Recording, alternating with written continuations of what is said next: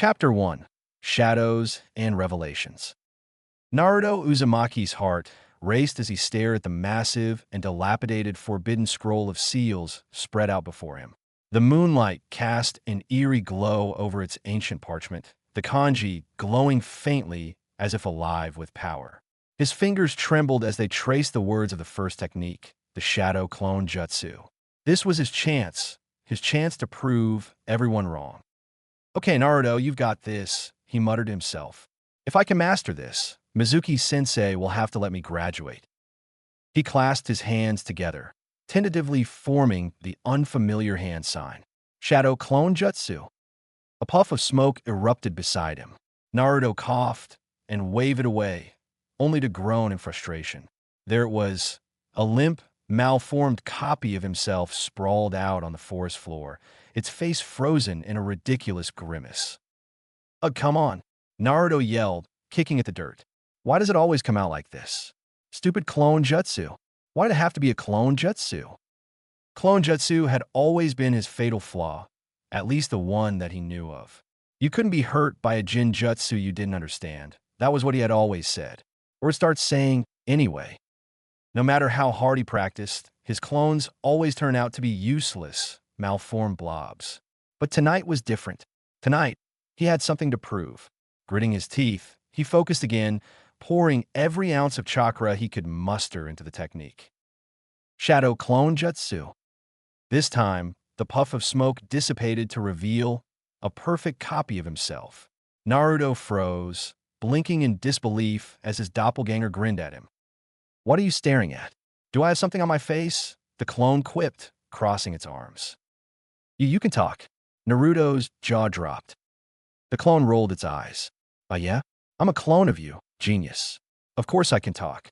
So what's the plan, boss?" "No way. I actually did it.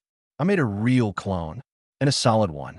Naruto broke into a wide grin, his earlier frustration melting away. The clone matched his grin. "About time. So, are we sticking with mastering this technique, or are we checking out what else is on this scroll?" Naruto scratched the back of his head. I was going to focus on mastering the multi-shadow clone jutsu, but I guess it wouldn't hurt to take a peek at the next one, too. The clone knelt by the scroll, flipping to the next section. Would release? That sounds kind of cool. Would release, Naruto repeated, leaning over the clone's shoulder. What kind of ninja uses wood? Before they could delve further, a sudden rustling in the bushes snapped their attention away from the scroll. Naruto tensed, his eyes narrowing as Iruka-sensei burst into the clearing, panting and frantic. "Naruto, what are you doing with that scroll?" Iruka demanded, his gaze darting between the boy and the scroll. "Do you have any idea how dangerous that is?" "But Mizuki-sensei said," Naruto began, only to be cut off as Mizuki himself stepped out of the shadows, his smirk gleaming under the moonlight. "Ah, Naruto," Mizuki drawled, his voice oozing with false sweetness. "You did well bringing the scroll here. Now hand it over." Iruka's eyes widened in alarm. "Naruto, don't listen to him. Mizuki's been lying to you. This isn't a test, it's a trap." "What's he talking about?" Naruto's heart sank as he turned to Mizuki. Confusion etched across his face. "Of course it was a trap, Naruto. You're too stupid to realize you could never become a ninja. You're a monster." Mizuki's smirk twisted into a sneer. "Oh, you don't know, do you? You poor, ignorant little brat." His voice dripped with venom as he continued. "Didn't you ever wonder why the villagers hate you? Why they look at you like you're some kind of monster?" Naruto's stomach churned, dread pooling in his chest. "It's because you're a monster," Mizuki spat. "You're the nine-tailed fox, the demon that nearly destroyed this village. The fourth Hokage didn't just defeat it. He sealed it inside you." The words hit Naruto like a punch to the gut. His mind reeled, fragments of memories, harsh whispers, scornful glances, parents pulling their children away from him, flooding his thoughts. It all made sense now. The truth cut deeper than any blade. "No, that's not." Naruto staggered backward, his hands clutching his head. "That's not possible." "It is possible. It is the truth." Mizuki sneered, hurling a massive shuriken straight at Naruto. You're nothing but a curse. No.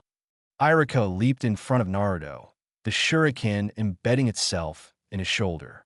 Blood seeped through his vest as he collapsed to the ground, wincing in pain. Why? Why did you do that? Naruto stammered, his voice trembling. Irika looked up at him, his eyes filled with a mix of regret and determination. Because you're more than the Nine Tails, Naruto. You're my student. You're a part of this village, a shinobi of the Hidden Leaf. You're one of us. Naruto's chest tightened as Irika's words sank in. For the first time, someone saw him, not as a monster, but as a person. His fists clenched, rage and resolve boiling within him. How dare you hurt Irika-sensei? Naruto shouted, forming the hand signs with newfound determination. Multi-shadow clone jutsu. A massive cloud of smoke erupted around him, and when it cleared, hundreds of identical Narutos surrounded Mizuki, each one brimming with fury. You mess with the wrong ninja, Mizuki, they yelled in unison, charging forward. Mizuki's smirk faltered as the clones descended on him, fists flying. The real Naruto stood back, watching as his clones pummeled the traitor into submission. He glanced at Irika, who gave him a weak but proud smile. For the first time in his life, Naruto felt a spark of hope. Maybe he wasn't just a monster. Maybe he really could become something more. In the distance, past the tree line, nobody noticed the first shadow clone that Naruto had created engrossed in concentration, hands pressed into a snake seal. The warm, savory aroma of miso ramen filled the air as Naruto Uzumaki slurped noisily, his cheeks puffed out with noodles and broth. Across from him, Irika Yumino chuckled, nursing his own bowl at their favorite spot, Ichiraku ramen. To think, Naruto, Irika said between bites, you not only mastered a forbidden technique, but you also took down Mizuki. You come a long way. Naruto grinned, his mouth still full of ramen. Told ya, Irika-sensei, I'm gonna be the greatest ninja ever, believe it. Irika shook his head, a fond smile on his face. It wasn't long ago that Naruto's antics were more about pranks than proving himself. But tonight, there was something different about the boy. A spark of determination, a glimpse of the ninja he was destined to become. Just remember, Irika said, setting his chopsticks down, I only gave you that headband because you proved to me that you're capable. It's not just about strength, Naruto. It's about protecting those around you. Naruto's expression softened, and he nodded. I get it, Irika-sensei. I really do. You protected me back there even when... He hesitated, the memory of Mizuki's words clawing at his thoughts. Even when I didn't think I deserved it. You deserve it, Irika said firmly. His voice lowered into a whisper. You're not just the Nine Tails, Naruto. You're a part of this village, and you've got people who care about you. Don't ever forget that. Thanks, Irika-sensei. You're the best. Naruto's grin returned, a little wider this time. The two shared a laugh, their bowls steadily emptying. For Naruto, this was one of the best nights of his life. But far away, in the forest clearing where it had all begun, something curious was unfolding. The original shadow clone Naruto had created stood with his arms crossed, staring intently at the crude drawing of the wood release technique he'd sketched on a scrap of bark. The moonlight made the ink shimmer faintly, as if mocking him. I swear I'm doing this right, the clone muttered. He glanced at the instructions again, particularly the part that mentioned combining water and earth-nature chakra. How am I supposed to combine two chakra natures? I didn't even know chakra had natures. He scratched his head, thinking back to the times he'd seen Sasuke use fireballs or heard stories about the fourth Hokage's legendary wind techniques. Maybe chakra natures were something advanced, something the real Naruto hadn't learned yet. But then again, when had that ever stopped him before? It's only one hand sign, the clone grumbled, forming the snake seal as he had before. How hard can it be? He concentrated, pouring his chakra into the seal. The ground beneath him rumbled faintly, but nothing else happened. He sighed and dropped his hands, glancing at the scroll again. Maybe if I had some help. He grinned, forming the cross seal. Shadow, clone jutsu. An immediate puff of smoke erupted beside him, revealing a second clone. The new clone looked around, taking in his surroundings before nodding with a grin. All right, things are getting a bit weird, but I know what I'm here for. You do? How? The original clone narrowed his eyes. The second clone shrugged, his grin turning a little mischievous. I don't know, but I do. We should get to work if we're going to figure out this would release thing. The original clone crossed his arms.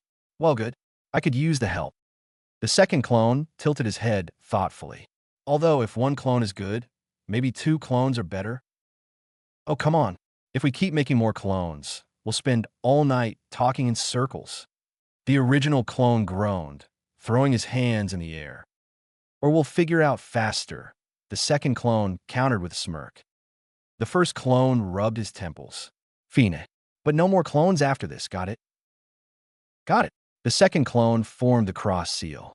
Shadow clone jutsu. A third clone appeared, blinking in confusion. Why am I here? The second clone pointed at the drawing. We're trying to figure out would release. Oh, right. I feel like I already knew that. The third clone knelt beside the original drawing, scratching his chin as he studied it. Looks tricky. No kidding, the first clone muttered. The three clones huddled together, each offering theories and trying variations on the hand seals. The clearing was soon filled with faint rumblings and small puffs of smoke as they worked tirelessly, their determination mirroring that of their creator. Back at Ichaku, Naruto finished his fourth bowl of ramen with a satisfied sigh. Iruka paid the bill, much to Naruto's delight, and the two headed home under the starry sky. You know, Iruka said as they walked, if you keep this up, you really might become Hokage one day. Naruto beamed, the dream burning brightly in his heart. You bet I will, Iruka-sensei. Just you wait. Far away, in the quiet of the forest, the original Shadow clone was still hard at work, his focus unwavering. I don't care if it's impossible, he muttered, forming the snake seal yet again. I am Naruto Uzumaki. Nothing's impossible for me. The ground rumbled a little more forcefully this time, and the clone's grin widened. Maybe, just maybe, he was onto something. Naruto yawned and stretched as he shuffled toward the door of his small apartment. The frantic pounding outside was relentless, and whoever was responsible was in serious danger of waking his neighbors, or worse, ticking them off. Who the heck is it this early in the morning? He grumbled, swinging the door open. To his shock, he was greeted by his own insufferably grinning face. We did it, boss, the Shadow clone on the other side of the door shouted triumphantly, practically bouncing on his heels. Did what? Naruto stared at the clone, blinking in confusion. We did it. The clone's grin widened as he reached into his pocket, producing a tiny, nondescript twig with roots. Naruto tilted his head, inspecting the plant disinterestedly. You pulled out a weed. No, you dope.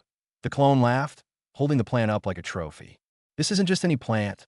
I made this. It's would release. Naruto blinked again, the words barely registering before the clone vanished in a puff of smoke, leaving the twig in his hand. He frowned, staring at the small plant, a strange sense of familiarity washing over him. Would release, huh? He muttered, twirling the plant between his fingers. He couldn't deny there was something different about it, something that felt like it came from him. Guess I should ask old Grandpa Hokage about this. Naruto pocketed the plant and made his way toward the Hokage's office, muttering to himself about chakra nature and how complicated being a ninja was turning out to be. But as he approached the grand building, a commotion at the entrance caught his attention. Take this, old man, came a high-pitched battle cry. Naruto blinked just in time to see a small boy, his face painted like a miniature warrior, charging at the third Hokage with a crude kunai. The elderly leader, Hiruzen Sarutobi, sighed and easily sidestepped the attack.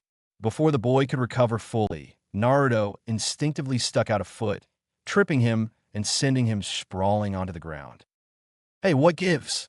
The boy shouted, scrambling to his feet and glaring at Naruto. Naruto crossed his arms, grinning. You're not going to take down the old man with moves like that. Who are you talking to, you orange weirdo? The boy snapped. Watch it, brat. Naruto shot back. That's no way to talk to your future Hokage. The boy froze, his eyes widening. Hokage? You want to be Hokage too? Naruto smirked. That's right, and no one's going to beat me to it. Then that makes us rivals. My name is Konohamaru, and I'm going to beat you to the title of Hokage. Believe it. The boy's expression hardened with determination. Before Naruto could respond, Hiruzen cleared his throat, his amusement barely hidden behind a stern expression. Naruto, Konohamaru, enough. Come inside before you cause any more of a scene. Inside the Hokage's office, Naruto quickly explained his reason for visiting, though he couldn't resist throwing in a dramatic retelling of Konohamaru's supposed ambush. Konohamaru, meanwhile, sulked at the edge of the room, muttering about how Naruto had stolen his spotlight. You're asking about chakra nature? Hiruzen said, stroking his beard thoughtfully as Naruto pulled the tiny twig from his pocket. His aged eyes took in Naruto briefly before he sighed. The third Hokage examined the plant with mild interest, his eyes narrowing slightly. This is intriguing. So what's the deal? Naruto asked. Is this really wood release? Hiruzen nodded slowly. It appears so. Wood release is an advanced Kekii Genkai, a bloodline limit. It's a combination of water and earth nature chakra, and only the first Hokage was ever known to use it naturally. Naruto frowned. But I don't even know what my chakra nature is. How could I do this? That's what makes it so strange, Hiruzen said. Your shadow clone must have discovered something instinctively. Perhaps there's more to your potential than we realize. Keep at it, my boy. I await your progress with this secret technique. Naruto puffed up his chest, grinning. Well, of course there is. I'm going to be Hokage after all. Before the Hokage could respond, Konohamaru suddenly jumped in front of Naruto. Hey, don't forget, I'm going to be Hokage first. Naruto rolled his eyes. Yeah, good luck with that, shorty. You'll see. In fact, you're going to train me. Konohamaru glared at him, his cheeks puffing out. Train you? Naruto said, raising an eyebrow. Why would I do that? Because you're the only one who doesn't treat me like the Hokage's grandson. Konohamaru said, his voice rising. Everyone else just sees me as some spoiled, fragile little kid. But you tripped me without even caring who I was. Naruto blinked, caught off guard by the sincerity in Konohamaru's tone. Yeah. So it's settled, Konohamaru said, his grin returning. From now on, you're my boss. Naruto sighed, scratching the back of his head. Fine, but don't expect me to go easy on you. Bring it on, Konohamaru declared, pumping his fist in the air. As the two of them left the Hokage's office, Naruto couldn't help but smile. Konohamaru was a bit of a pain, but maybe having a rival wasn't so bad after all. Besides, he still had a lot to figure out about this would release thing. And if Konohamaru wanted to tag along, so be it. Little did he know, his newfound technique was only the beginning of a much larger mystery. Chapter 2: Rivals, Bells, and Hidden Jutsu. The moon hung high over Konoha, bathing the training grounds in silver light. Naruto Uzumaki, still buzzing with excitement from his promotion to Genin, couldn't bear the thought of sleep. Tomorrow was a big day, the day he'd be assigned a sensei, a powerful jonin who would instruct him in ancient shinobi arts and help shape his destiny. But tonight, he had other plans. Arriving at the training ground, Naruto's grin thinned into a look of determination. This was no time to rest on his laurels. If he wanted to be Hokage, he needed to get stronger, and he needed to start now. Okay, he said, forming the familiar cross seal. Shadow, clone jutsu. With a puff of smoke, 3 identical Narutos appeared, each wearing the same determined expression. You know what to do, the original instructed. Go figure out this would release thing again. The clones nodded solemnly before darting off to separate corners of the clearing, eager to be the first to replicate their earlier success. Despite their relentless efforts, they'd only managed it once. Naruto was beginning to wonder if the whole ordeal was a fever dream. He sighed, watching them disappear into the shadows. Does the old man Hokage even believe me? He muttered. Or was he just humoring me? As Naruto stood there, pondering his next steps, a faint sound caught his attention. Heavy breathing and the rhythmic thud of fists slamming into wood. Curious, he followed the noise until he spotted a strange sight. a boy, slightly older than himself, punching holes into a tree stump with his bare fists. The boy was dressed in a bright green jumpsuit, his bushy eyebrows and bowl-cut hair glistening with sweat as he delivered another devastating punch. Naruto's eyes bulged. "Whoa," he whispered. Before Naruto could blink, the boy vanished from the stump and reappeared behind him, his movements almost too fast to register.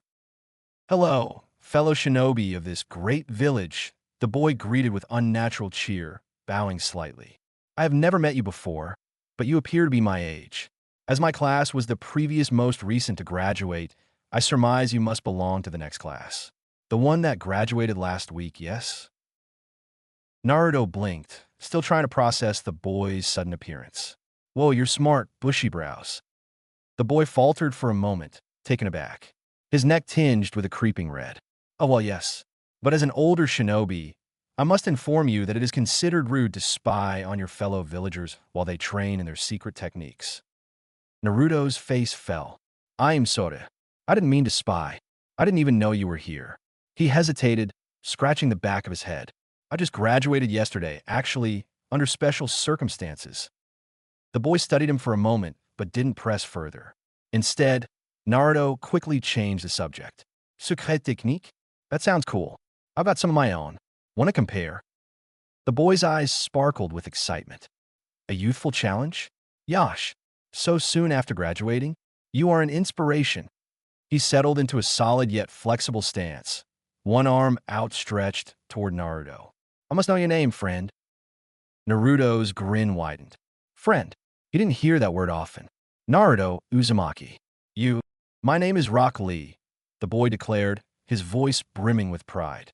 "My dream is to become the world's foremost expert on taijutsu." He gestured dramatically. "Come, Naruto-kun. Let us dance." Naruto didn't need to be asked twice. Forming the cross seal, he summoned a dozen shadow clones, all of which charged at Lee with unrelenting enthusiasm. Lee's expression shifted slightly, his surprise evident. "They leave footprints, solid clones?" Lee muttered, dodging the first attack. "This is no ordinary clone jutsu." Before he could finish the thought, one of the clones landed a solid punch to his cheek. Lee staggered ever so slightly, a red mark forming on his face. His shock melted into enthusiasm. "Your special technique is truly excellent, Naruto-kun. I will not hold back any longer." And then Lee vanished. His speed was so blinding that Naruto couldn't even comprehend where he'd gone until it was too late. The fight was over before it had even truly begun. One by one, Naruto's clones disappeared in puffs of smoke, and the real Naruto found himself on his back, staring up at the stars. He felt a wave of disappointment damper his earlier optimism. He felt like he was really starting to get there. "You are incredible, Naruto-kun," Lee exclaimed, helping him to his feet. "Why, when I graduated, I couldn't even form an illusory clone, let alone solid ones like yours." Hee hee. "Yeah, I learned it from a forbidden scroll of sealing just last night." Actually, Naruto rubbed the back of his head, grinning sheepishly. "And, hey, thanks for the compliment, but you kind of destroyed me." Lee waved off the comment. "You've already mastered a forbidden technique. To do so in a single night. You are a genius of hard work. With training and dedication, you'll surely prove yourself my worthy rival." Naruto blinked. A genius of hard work? No one had ever called him a genius before. Lee leaned closer, his eyes shining with enthusiasm.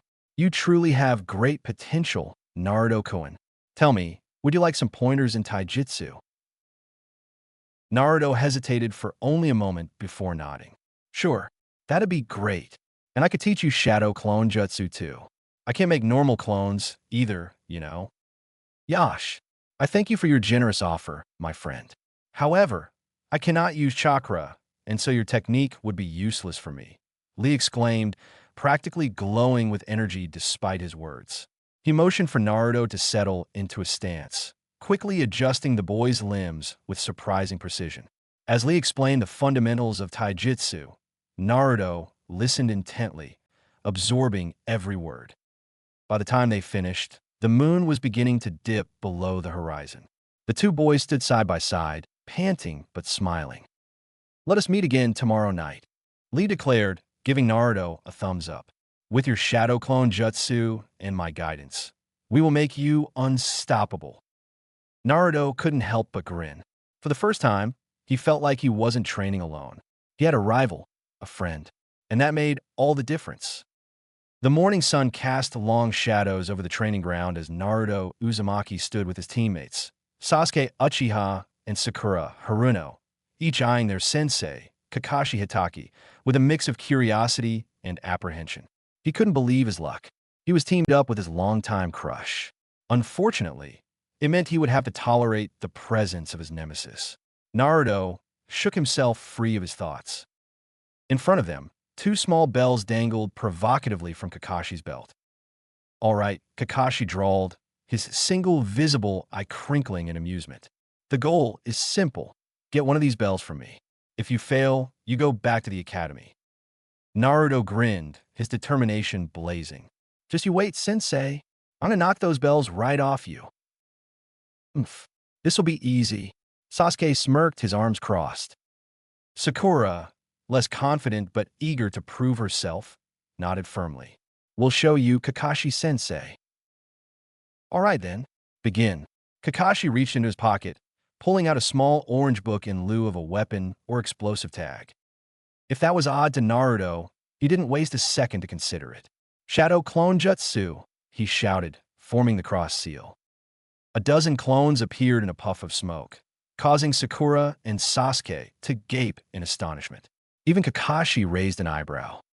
Solid clones, Kakashi murmured, impressed. That's no ordinary clone jutsu. Let's get him, Naruto yelled, and his clones charged in unison, surrounding Kakashi with a chaotic flurry of attacks. Kakashi dodged effortlessly, weaving between the clones with uncanny precision. One by one, the clones were dispatched with swift but non-lethal strikes, vanishing in puffs of smoke. Is that all you've got? Kakashi taunted, his voice calm despite the onslaught. Naruto growled, charging forward himself. He threw a punch, his form noticeably more refined than Sakura remembered. Kakashi sidestepped smoothly, catching Naruto's wrist and flipping him over his shoulder. Naruto hit the ground with a grunt, clutching his ribs. You've got potential, Naruto, Kakashi said casually, but you're much too reckless. Sasuke, watching from the shadows, scowled. I'm not going to let that idiot show me up. He darted forward, launching a series of precise strikes at Kakashi. The Jonin blocked and deflected each one with infuriating ease, his nose still buried in his book. Impressive, Sasuke, Kakashi remarked, dodging a high kick. But predictable. Sakura, feeling the pressure, leaped into action. My turn, she cried, hurling a handful of kunai. Kakashi sidestepped them with minimal effort, his attention seemingly never leaving his book. One by one, each of them tried to fight Kakashi head-on. One by one, they failed. Hours later, Naruto found himself tied to a post, his stomach growling loudly as Sasuke and Sakura sat nearby with bentos Kakashi had provided. The Jonin stood a few feet away, watching them with his ever-present air of nonchalance. You failed, Kakashi said bluntly, closing his book. You didn't work as a team. Worse, Naruto, you left Sakura to be ambushed while you try to grab a bell for yourself.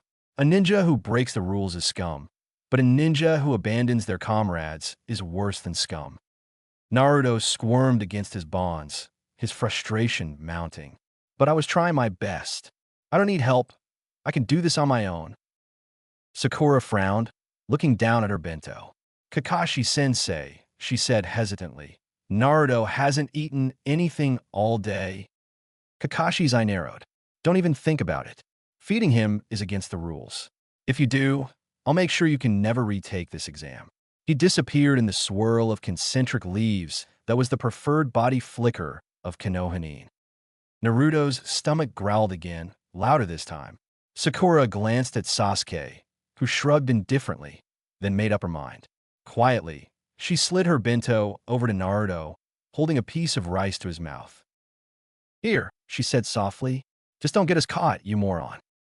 Naruto blinked in surprise, then smiled gratefully. As he took a bite, Kakashi reappeared in a blur, looming over them. Well, he said, his tone light but dangerous. You broke the rules. Naruto braced himself for a lecture, but instead, Kakashi's eye crinkled with approval. Congratulations, he said. You pass. Sakura and Sasuke gaped in disbelief. Wait, what? Kakashi crossed his arms, his voice softening. The purpose of this test wasn't to get the bells. It was to see if you could work as a team. You may not have figured it out right away, but in the end, you showed that you were willing to help each other, even when it meant breaking the rules. That's what being a ninja is all about. Naruto's grin returned in full force. Ah, I knew it. Then we're officially Team 7.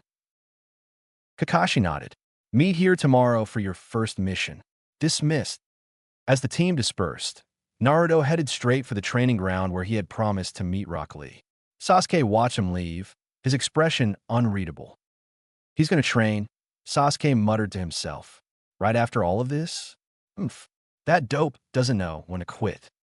But deep down, Sasuke couldn't help but feel a flicker of irritation, and perhaps respect.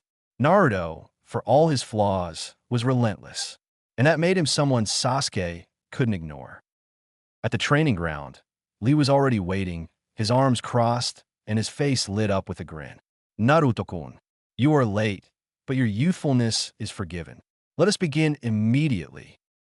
Naruto grinned back, his exhaustion forgotten. You bet bushy brows. Let's do this. As they squared off, Naruto felt a renewed sense of purpose.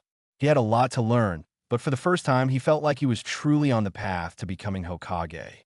And nothing, not Sasuke, not Kakashi, not even Lee, was going to stop him. Chapter 3, The D-Rank Grind. Naruto groaned loudly as he trudged through the streets of Konoha, Sakura and Sasuke flanking him with equally bored expressions. Kakashi strolled lazily behind them, his usual book in hand, seemingly indifferent to their collective misery.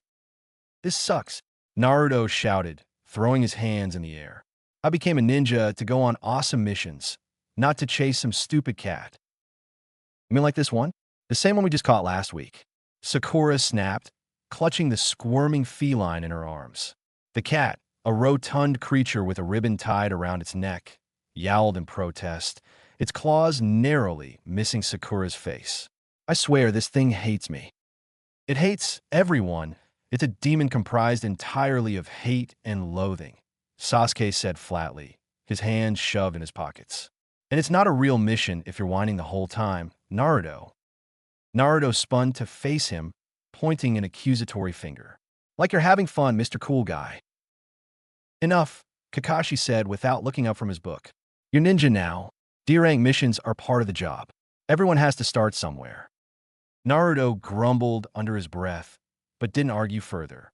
Instead, he glanced at his teammates, then at Kakashi, a sly grin spreading across his face.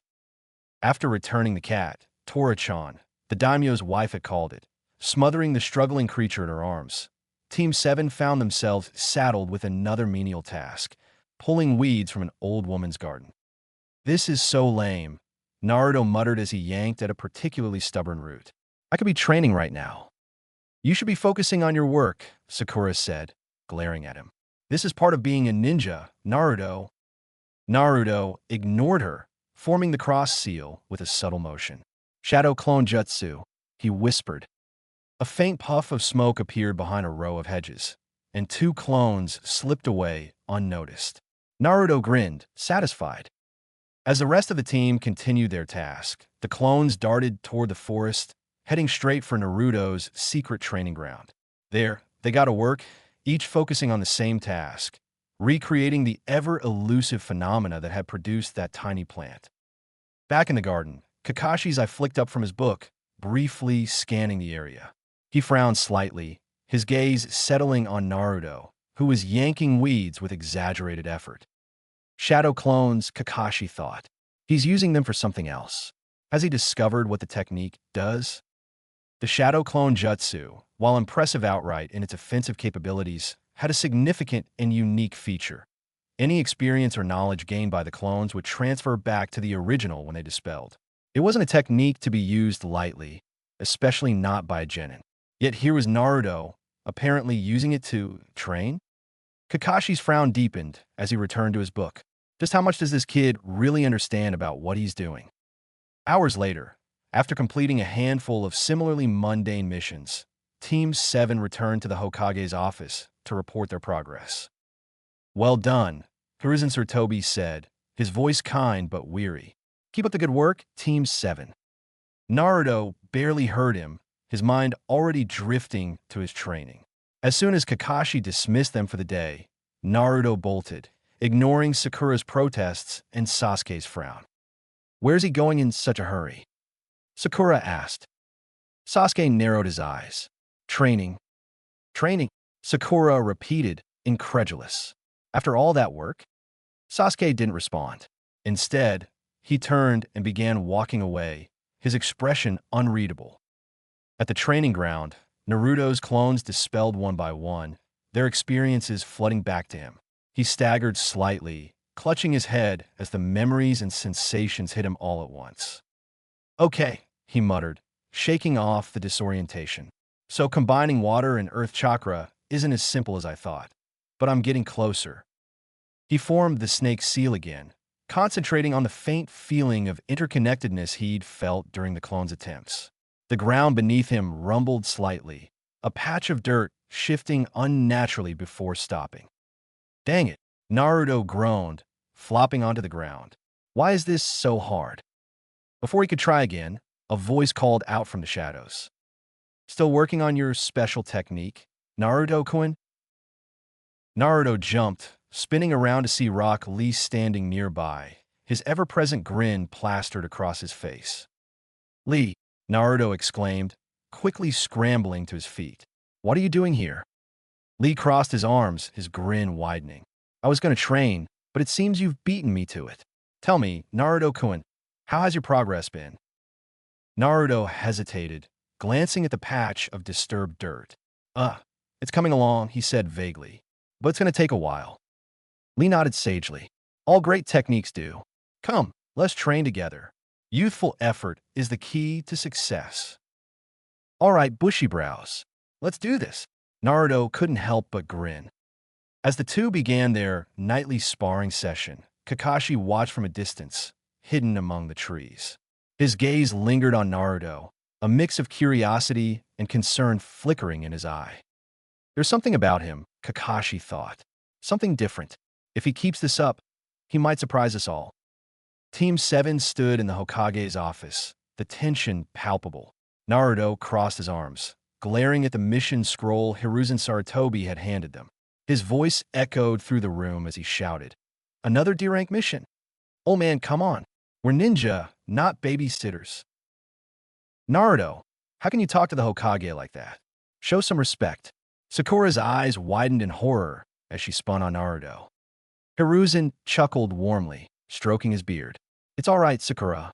Naruto is nothing if not direct." Naruto's indignant expression didn't waver. "We're ready for more. Something real, like an actual ninja mission." To everyone's surprise, Sasuke stepped forward, his arms crossed. "Naruto's right. We're wasting our time with these mundane tasks. We're ready for something more challenging." Sakura gaped at him. "Sasuke-kun." The Hokage turned to Kakashi, who stood leaning against the wall, his book still in hand. "What do you think, Kakashi?" Kakashi shrugged lazily. "They're ambitious, I'll give them that. Maybe it's time to test how ready they really are." Hiruzen nodded thoughtfully. "Very well. I have a C-rank mission that should suit your ambitions." He reached for a different scroll and handed it to Kakashi. "You'll be escorting a bridge builder to the Land of Waves. You leave tomorrow morning." Naruto cheered, pumping his fist in the air. Finally, a real mission. As the team filed out of the office, Naruto was already brimming with excitement, itching to tell Lee about his first real mission. But before he could dart off to the training ground, Sakura grabbed his sleeve, stopping him in his tracks. "Hold it, Naruto," she said, her brow furrowed. "You've been running off every night after missions. What's going on?" Naruto scratched the back of his head, sheepishly avoiding her gaze. Well, I've been training with someone." Training? Sakura asked, her curiosity piqued. With who? Rock Lee, Naruto admitted, his voice trailing off. You know that bushy-brow guy? He's been teaching me some taijutsu stuff. Sakura frowned. Why didn't you tell us? Naruto grinned nervously. I didn't think you'd care, but you could come if you want. Sakura hesitated, a faint blush coloring her cheeks. Fine, but only to make sure you're not slacking off. At the training ground, Naruto introduced Sakura to Rock Lee, who greeted her with his usual exuberance. Ah, Sakura-chan, Lee exclaimed, his eyes sparkling as he took her hand in both of his. You are as radiant as a cherry blossom in spring. It is an honor to train with you. Sakura blinked, her cheeks flushing a deeper pink as she awkwardly withdrew her hand. Thanks. Naruto rolled his eyes. All right, bushy brows, let's get started. As the three began their training session, Lee's energy was infectious. He demonstrated several taijutsu forms with a level of precision and intensity that left Sakura in awe. Naruto, ever the ball of energy, threw himself into each exercise with reckless abandon, while Sakura tried her best to keep up. Unbeknownst to them, two figures watched from the shadows. Kakashi leaned against a tree, his book still in hand, but forgotten as he observed his students with a rare look of interest. Beside him, Might Guy crouched, his eyes gleaming with pride. Ah, Kakashi, my eternal rival, Guy whispered, his voice brimming with emotion. Your student, Naruto, has a youthful spirit unmatched in Konoha, and Sakura-chan shows great potential under my prized pupil's guidance. Kakashi glanced at him, his expression unreadable. Naruto's resourceful, I'll give him that. Using shadow clones to train is an interesting approach. Guy nodded, his grin widening. He embodies the very essence of hard work. Just like Lee. As they continued to watch, Naruto summoned several clones to spar with Lee. The two boys exchanged blows with increasing intensity, while Sakura practiced her strikes under Lee's encouragement. For all her initial hesitation, she found herself enjoying the training, her confidence slowly building. By the time they wrapped up for the night, all three were drenched in sweat, but grinning from ear to ear. Yash, Lee declared, giving them a thumbs up. You are both growing stronger by the minute.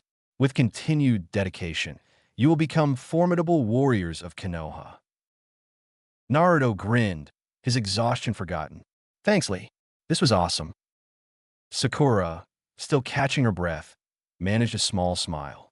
Yeah, it was. Thanks for helping us. Lee bowed deeply. It is my pleasure, Sakura-chan. As the three parted ways, Naruto couldn't help but feel a newfound sense of camaraderie with his teammates. Tomorrow, they would embark on their first real mission. And for the first time, he felt like they were truly starting to come together as a team. Chapter 4. The Demon Brothers of the Mist. Team 7 gathered at the gates of Konoha, where their client waited. Tazuna, the bridge builder from the Land of Waves, stood with his arms crossed, a straw hat tilted slightly over his eyes. The older man scanned the group, his face etched with a mix of doubt and irritation. These are the shinobi I was promised. Tazuna scoffed, eyeing Naruto, Sasuke, and Sakura with open disdain. They look like snot-nosed brats to me. Naruto bristled, clenching his fists. Hey, old man, watch your mouth. We're ninja, and we can handle whatever you throw at us.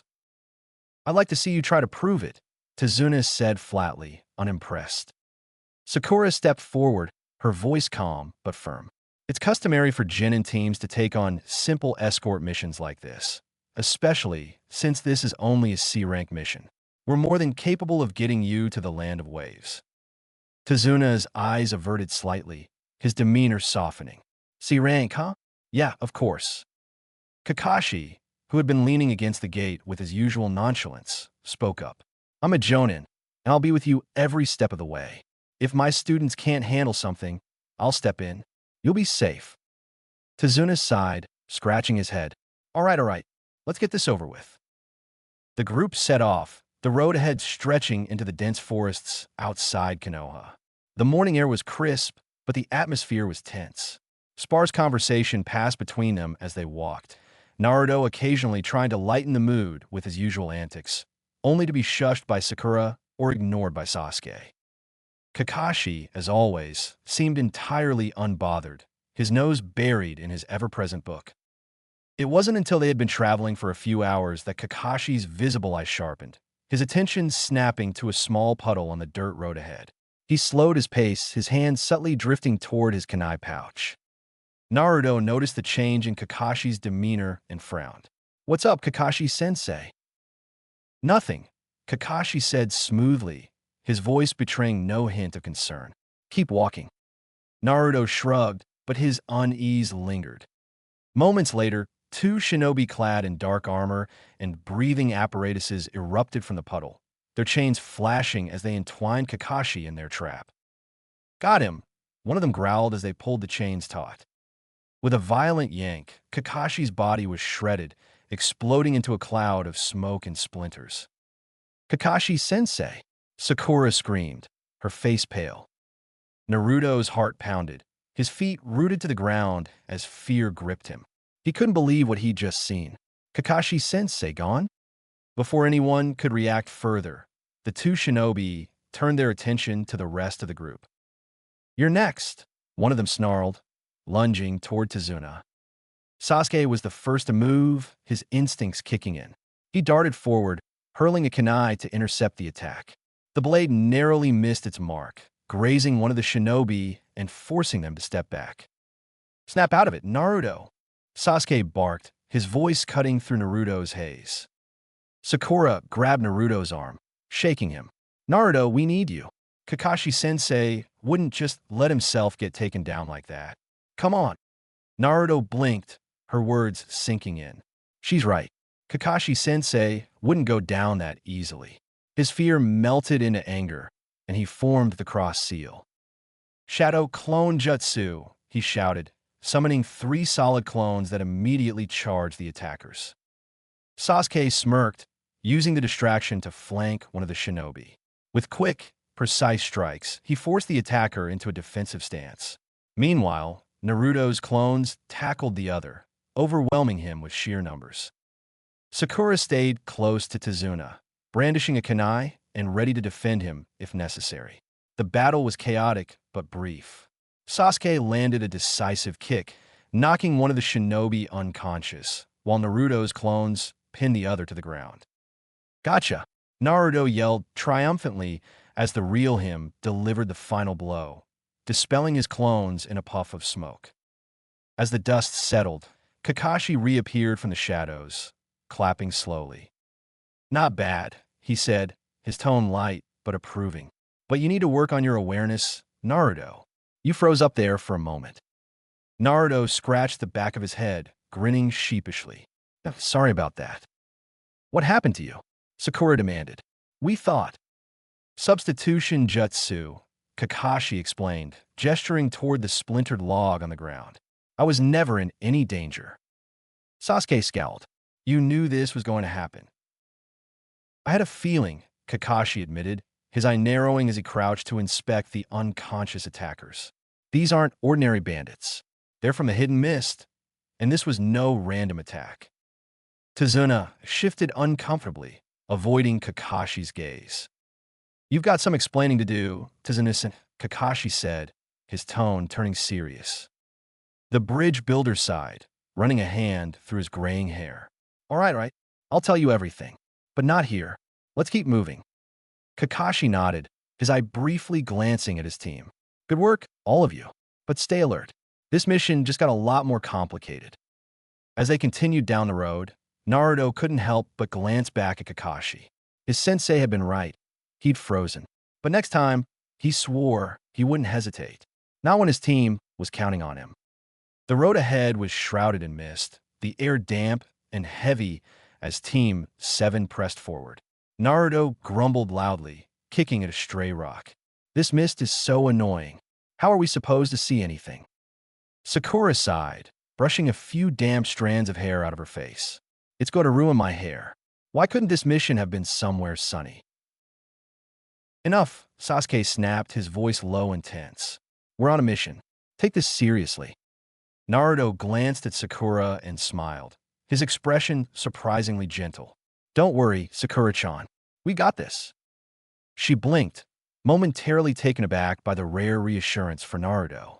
She nodded, and the group continued, their steps crunching on the trodden path as the mist thickened around them. The silence was broken by Kakashi's sharp command. "Get down!" Sakura, standing closest to Tazuna, acted on instinct. She threw herself at the bridge builder, knocking them both to the ground. Naruto and Sasuke ducked just in time as a massive blade spun through the air above their heads, embedding itself in a tree with a resounding thud. A figure appeared, balanced effortlessly on the flat of the enormous sword. He was shirtless, his face partially obscured by bandages, and his presence exuded an almost tangible menace. The air grew colder, thick with the weight of his killing intent. Sasuke froze, his breath catching in his throat. He hadn't felt a presence this overwhelming since his brother. The man's voice was low and mocking as he addressed Kakashi. "Kakashi Hitaki, the copy ninja of Konoha. And to think I was told this mission would be easy. What a surprise." Kakashi's demeanor shifted instantly. His book was gone, replaced by a sharp intensity that even Naruto had never seen before. He regarded the figure with measured caution. "Zabuza Momochi," Kakashi said evenly. "A rank missing ninja of the Hidden Mist. Wanted for the attempted assassination of the Mizukichi." Kakashi's single visible eye shifted briefly to Tazuna. "If we survive this, you and I have much to discuss, Tazuna-san." Tazuna's face went pale, but he said nothing. Zabuza's laugh was chilling, echoing through the mist. "Your reputation precedes you, copy ninja. The fabled Sharingan. It'll be an honor to cut you down." Kakashi sighed, reaching for his headband. "I didn't think I'd need this today." As Kakashi lifted his headband to reveal his Sharingan eye, Sasuke's mind reeled. The Sharingan? His thoughts raced, his heart pounding in his chest. How does Sensei have that eye? Zabuza's grin widened, his teeth glinting in the dim light. "Your blood will feed my blade nicely." The fight erupted in a blur of movement.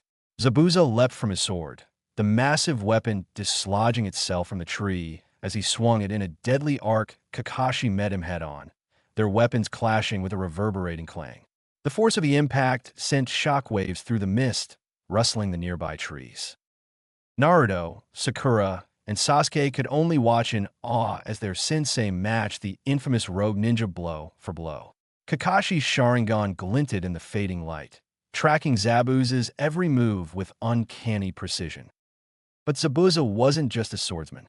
With a series of swift hand seals, he summoned a dome of water, trapping Kakashi within a watery prison. The Jonin's movements slowed as he struggled against the liquid barrier. "Stay back," Zabuza barked, his voice filled with malice. "One wrong move, and your sensei dies." Naruto froze, panic setting in. "What do we do? What do we do?" Sasuke's voice snapped him out of it. "Naruto, focus. We have to work together to free Kakashi-sensei." Sakura nodded, clutching her kunai tightly. "Naruto, come on. We can do this." Naruto swallowed his fear, his resolve hardening. "All right, I've got a plan." With Sasuke's help, Naruto transformed into a shuriken. Sasuke hurled it with precise aim, the spinning projectile sailing behind Zabuza and striking the water prison. In the chaos, Naruto dispelled his transformation and landed on Zabuza's back, disrupting his control over the technique. The prison collapsed, and Kakashi was free. Standing atop the water's surface, Kakashi faced Zabuza once more, his Sharingan blazing in the dim light of dusk. Zabuza's expression shifted, his confidence wavering as Kakashi began to mimic his hand seals perfectly. "What?" Zabuza growled, his voice cracked with unease. "How are you?"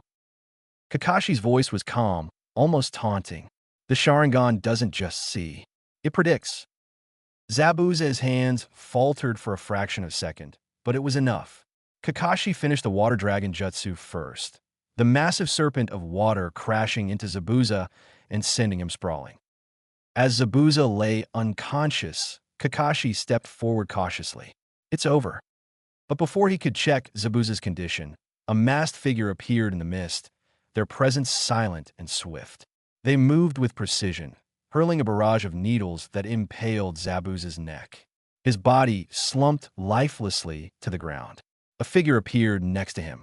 The masked figure turned to Kakashi, bowing slightly. "Thank you for weakening him. I am a hunter Nin from the mist. I'll take his body from here." Without waiting for a response, the figure retrieved Zabuza's massive sword and disappeared into the mist, carrying the supposed corpse with them. Kakashi watched them go, his Sharingan slowly fading as he lowered his headband. Huntanin. Naruto, Sasuke, and Sakura rushed to his side, their faces pale but determined. "What was that?" Naruto asked, his voice trembling. "Is it over?" "For now," Kakashi said, his tone cautious. "But don't let your guard down. Something about this doesn't sit right." As the mist began to clear, the group regrouped, their determination renewed.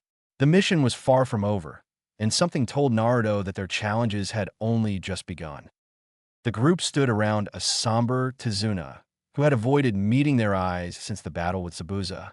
The silence was heavy, broken only by the distant rustle of leaves and the soft lapping of water from the nearby shoreline. Tazuna took a deep breath, his shoulders slumping as he finally looked up at the team. "I am sorry. I lied to you." Naruto frowned, crossing his arms. "Yeah, no kidding, old man. What's the deal?" Tazuna's voice cracked as he spoke, the weight of his guilt evident. I didn't think I had a choice. The land of waves is suffering.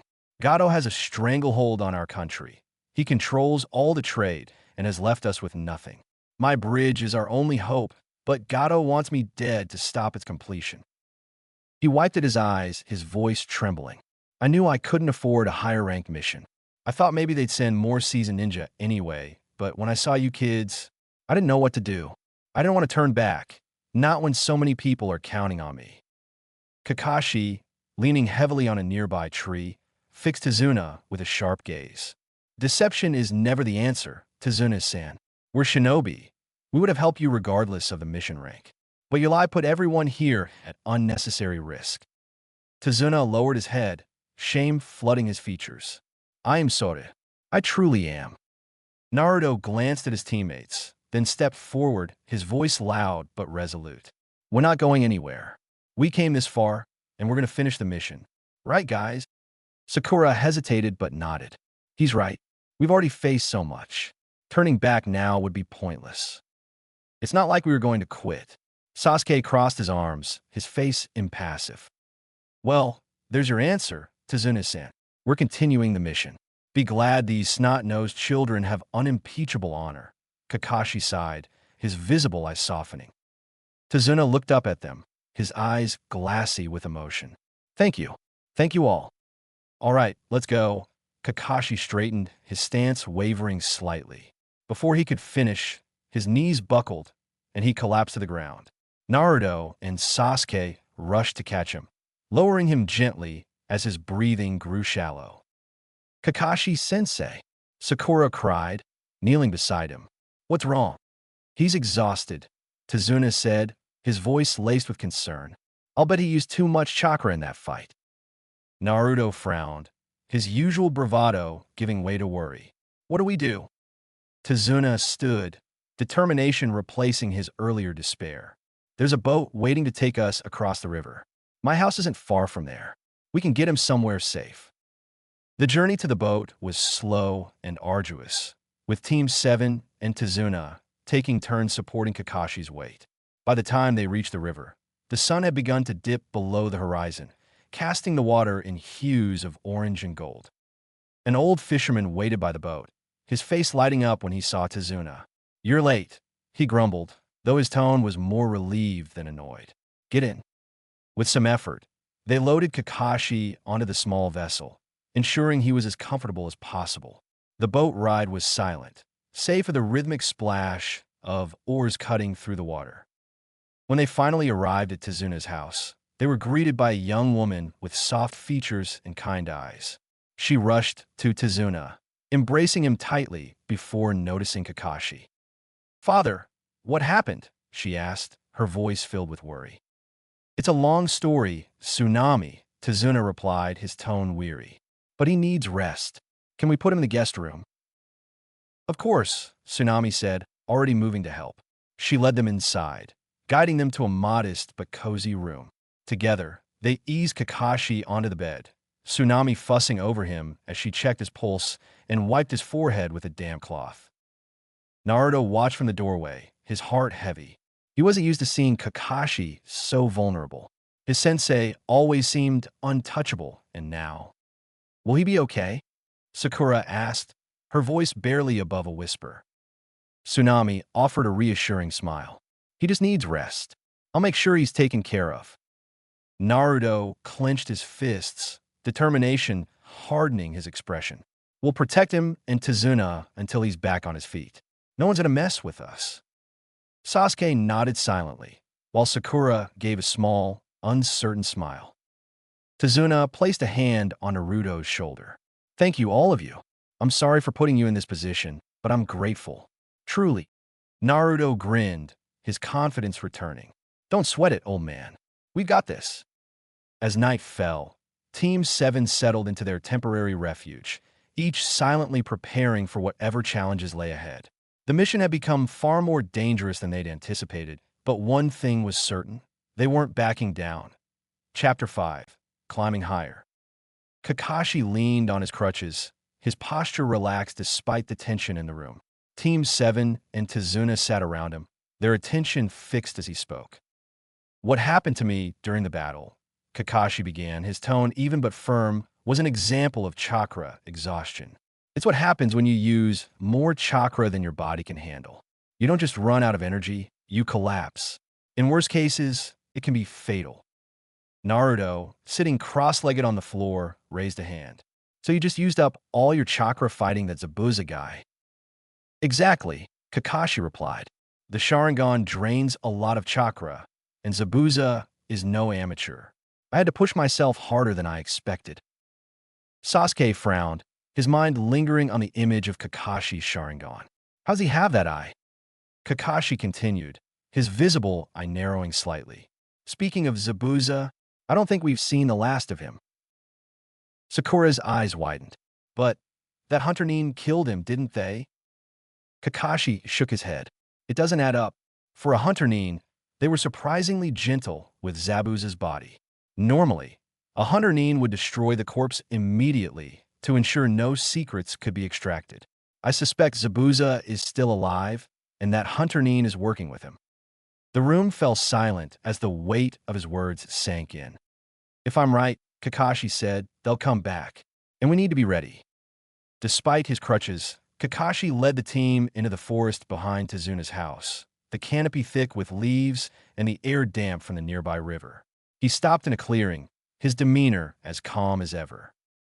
Today, he said, we're going to work on your chakra control. Specifically, how to use it to climb trees. Naruto blinked.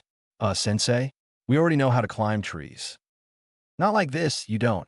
Kakashi smirked, planting one of his crutches in the ground before strutting up the trunk of a nearby tree. Even with his crutches, he moved effortlessly, defying gravity as he stood upside down on a branch.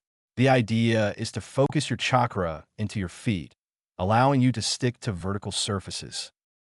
Naruto's jaw dropped. That's so cool.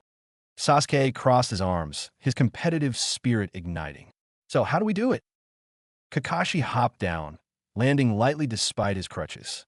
It's all about control. Too much chakra, and you'll repel yourself. Too little, and you'll fall. Use a kunai to mark your progress. The training began with varying levels of success. Sakura was the first to catch on, her chakra control precise and efficient. Within minutes, she was standing triumphantly on a high branch, waving down her teammates. Look, she called, her voice brimming with pride. I did it. Naruto scowled, clutching a kunai. Show off. I'll catch up in no time. Sasuke, already halfway up his own tree, smirked. We'll see about that, dope. Naruto growled, redoubling his efforts. He managed to climb a few feet before the bark splintered beneath his feet, sending him tumbling to the ground. Unbeknownst to his teammates, Naruto summoned a few clones to slip away and continue experimenting with wood release. He was close. He could feel it. The clones worked tirelessly in a nearby grove, repeating the hand signs and focusing their chakra. Meanwhile, the real Naruto and Sasuke continued their training, marking their progress with kunai slashes in the trunks. The two boys pushed each other relentlessly, neither willing to let the other outdo him. Hours passed, and the night deepened. By the time Naruto and Sasuke finally mastered the technique, they were both drenched in sweat and leaning on each other for support. "We did it," Naruto panted, his grin exhausted but triumphant. "Ichin," Sasuke muttered, though there was a faint hint of satisfaction in his tone. The two trudged back to Tezuna's house, barely managing to keep each other upright. When they reached the door, Sakura opened it, her expression a mix of exasperation and amusement. "Finally," she said, stepping aside to let them in. "You guys look like you've been through a war." Naruto grinned, giving her a thumbs up. "Yell, that's what it takes to be awesome." Sasuke rolled his eyes but said nothing, too tired to argue. As the three of them settled in for the night, Kakashi watched from the corner, his crutches leaning against the wall. His eyes softened as he observed his team. They were far from perfect, but they were learning. And with the threat of Zabuza looming, they'd need every bit of strength they could muster. The next saw the soft glow of dawn bathe the clearing as Sasuke stood by a quiet stream, his mind restless.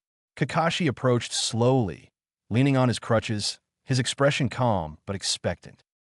"You've been quiet," Kakashi said, his voice steady. Sasuke turned to him, his face a mixture of curiosity and unease. "Sensei, I need to know. The Sharingan, how do you have it?" Kakashi's gaze softened, and for a moment, he looked away, as though the memory weighed too heavily. He sighed, placing a hand over his covered eye. "It's not something I talk about often, but I suppose you have the right to know." Sasuke remained silent, his eyes locked on Kakashi. "I had a teammate once," Kakashi began, his tone distant. "His name was Obito Uchiha. We were young, about your age, and on a mission together. Obito was different from you in some ways. He was late, reckless, always getting into trouble. But he had a big heart, even if it took me a while to see it." Kakashi's voice grew softer. "During one mission, everything went wrong. We were ambushed, and Obito's Sharingan awakened for the first time. He saved my life, but at the cost of his own. A landslide crushed him. Before he died, he asked our teammate Rin, a medic Nin, to take his newly awakened Sharingan and give it to me, so that I could protect her, since he couldn't." Sasuke's eyes widened, the story striking something deep within him. Kakashi lowered his hand from his covered eye. "I'm not an Uchiha, so using the Sharingan takes a toll on me. I can't even turn it off. That's why battles like the one with Zabuza are so taxing. But I carry Obito's Sharingan because it's a part of him that still lives on, and because I owe him my life." For a moment, neither spoke. Sasuke stared at the ground, his mind swirling with thoughts of his own loss, his own grief. "I know what it means to lose someone precious," Kakashi said gently. "And I know how easy it is to let that pain consume you. But revenge isn't the answer, Sasuke." Sasuke stiffened, his jaw tightening. "You don't understand." "I do," Kakashi said, his voice firm but kind. "More than you think." Sasuke looked away, his heart heavy. For the first time, he felt a connection to his aloof sensei, one forged by shared loss. It was humbling, grounding. Meanwhile, deep in the forest, one of Naruto's shadow clones worked tirelessly, attempting to refine his control over the elusive wood release. Sweat dripped from his brow as he focused, his hands forming the snake's seal over and over. "Almost there," he muttered. A soft voice interrupted him. "Sorry to startle you." Naruto jumped, spinning around to see a figure standing in the clearing. A girl, brunette with soft eyes and a gentle smile, stood watching him. "Who are you?" Naruto asked, his tone defensive. The girl chuckled softly. "Just someone passing through. I didn't mean to interrupt." Naruto chuckled nervously, scratching the back of his head. "You didn't scare me or anything. Ninja instincts, you know." "You're a ninja?" The girl smiled, stepping closer. "You're a ninja?" Naruto puffed out his chest. "Yup, I'm here on a mission. We're trying to help you." "Help me?" The girl tilted her head. "Well, not just you," Naruto said with a grin. "The people of this island. We're going to take down Gato and his goons so everyone can live peacefully again. The girl's smile faltered, a shadow passing over her face. You sound like a hero. Naruto's grin softened. I'd like to be. I want to protect people, to make sure no one else has to feel what it's like to be alone. The girl, Haku, felt a pang in his chest. Do you have anyone precious to you? Naruto frowned thoughtfully. Ido. I didn't always. For a long time, I was alone. But then I met people who saw me for who I am, like Irika-sensei and my teammates. Yeah, I've got precious people now. Haku smiled, but his mind churned with conflict. This boy, what are you doing out here? Haku asked. Naruto grinned. Training. I'm mastering a secret technique. A secret technique. Haku's voice was curious. What kind? Naruto hesitated, then relented.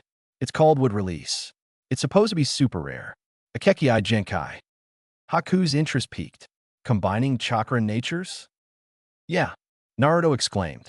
I think it's earth and water chakra, but it's so hard to figure out. Haku nodded, his expression thoughtful. Try focusing on the balance between them, like two streams flowing into one river. That's it. Naruto's eyes lit up. With Haku's guidance, Naruto formed the seal again, channeling his chakra carefully. A small plant sprouted from the ground, its leaves trembling in the cool breeze. Naruto beamed, his exhaustion forgotten. I did it, he shouted. Thanks, Haku. Haku smiled, though his heart felt heavy. You have a kind soul, Naruto. I hope you achieve your dreams. Naruto hesitated. Haku, what about you? Do you have dreams? Haku's face softened, but his eyes grew distant. I have someone precious to me. My dream is to protect them. Naruto nodded solemnly. That's a good dream. As Naruto turned to leave, Haku's expression hardened. With practiced precision, he hurled a sunbon, striking Naruto cleanly in the back of the neck. The boy vanished in a puff of smoke. A clone. Haku whispered, his heart pounding. Even now, I can't harm him. Elsewhere, the real Naruto staggered, clutching his head as a vivid memory rushed into his mind. He gasped, his heart racing. That girl, Haku. He murmured. Who was that? The morning sun filtered through the windows of Tezuna's house, casting a soft glow on Team 7 as they gathered in the main room. Kakashi, still leaning on his crutches but looking much improved, sat in a chair while Naruto stood before him, a frown tugging at his face. Kakashi-sensei, Naruto began hesitantly, scratching the back of his head. Something weird happened last night. Kakashi raised a brow, his visible eye focused on his student. Go on. Well, I was out training, just normal stuff, Naruto said quickly, leaving out any mention of wood release. And I sent one of my shadow clones to work on a technique. While I was out there, this girl showed up. A girl? Sakura asked, her tone skeptical. Out here. Naruto nodded. Yeah, her name was Haku. She was weird. She talked about protecting someone precious to her, and she helped me a little with my training. Kakashi tilted his head slightly. She helped you? Yeah, Naruto admitted, his brows furrowing. But then, she killed my clone. The room fell silent for a moment, the weight of Naruto's words sinking in. Even Sasuke glanced up from where he sat, his usual aloofness replaced by a flicker of interest. And here's the weird part, Naruto continued, his voice uncertain. I wasn't even there, right? It was just my clone. But I remember everything, like it was a really vivid dream. Kakashi sighed, setting his crutches aside as he leaned forward slightly. Naruto, it's time you understood something about the shadow clone jutsu. Naruto blinked, his curiosity piqued. What do you mean? You know shadow clone jutsu, Kakashi-sensei. Kakashi gestured for him to sit. The shadow clone jutsu is unique. It doesn't just create physical copies of you. It also divides your chakra equally among your clones. But that's not the most important part. Naruto leaned forward, hanging on every word. When a shadow clone disperses, Kakashi explained, everything it experienced, memories, knowledge, even fatigue, returns to the original. That's why you remember what happened with Haku. It's one of the reasons why this technique is considered forbidden. Naruto stared in awe, his mouth slightly open. Wait, so you're saying all my clones' memories come back to me? Kakashi nodded. Exactly.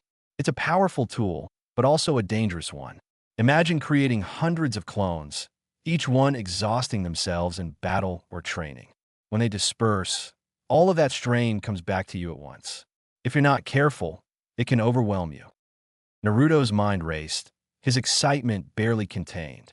So that means I could use clones to train faster, right? I could make a bunch of them, have them work on different techniques, and I'd learn them all at once. Kakashi raised a hand, his voice calm but firm. In theory, yes. But you need to be careful, Naruto. Overusing the technique can drain your chakra dangerously fast, and you've already seen what happens when you push yourself too hard. This is awesome. I'm going to train so hard, I'll master every jutsu in no time. Naruto nodded, but the grin spreading across his face betrayed his growing enthusiasm. Sakura groaned, crossing her arms. Typical Naruto. You just learned something incredible, and all you can think about is showing off. Sasuke, meanwhile, watched silently, his mind turning over the implications of Kakashi's explanation. The ability to accelerate training through clones was intriguing. Kakashi sighed, though there was a faint hint of amusement in his expression. Just don't overdo it, Naruto. You're no good to anyone if you burn yourself out.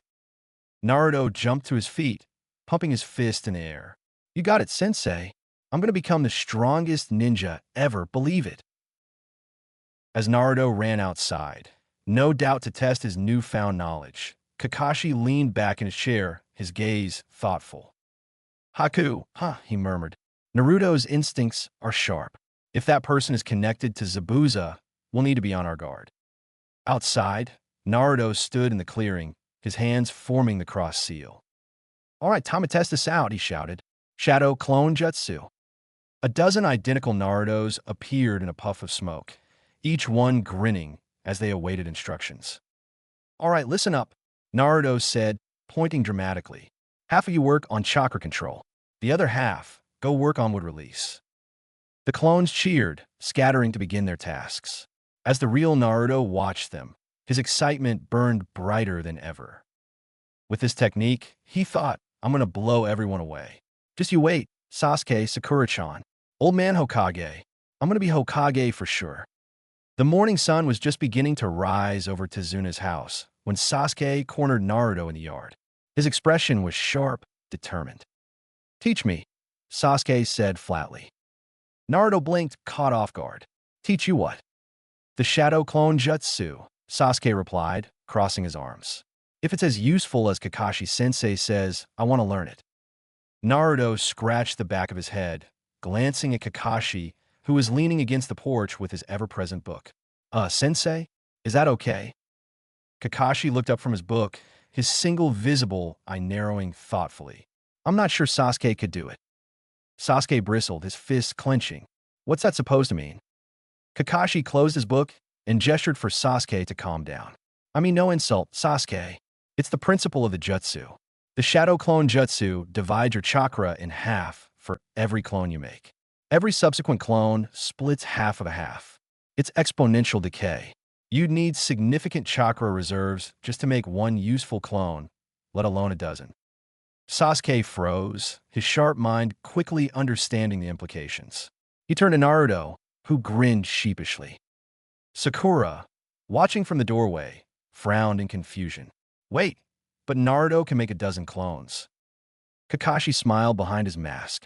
Yes, and the only other person known to create so many was the inventor of the technique himself, Tobirama Senju, the second Hokage. The weight of Kakashi's words settled over the group. Sasuke turned back to Naruto, his envy and determination plain on his face. Teach me. Naruto grinned, his confidence swelling. All right, Sasuke, I'll show you how it's done. But don't get mad when you can't keep up. Naruto led Sasuke and Sakura to a clearing behind Tezuna's house, explaining the hand seals and the basic principles of the jutsu. It's all about focus, Naruto said, demonstrating the cross seal. You have to pour your chakra into the jutsu and split it evenly. Like this. Shadow Clone Jutsu. A puff of smoke erupted, and 3 perfect copies of Naruto appeared, each giving their own dramatic thumbs up. If you can do it, so can I. Sasuke frowned, already forming the seal. He concentrated, channeling his chakra into the technique. Shadow Clone Jutsu. A puff of smoke appeared beside him, revealing a lopsided, malformed clone that immediately collapsed to the ground with a groan. Naruto burst out laughing. What the heck is that, Sasuke? Looks like someone squashed you with a frying pan. Sasuke glared at him, his jaw tightening. Shut up, dope. Sakura, meanwhile, was carefully mimicking the hand seals, her face scrunched in concentration. All right, here goes. Shadow, clone jutsu. Her attempt yielded a weak, ghostly clone that dissipated almost instantly. She sighed in frustration. Why is this so hard? Kakashi, observing from a distance, called out to her. Sakura, don't overdo it. Your chakra reserves might be too low for this technique. Focus on control, not quantity. Sakura frowned but nodded, taking his advice to heart. The hours passed as Sasuke and Sakura practiced tirelessly, their determination unwavering despite the numerous failed attempts. Naruto, watching them struggle, found himself feeling a strange sense of pride. You guys are getting there, he said, his tone surprisingly encouraging. Just keep at it. Eventually, Sasuke managed to produce a single, solid clone. It wasn't perfect, but it stood upright, its expression blank but stable. Sasuke smirked, the smallest hint of satisfaction in his eyes. Finally, Naruto clapped him on the back, grinning. Not bad, Sasuke. It's not a dozen clones, but it's a start. Sasuke ignored the jab, his mind already racing with the possibilities. Even having one clone would double his training potential, giving him a critical edge. Sakura, meanwhile, continued to struggle. Her clones remained weak and ephemeral, dissipating as quickly as they appeared. Kakashi approached her, his voice gentle. Sakura, that's enough for now, he said. The Shadow Clone Jutsu isn't a good fit for everyone. Your chakra control is excellent, but your reserves are likely too low to sustain this technique.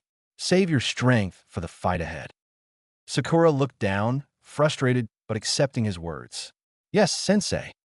As the group returned to Tezuna's house for the evening, the tension among them had shifted.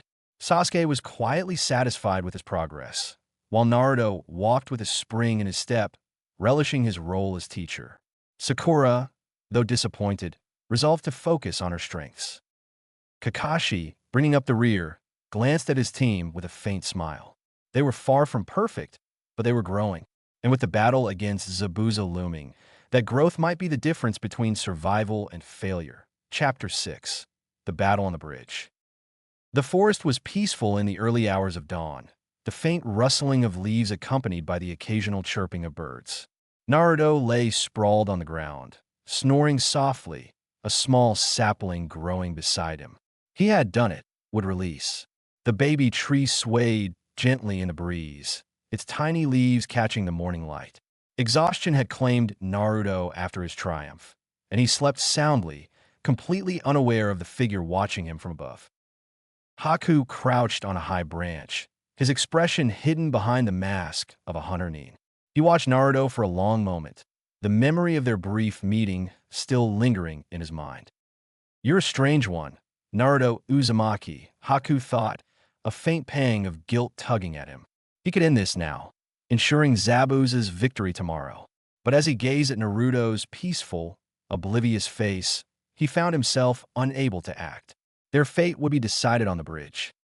The bridge loomed ahead, shrouded in an unnaturally thick mist that sent a chill down Sakura's spine.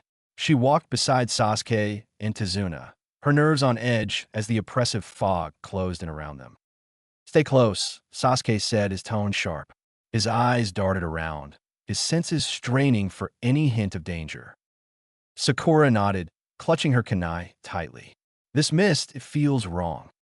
Kakashi, walking a few steps ahead, pulled back his headband to reveal his Sharingan. His voice was calm but serious. Be ready. This isn't natural mist. It's Zabuza's doing. They moved in somber silence, the sound of their footsteps echoing eerily across the bridge. As they reached the center, two figures emerged from the fog. Zabuza Momochi stood tall, his massive sword slung over his shoulder. His black tank top and loose pants contrasted with the pale bandages that obscured his face. Beside him, Haku stood poised in his hunter nin attire, his masked face betraying no emotion. Well, Zabuza drawled, his voice low and mocking.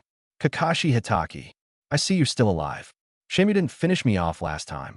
But then again, I guess I shouldn't be surprised. After all, you've got those three brats weighing you down. His gaze swept over the group, pausing when he counted only 2 genin. A cruel smile tugged at the corners of his mouth. Oh, only 2. Don't tell me the other one died in a training accident. How tragic. Sakura bristled, stepping forward. Naruto's not dead. He'll be here soon, and when he gets here, you'll regret underestimating him.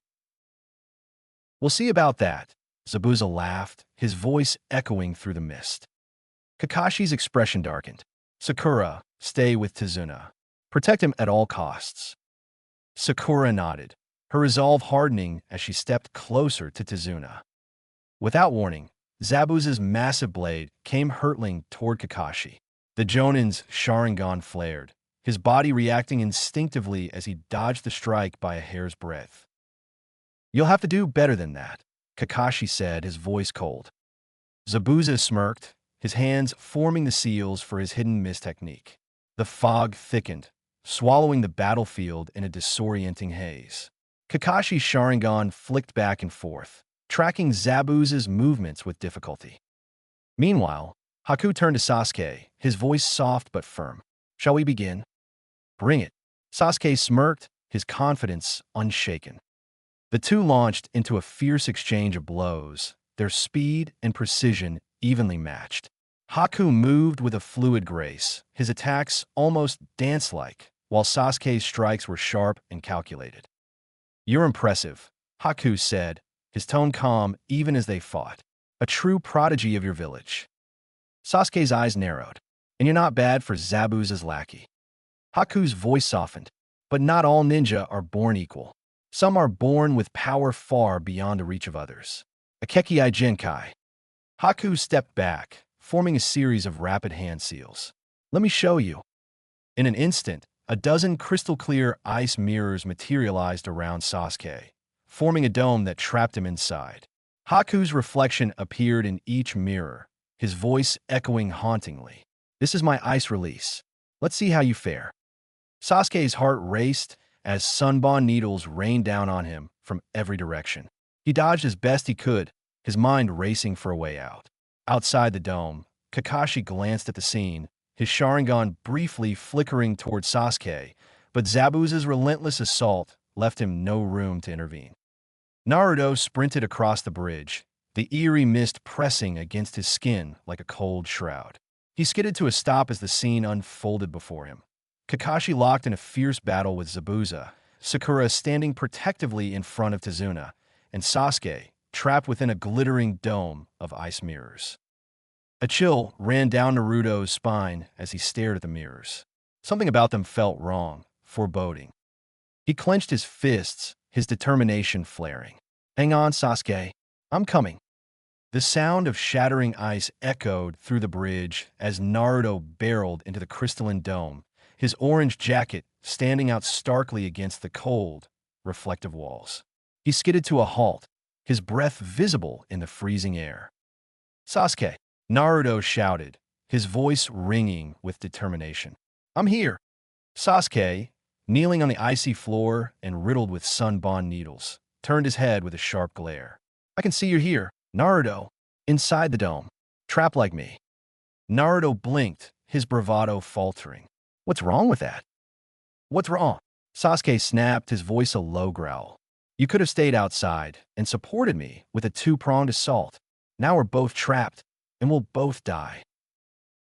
Naruto frowned, his confidence slipping further. I didn't think of that. Obviously, Sasuke muttered, his tone dripping with frustration. He forced himself upright, wincing as the sun bond embedded in his body shifted. He's too fast. His Kekiai Jinkai, its two elemental natures combined, ice release. Naruto's eyes widened as he looked at the mirrored images of their masked opponent. Ice release. His gaze narrowed, and something clicked in his mind. Vaku, you're a boy. The mirrored reflections of Haku faltered for a moment before the real one spoke, his voice calm but tinged with regret. I am sorry, Naruto. I should have killed you that night in the forest. It would have spared you the pain that is to come. Naruto's fists clenched. You have a bloodline? He stopped himself, swallowing the words like me. His thoughts raced, his frustration mounting. Haku's hand lowered, another Senbon forming from ice as his voice turned cold. It ends here. The battle inside the dome raged on. Naruto and Sasuke fought with everything they had, their attacks relentless. Naruto created dozens of clones, each charging at Haku with unwavering determination. But it was futile. Haku moved between the mirrors with impossible speed, his movements so fast they seemed like light itself. One by one, the clones fell, vanishing in puffs of smoke.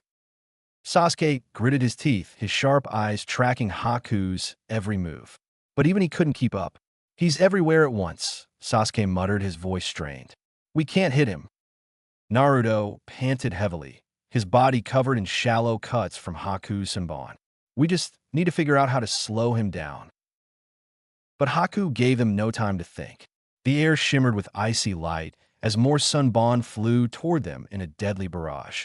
Sasuke shoved Naruto aside, his body moving on instinct as he evaded the needles with newfound clarity. His vision felt sharper, the world around him moving slower. What's happening to me? Sasuke thought, his heart pounding. He glanced at a fragment of ice and caught his reflection. His eyes were no longer the same.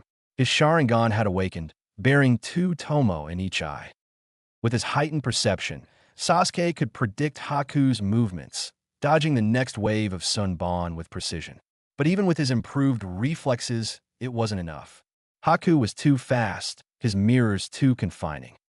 Naruto's back hit the wall of the dome, his breath coming in ragged gasps. Sasuke stood in front of him, his body trembling with exhaustion but refusing to fall. Another barrage of Senbon flew toward Naruto, the sharp needles glinting in the pale light. Time seemed to slow for Sasuke. He saw Naruto's wide, panicked eyes, the Senbon closing in, and something inside him snapped. Without thinking, he moved, placing himself between Naruto and the deadly projectiles. The Senbon struck home, embedding themselves in Sasuke's back. He gasped, his body shuddering as he fell to his knees. Sasuke, Naruto shouted, his voice cracking with panic. He caught Sasuke as he collapsed, lowering him to the icy floor. Why did you do that? Why? Sasuke's breaths were shallow, his voice barely above a whisper. I don't know. I just didn't want to watch you die. He coughed, his eyes fluttering shut. You better not. Lose to him, dope. Naruto froze as Sasuke's body went limp, his mind reeling. A rush of emotions surged through him, grief, anger, despair. Somewhere deep within, something stirred.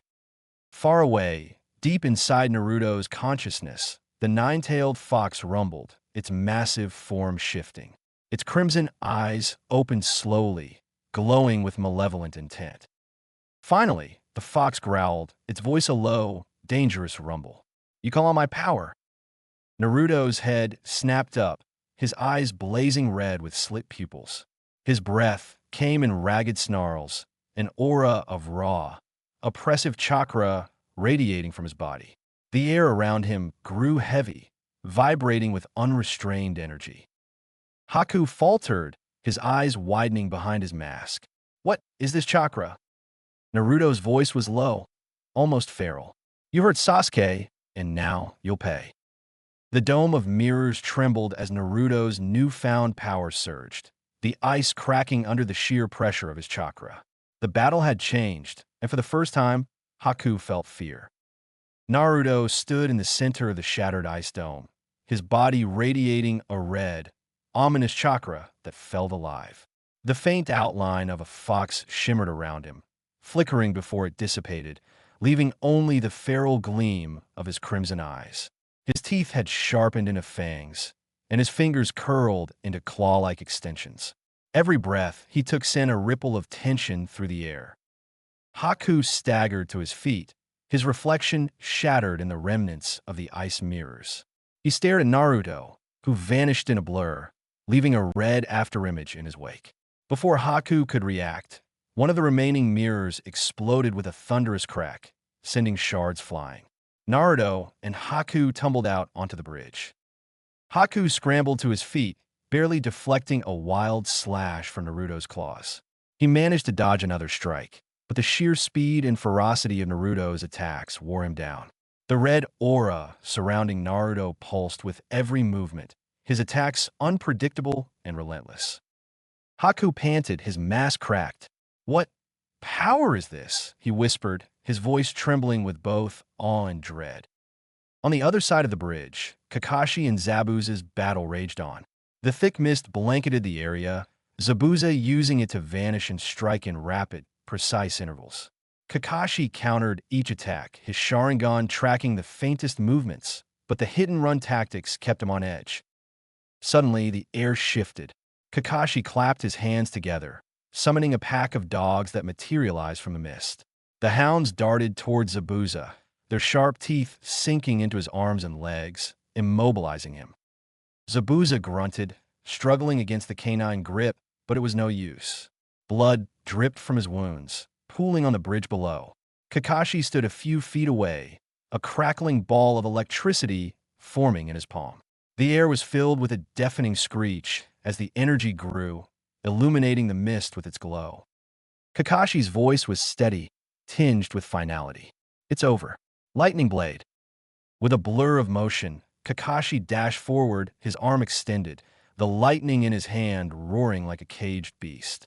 The attack was aimed directly at Zabuza's chest, the immobilized swordsman unable to dodge. But then Haku moved. The masked shinobi leapt between Kakashi and Zabuza, ice mirrors manifesting in a desperate attempt to block the attack. It wasn't enough. Kakashi's lightning blade pierced through the mirrors and into Haku's chest, shattering the ice and driving both of them to the ground. For a moment, the world stood still. Kakashi stared in horror at his hand, still lodged in Haku's chest. A dreadful sense of déjà vu washed over him. Memories of another innocent life he'd accidentally taken flashing before his eyes.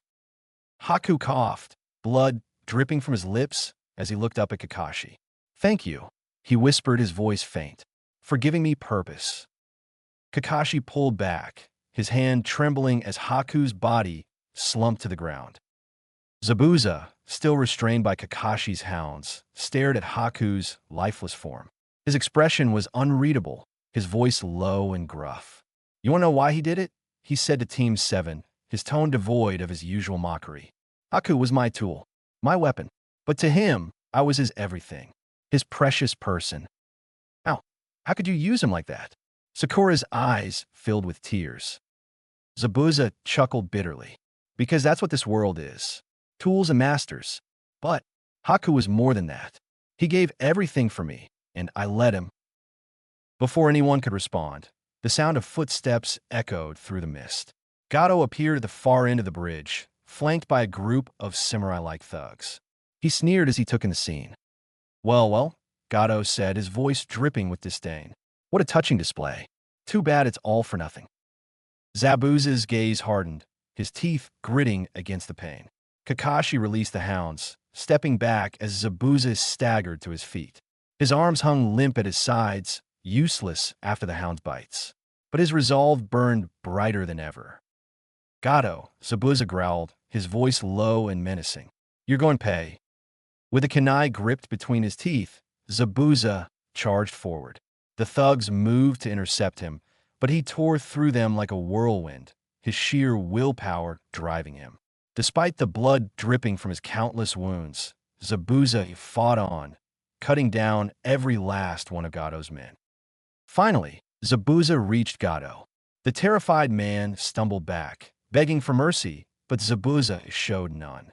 With a final, brutal strike, Gato fell, his reign of terror ending on the cold steel of Zabuza's blade. Zabuza collapsed moments later, his strength finally giving out. Kakashi approached, his expression somber. Zabuza glanced at him, a faint smile tugging at his lips. Take care of Haku, Zabuza murmured, his voice fading. He deserved better. And with that, Zabuza Momochi, the demon of the hidden mist, passed away beside the boy who had given him everything. The mist cleared as the sun broke through the clouds. Team 7, along with Tazuna, buried Haku and Zabuza on a hill overlooking the bridge. Naruto stood silently, his fists clenched as he tried to process everything. They weren't just villains, he said quietly. They had dreams, too. Kakashi placed a hand on Naruto's shoulder. The ninja world is complicated, Naruto. Not everything is black and white. As they prepared to leave, Tazuna approached them with a smile.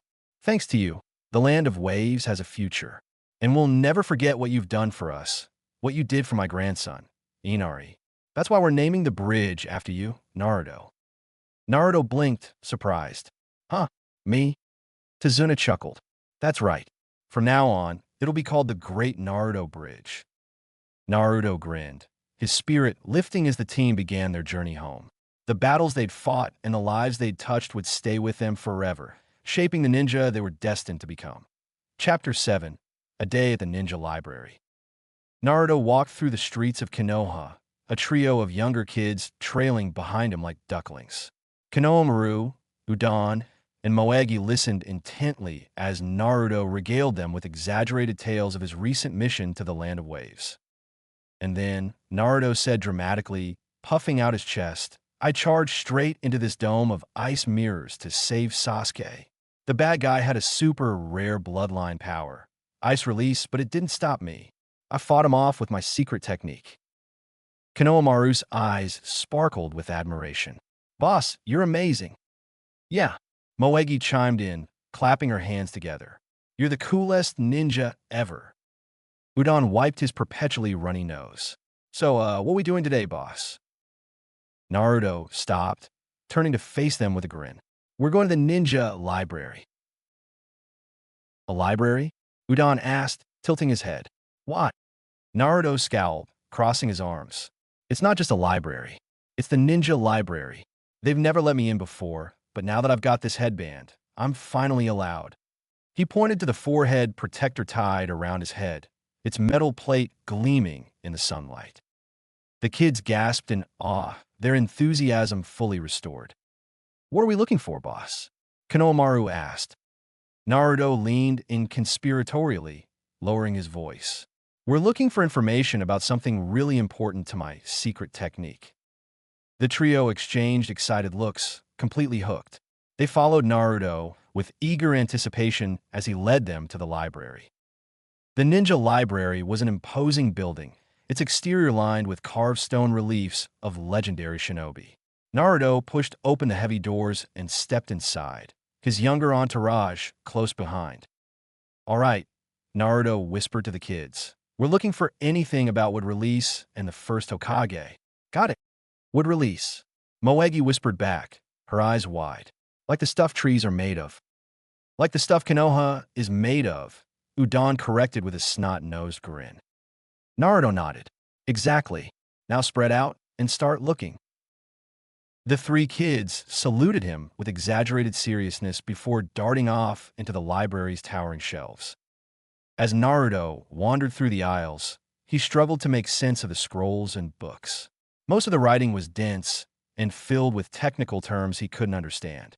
Frustrated, he muttered under his breath, How am I supposed to find anything useful in here? Need some help? A voice asked. Naruto turned to see a young girl about his age, her thick glasses slightly crooked and her messy blonde hair tied back in a haphazard ponytail. She wore a standard ninja headband, but looked slightly out of place in the quiet, studious environment. Naruto admitted, scratching the back of his head. I'm looking for stuff about Wood Release and the first Hokage. The girl adjusted her glasses, smiling shyly. I am Shiho. I work here sometimes. Come on, I'll help you. Naruto grinned. Thanks, Shiho. You're awesome. Shiho blushed, turning quickly to hide her face as she led Naruto deeper into the library. After a few minutes of searching, she pulled out a scroll and handed it to him. This has some descriptions of the Wood Release, Shiho explained. It's mostly historical accounts of the first Hokage using it. There aren't any technique scrolls on it, though. That stuff's restricted, which is a bit silly if you ask me, considering nobody else could even use the techniques. Naruto opened the scroll, scanning the passages with interest. The accounts described the first Hokage as a towering figure of strength and wisdom, capable of using wood release to create forests, restrain tailed beasts, and even build entire buildings. He made most of the infrastructure of the Hidden Leaf Village. Wow, Naruto murmured. This guy was amazing. Shiho smiled. He was. The wood release is considered one of the rarest and most powerful Kekkei Genkai. Naruto grinned at those words and closed the scroll with a determined nod. Thanks, Shiho. This is exactly what I needed. Naruto returned to the library's main area, where Konoha, Udon, and Moegi were waiting with their findings. Boss, Konohamaru said, holding up a scroll. We found this. It's by the second Hokage. Naruto took the scroll and glanced at its contents. It was filled with intricate diagrams and explanations of Fuin Jutsu, the art of sealing techniques. The complex patterns and dense writing made his head spin. Yeah, this looks interesting, Naruto said, scratching his head. But I think I'll give it to Sakura. She likes reading this kind of complicated stuff. Good idea, boss, Moegi said, nodding eagerly. As they left the library, Naruto carried the wood release scroll under his arm, his mind buzzing with possibilities. For the first time, he felt like he was getting closer to understanding his rare ability, and maybe, just maybe, to mastering it. The sun hung high over Konoha as Naruto, Sakura, and Rock Lee stood at the base of the Hokage monument.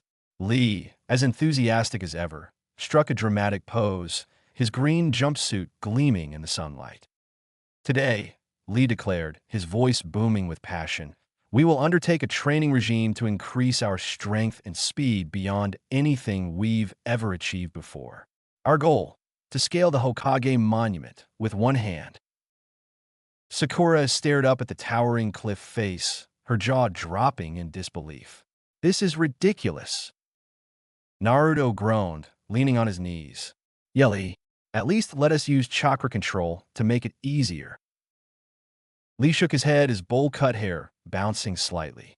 Yash, you would only be cheating yourselves, Naruto-kun, Sakura-chan. True strength comes from overcoming one's physical limits. I believe in you both. Do you believe in me?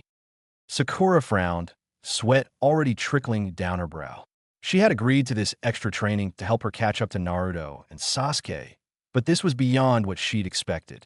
The memory of how helpless she'd felt during the Land of Waves mission resurfaced, gnawing at her resolve. But at this moment, her anger at Lee for convincing her to do this outweighed everything else. Naruto stretched his arms and sighed. Fine, let's do it. But if I fall, I'm blaming you, bushy brows. Lee beamed. That is the spirit, Naruto-kun. The climb was grueling. Using only one hand, Naruto and Sakura followed Lee's lead as they scaled the steep cliff face. Every centimeter felt like a kilometer, their muscles burning and trembling with the effort. This is insane, Sakura yelled, gritting her teeth as her hand slipped slightly. She caught herself just in time, her heart pounding. You can do it, Sakura-chan. Lee called down, his voice full of encouragement. Think of how strong you will become when you conquer this challenge. Naruto groaned. Yeah, Sakura-chan, if I can do it, you can too. His voice wavered as he struggled to pull himself up another few feet. Not that. I'm completely sure I can do it. Sakura gritted her teeth, her anger fueling her next pull. She wouldn't let them outshine her. Not this time. Finally, the three of them reached the top of the monument, collapsing in a heap on the stone surface. Sakura lay flat on her back, staring up at the sky, while Naruto gasped for air beside her. Lee, on the other hand, sat cross-legged, his energy seemingly boundless. That was amazing, Lee exclaimed, giving him a thumbs up. You both did wonderfully. Are you ready to begin the real training now that our warm-up is complete? Warm-up? Sakura and Naruto shouted in unison, their voices filled with disbelief. Hours later, sore and utterly exhausted, The three of them left the training area, their bodies aching but their spirits surprisingly high. Naruto wiped sweat from his brow and grinned. "Hey, that wasn't so bad," he said despite his limp. Sakura shot him a withering glare. "Speak for yourself." As they reached the crossroads where they parted ways, Naruto suddenly remembered something. Oh yeah, he rummaged through his pouch and pulled out a scroll. "Here, Sakura. This is for you." Sakura raised an eyebrow. "What is it?" "It's a scroll on sealing techniques," Naruto explained, handing it to her. "You like writing and complicated patterns and stuff, right? I figured you'd be good at it." He grinned sheepishly, his expression both sincere and a little dumbfounded. Sakura rolled her eyes, taking the scroll with a sigh. "I don't know the first thing about Fuinjutsu Naruto." Naruto shrugged. "You're smart. You'll figure it out." With that, he gave her a wave and jogged off. Sakura watched him go, her fingers tightening around the scroll. She glanced down at it, the intricate patterns and complex descriptions already making her head hurt. But as she walked home, she bit her lip, her thoughts swirling. "I did say I want a way to catch up with them," she thought. "Maybe this is it." She looked at the scroll again, a flicker of determination in her eyes. "Alright, sealing technique. Let's see what you've got." The morning sun warmed the training ground as Naruto, Sasuke, and Sakura sat in a loose circle, waiting for their perpetually late sensei to arrive. Naruto lay flat on the grass, his arms behind his head, grumbling about Kakashi's tardiness. "Can't believe he's late again," Naruto muttered. "What's his excuse going to be this time? Got lost on the road of life? Please." Sasuke ignored him, staring off into the distance with his usual brooding intensity. Meanwhile, Sakura sat with her scroll spread out in front of her, her brow furrowed in concentration as she read the intricate notes written by the second Hokage himself. The text described various Fuinjutsu techniques in remarkable detail, but what caught Sakura's attention were the disruption seals. These seals were said to cancel enemy jutsu, disrupt chakra flow, and even incapacitate opponents if applied correctly. The thought fascinated her. Almost like what a Hyuga does with their gentle fist, she mused. Her eyes lingered on a particular passage. Theoretically, a seal could store chakra over time, allowing a ninja to use it in larger quantities later. This would require precise chakra control and careful preparation. Sakura's heart raced as an idea took shape. What if I could use a seal to store chakra gradually? Then I could release it all at once when I needed it. Maybe even enough to make a shadow clone or perform a powerful jutsu. She chewed her lip, her mind racing. There has to be something about that here. "Sakura," Naruto's voice snapped her out of her thoughts. "What are you reading so intently over there?" "None of your business, Naruto," Sakura snapped, quickly rolling up the scroll. Naruto pouted. "Geez, I was just curious." Before the argument could escalate, Kakashi appeared in his usual casual fashion, strolling toward them with his nose buried in his book. "You're late," Naruto shouted, leaping to his feet. Kakashi looked up lazily, his single visible eye crinkling in amusement. "Good morning to you, too. You'd better have a good reason for keeping us waiting." Naruto crossed his arms. "I do," Kakashi said, tucking his book away. "I wanted to make sure I had all the details right for what I'm about to tell you." Sasuke's gaze sharpened, and Sakura leaned forward slightly, her curiosity piqued. "The Chunin exams," Kakashi began, his tone serious. "They're happening soon, and this time, they're being held here in Konoha." Naruto's eyes lit up. "Chunin exams? Does that mean we're going to get promoted?" "Not so fast," Kakashi said, raising a hand. "The exams are held once every 6 months, and they're designed to test genin from every hidden village. It's not just about promotion. It's about proving your skills on a much larger stage. The competition will be fierce." Sasuke smirked faintly. "Sounds like a good opportunity." "Yeah," Naruto shouted, pumping his fist. "I'll show everyone how awesome I am." Sakura frowned, her excitement tempered by nerves. Are we ready for something like that?" Kakashi's expression softened. "That's for you to decide.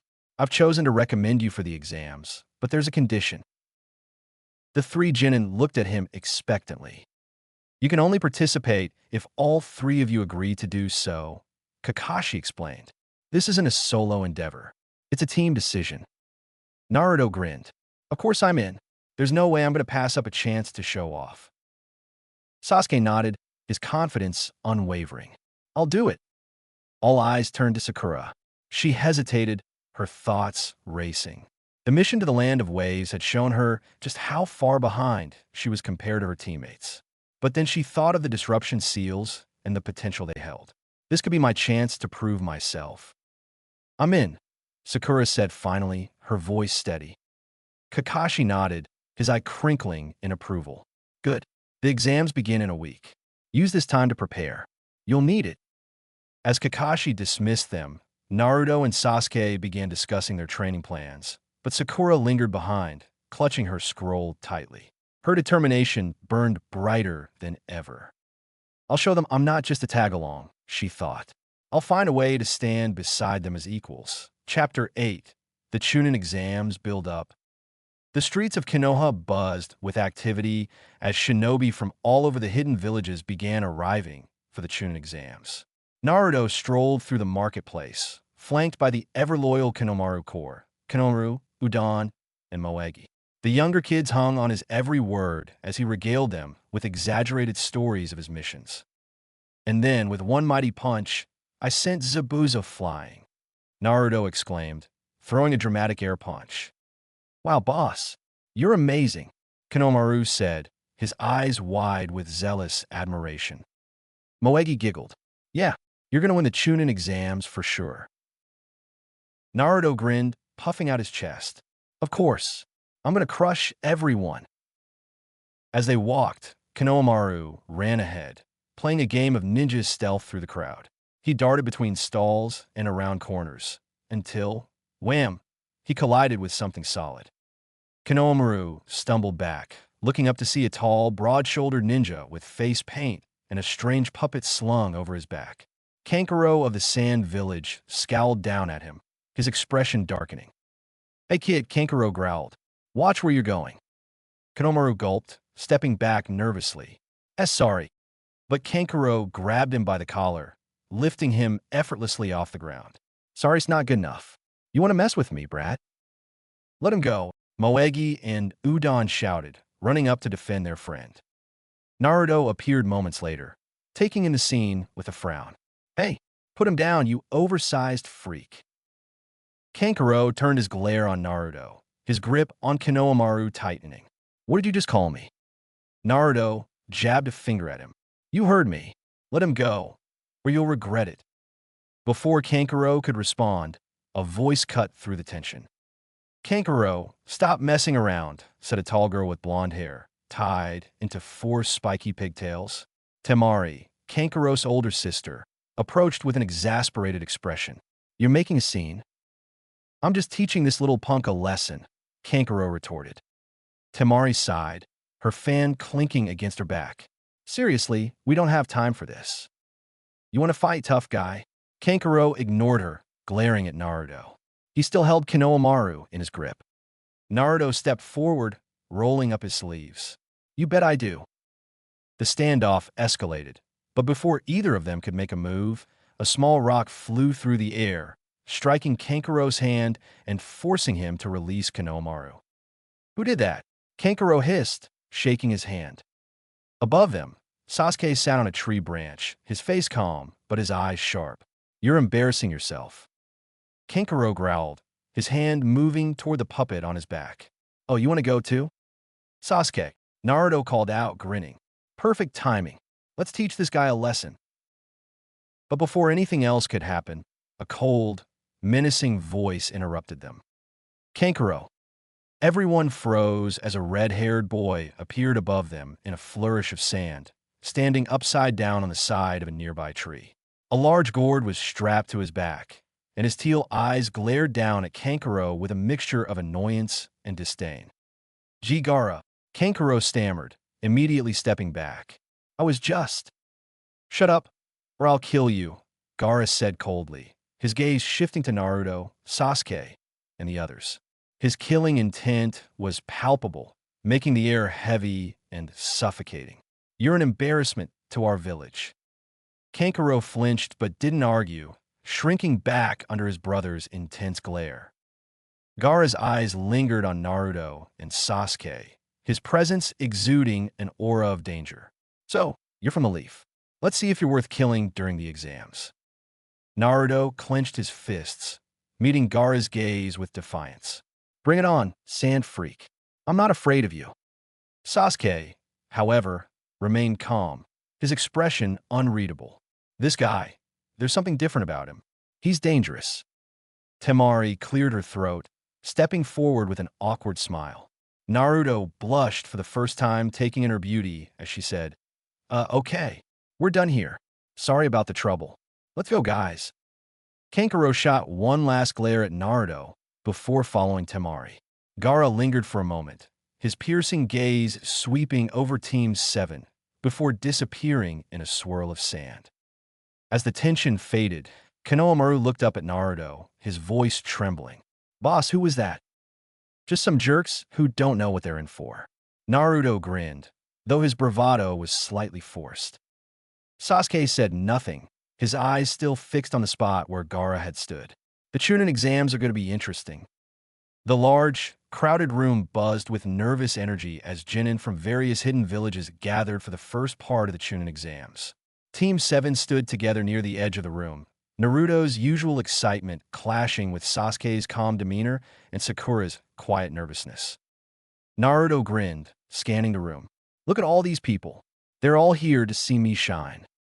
Sakura rolled her eyes. They're here to compete. Naruto, to fight you, not to watch you. Sasuke, his gaze sharp, added, you should focus.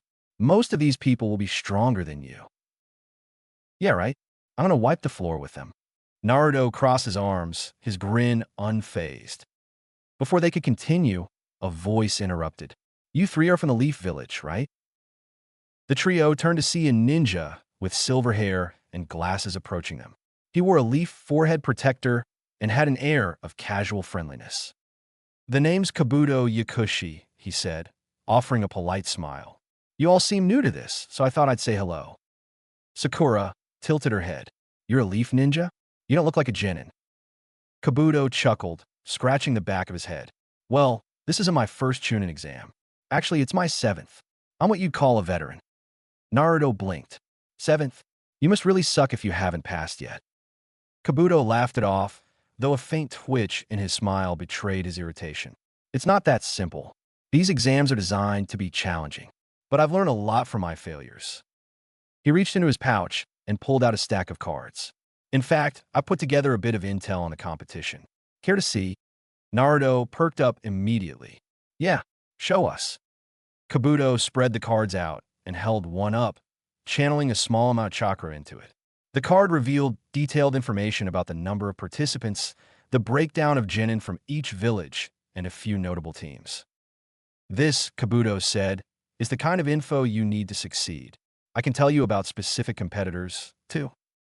Sasuke, always one to analyze his opponents, spoke up. What do you have on Gaara of the Sand? Kabuto smirked, flipping to another card. Gaha, from the Hidden Sand. He's completed several high-ranked missions, even as a genin. His abilities are unique. You want to watch out for him. It says he's completed multiple B-rank missions. Wow, even an A-rank mission. And he's never been scratched. Sasuke frowned, filing the information away. Hey, Kabuto. Naruto piped up, his voice unusually serious. Do you have anything on the first Hokage? Hashirama Senju. Kabuto raised an eyebrow, clearly surprised by the question. The first Hokage? That's a bit unexpected. He sifted through his cards before pulling one out. I don't have much, just an overview. Most of the first Hokage's secrets are highly classified. He activated the card, and a holographic summary of Hashirama's abilities appeared. Hashirama Senju, Kabuto began, was one of the strongest shinobi in history. His Kekkei Genkai would release, allowed him to create and manipulate forests with ease. He had superhuman strength, immense chakra reserves, and a unique regenerative ability that let him heal without hand signs. He's also famous for his ability to suppress and control tailed beasts. Naruto stared at the card, his mind racing as he absorbed the information. Super strength, healing, and would release. Tail beasts? His fists clenched. I'm nowhere near that level. But if he could do it, maybe I can too. His mind lingered on the idea of controlling his tail beast. Why the interest in the first Hokage? Kabuto asked, his tone curious. Naruto shrugged, masking his true thoughts. No reason, just curious. Before Kabuto could press further, the room fell silent as a new figure entered. A man with a scarred face and a menacing presence strode to the front of the room, his headband bearing the mark of the hidden leaf. Ibiki Marino, Sakura whispered, her voice trembling slightly. He's in charge of Konoha's torture and interrogation unit. Ibiki's piercing gaze swept over the gathered genin, silencing any remaining chatter. Welcome to the first phase of the Chunin exams, he said, his voice low and commanding. From this moment on, your every action will be judged. Let's see if you have what it takes to survive. The room tensed, the weight of his words settling over the competitors like a storm cloud. Naruto swallowed hard, his usual bravado replaced by a rare moment of apprehension. This is it, he thought. Time to show everyone what I've got. The room was heavy with tension as Ibiki Marino stood at the front of the room, his scarred face unreadable. Rows of genin sat at their desks, each one holding a test sheet. The silence was palpable, broken only by the occasional scribble of a pen or the shifting of a chair. Naruto sat in the middle of the room, staring blankly at his test paper. His pencil rested uselessly in his hand as he looked at the questions. They were impossible. Complex projectile motion equations, obscure historical facts, and technical ninja tactics he didn't understand at all. What the heck is this? He thought, beads of sweat forming on his brow. How am I supposed to know any of this? Meanwhile, Hinata sat a few rows behind him, her Byakugan activated subtly, so she wouldn't draw attention. Her pale lavender eyes focused on Naruto, noting the way his pencil hadn't moved once since the exam started. He hasn't written anything, she thought, her heart sinking. Naruto-kun, did you know this test would be this hard? She felt a pang of gratitude that he had graduated after all. You've come so far. I just wish I could help you. In a nearby seat, Sakura frowned as she scanned the questions, her sharp mind quickly piecing together what was happening. This test isn't about the answers, she realized. It's about finding a way to cheat without getting caught. Her eyes darted around the room, noticing the subtle techniques being used by the other genin. The Hyuga were using their Byakugan to copy answers, while Kankuro from the Sand Village had hidden a puppet under his desk to peek at another student's sheet. Temari's fan moved slightly, catching glimpses of answers reflected in a polished surface. Sasuke's Sharingan glinted faintly as he copied the hand movements of a nearby competitor. Sakura glanced at Naruto, who sat frozen, his pencil still hovering uselessly over his paper. He's never going to figure this out on his own. She bit her lip, debating how she could help him. I can't just give him the answers, but maybe no. As the test dragged on, Ibiki's voice boomed through the room. For those of you caught cheating 5 times, you will be dismissed immediately. For those who think this test is impossible, you are free to leave. But remember, if you leave, you fail. Several genin shifted uncomfortably, their resolve faltering. Some began to leave, their heads hanging low as they exited the room. Then came the announcement of the 10th question. Ibiki's scarred face loomed over the room as he explained the final terms. The 10th question is a gamble. If you choose to answer and fail, you will not only fail this exam, but be banned from ever taking the Chunin exams again. The room erupted in gasps and murmurs. The weight of the ultimatum bore down on everyone. If you don't want to take that risk, Ibiki continued, you may leave now. But once you leave, there's no coming back. One by one, genin stood, their faces pale as they opted out of the test. Sakura gripped the edges of her desk, her mind racing. Her gaze flicked to Naruto, who was shaking slightly, his hands balled into fists on his desk. He's panicking, she thought, her heart sinking. If we take the 10th question and fail, we'll lose our only chance. Maybe I should. Her thoughts froze as Naruto suddenly stood up, his chair screeching against the floor. Everyone turned to look at him. I'm not leaving. Naruto shouted, his voice filled with determination. I don't care what the question is or what the risk is. I'd rather stay a genin forever than give up now. Sakura stared at him, her mouth slightly open. Naruto!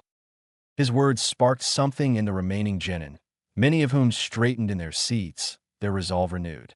Even Sasuke smirked faintly, his usual calm demeanor briefly giving way to admiration. Ibiki's lips curled into a rare smile. Interesting. He paused, letting the tension in the room linger for a moment longer before speaking again. Congratulations. You've all passed. The room fell silent, stunned. The purpose of this test, Ibiki explained, wasn't to measure your knowledge. It was to test your ability to endure pressure and make tough decisions as a ninja. Sometimes, you'll face missions where retreat isn't an option.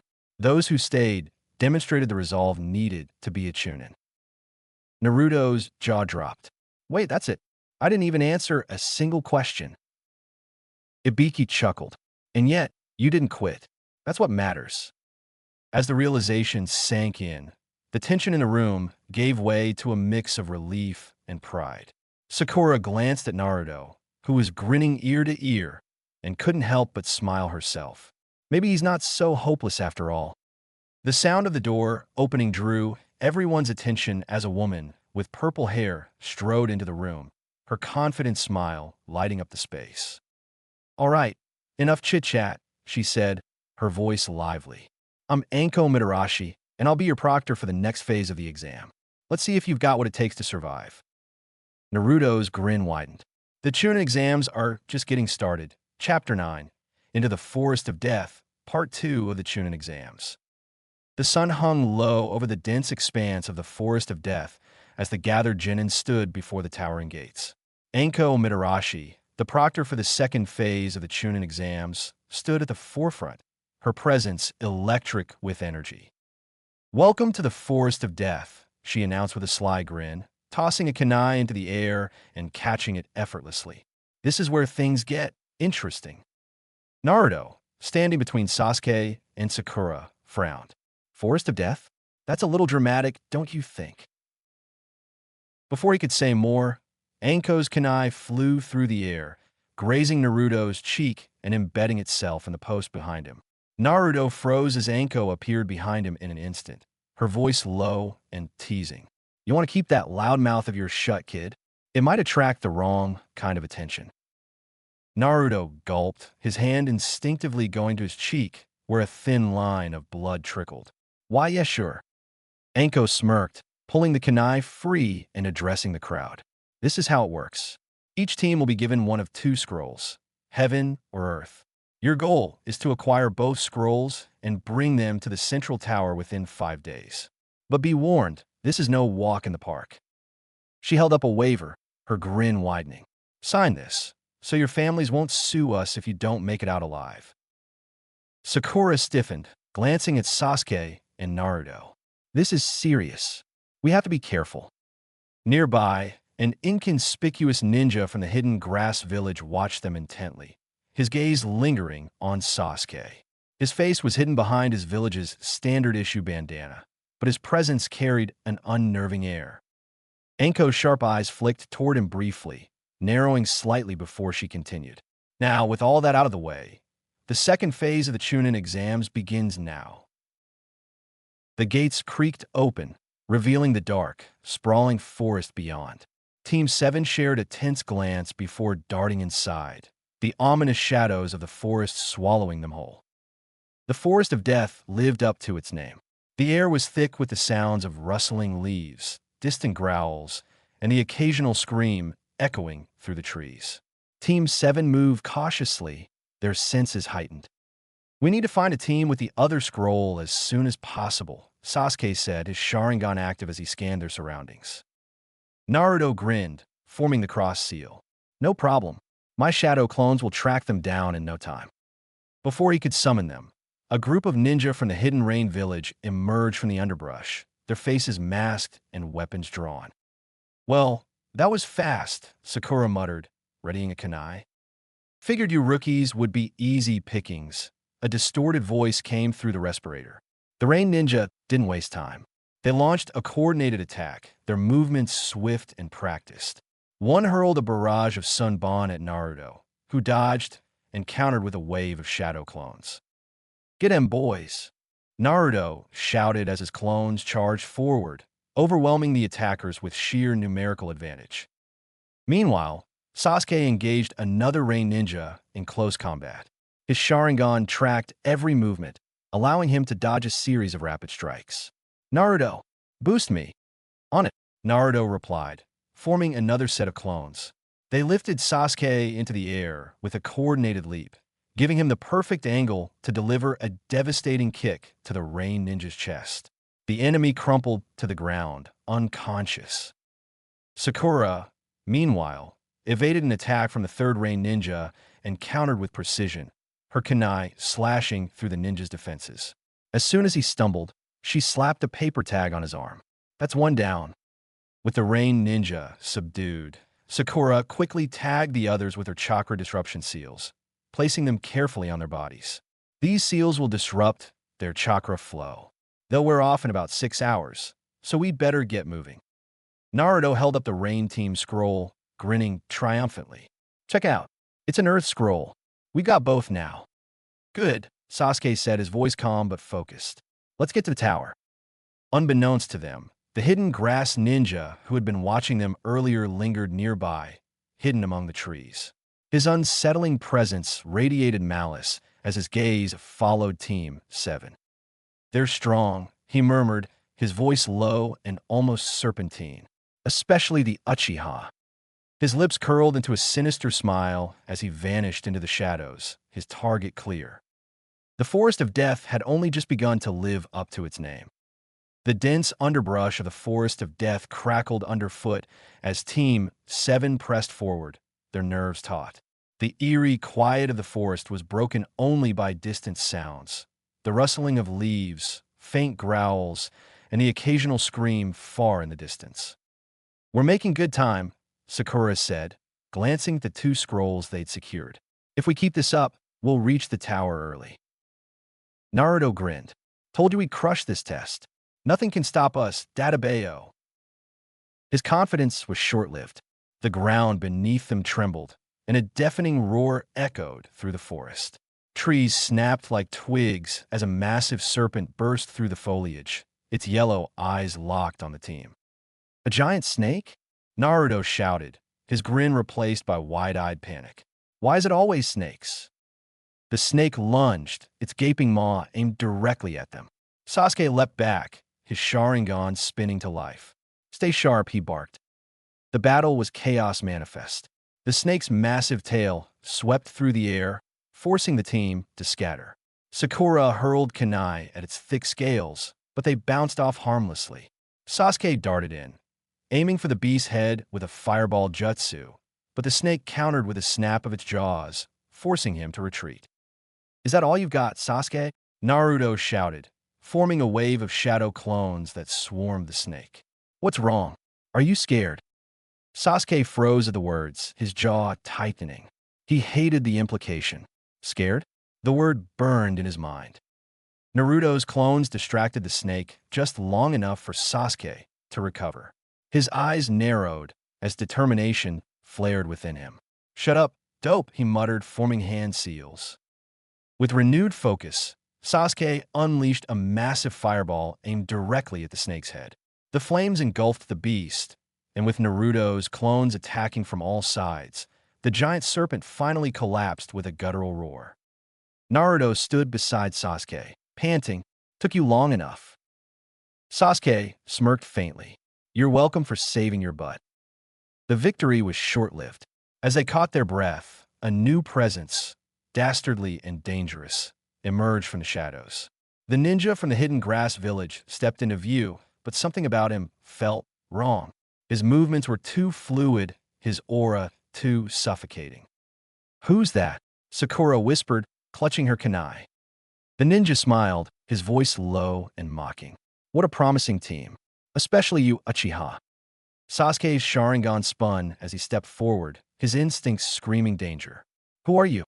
The ninja's grin widened unnaturally as he shed his disguise, revealing pale skin, golden serpentine eyes, and an unsettlingly long tongue. "I am Orochimaru," he said, his voice sending chills down their spines. "And I've been waiting for you, Sasuke." "What do you want with him?" Naruto growled. Orochimaru's eyes flicked to Naruto, his amusement clear. "You have spirit, boy. Let's see if you can back it up." The fight was over before it began. Orochimaru's movements were impossibly fast, his strikes precise and overwhelming. Naruto's shadow clones were obliterated in an imperceptible instant. Sakura tried to shield her teammates with disruption seals, but Orochimaru effortlessly dodged her attempts.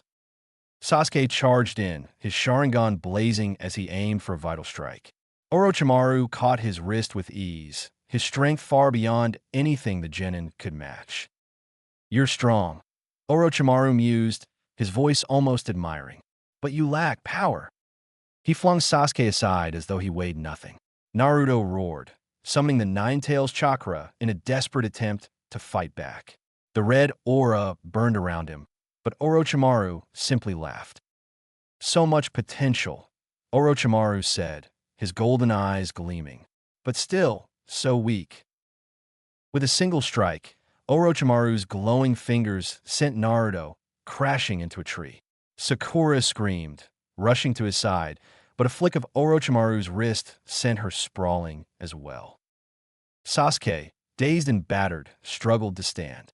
Orochimaru loomed over him, his gaze predatory. "You, Sasuke, have the power to become extraordinary," Orochimaru said, his voice almost hypnotic. "Let me give you a gift."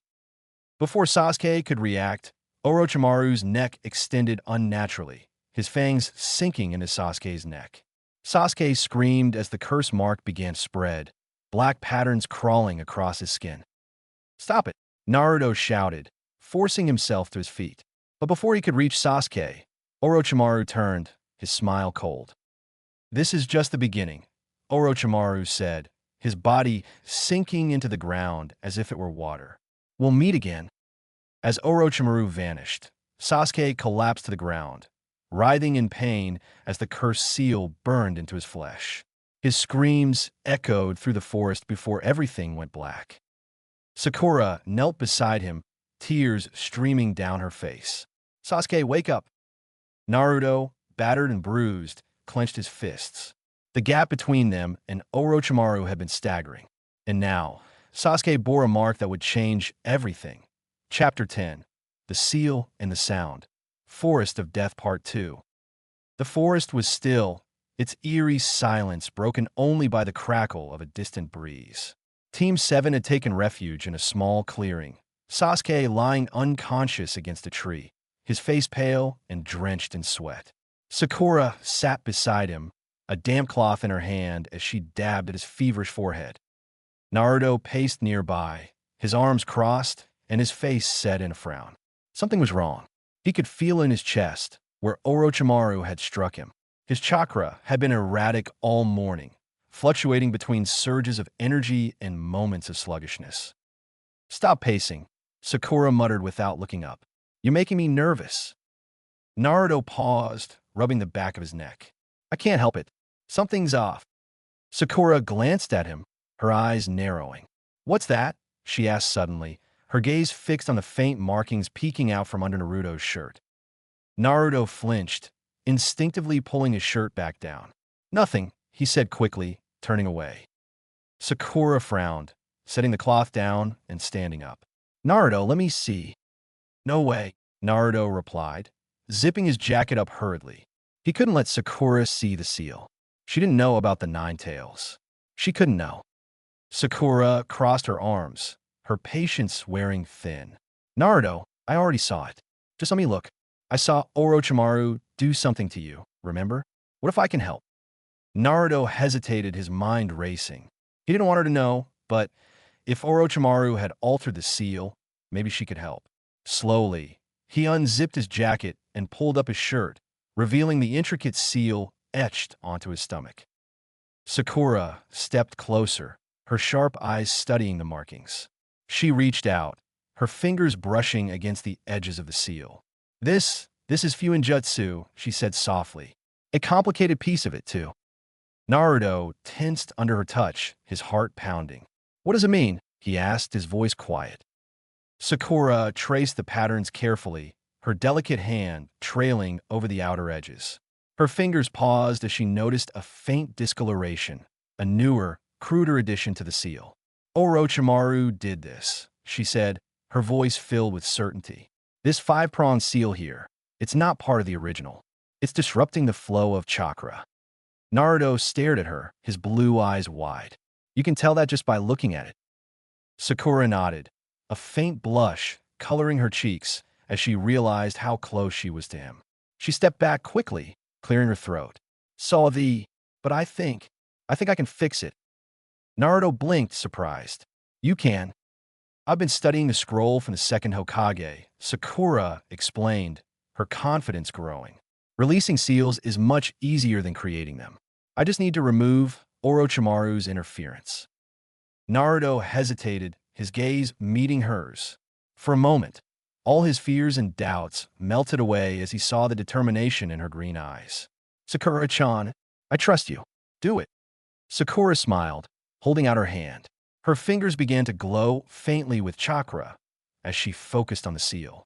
Okay, this might feel a little weird, but it shouldn't hurt. She placed her glowing hand over the five-pronged seal and whispered, five-pronged release. Naruto felt an immediate shift. The chaotic, volatile chakra that had been swirling within him suddenly calmed, returning to its usual steady rhythm.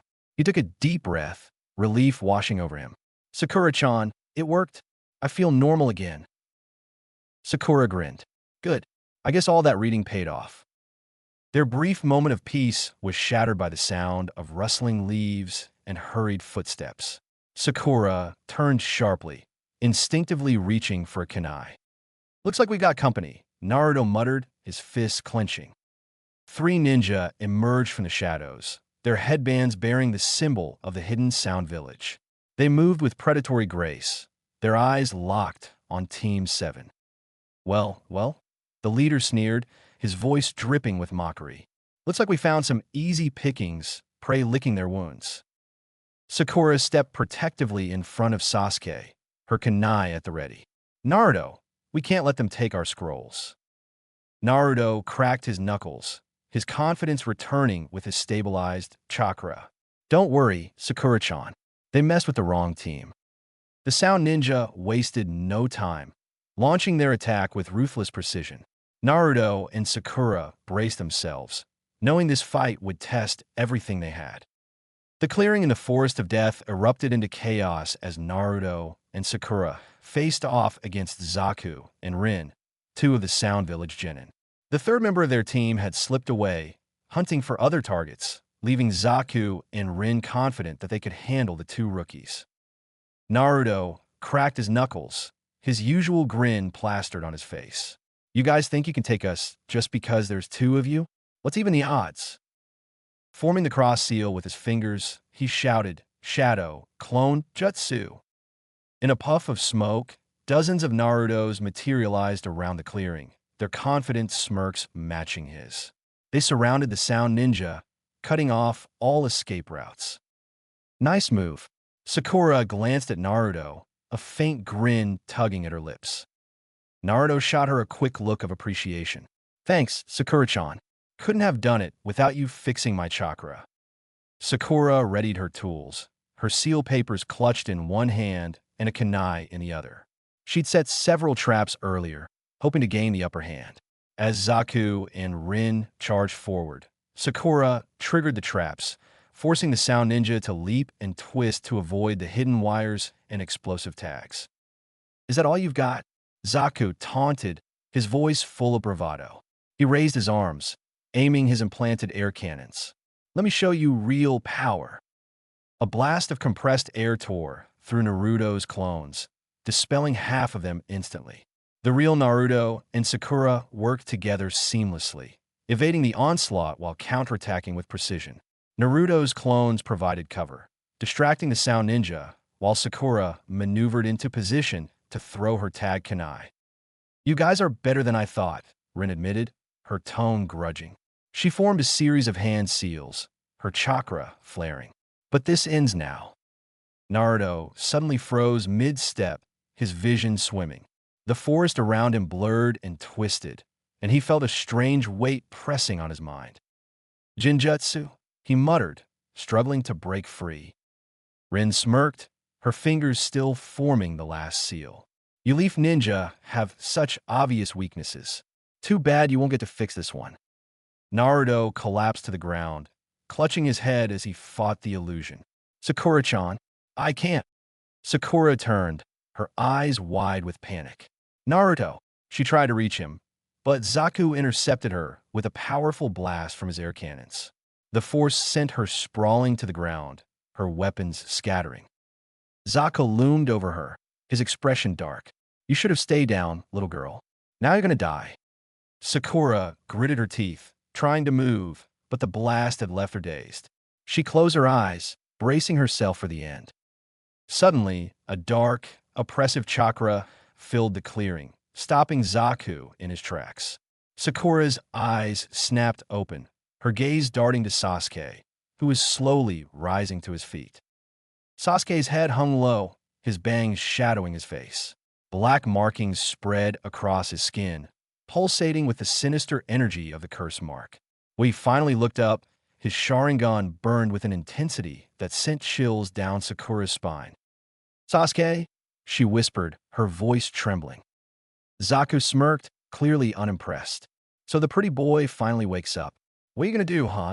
In an instant, Sasuke was behind him. Zaku barely had time to react before Sasuke grabbed his arm, twisting it with brutal precision. Zaku screamed as the sickening crepitus of breaking bones echoed through the clearing. You, Sasuke said, his voice low and cold. You dare to touch my teammates.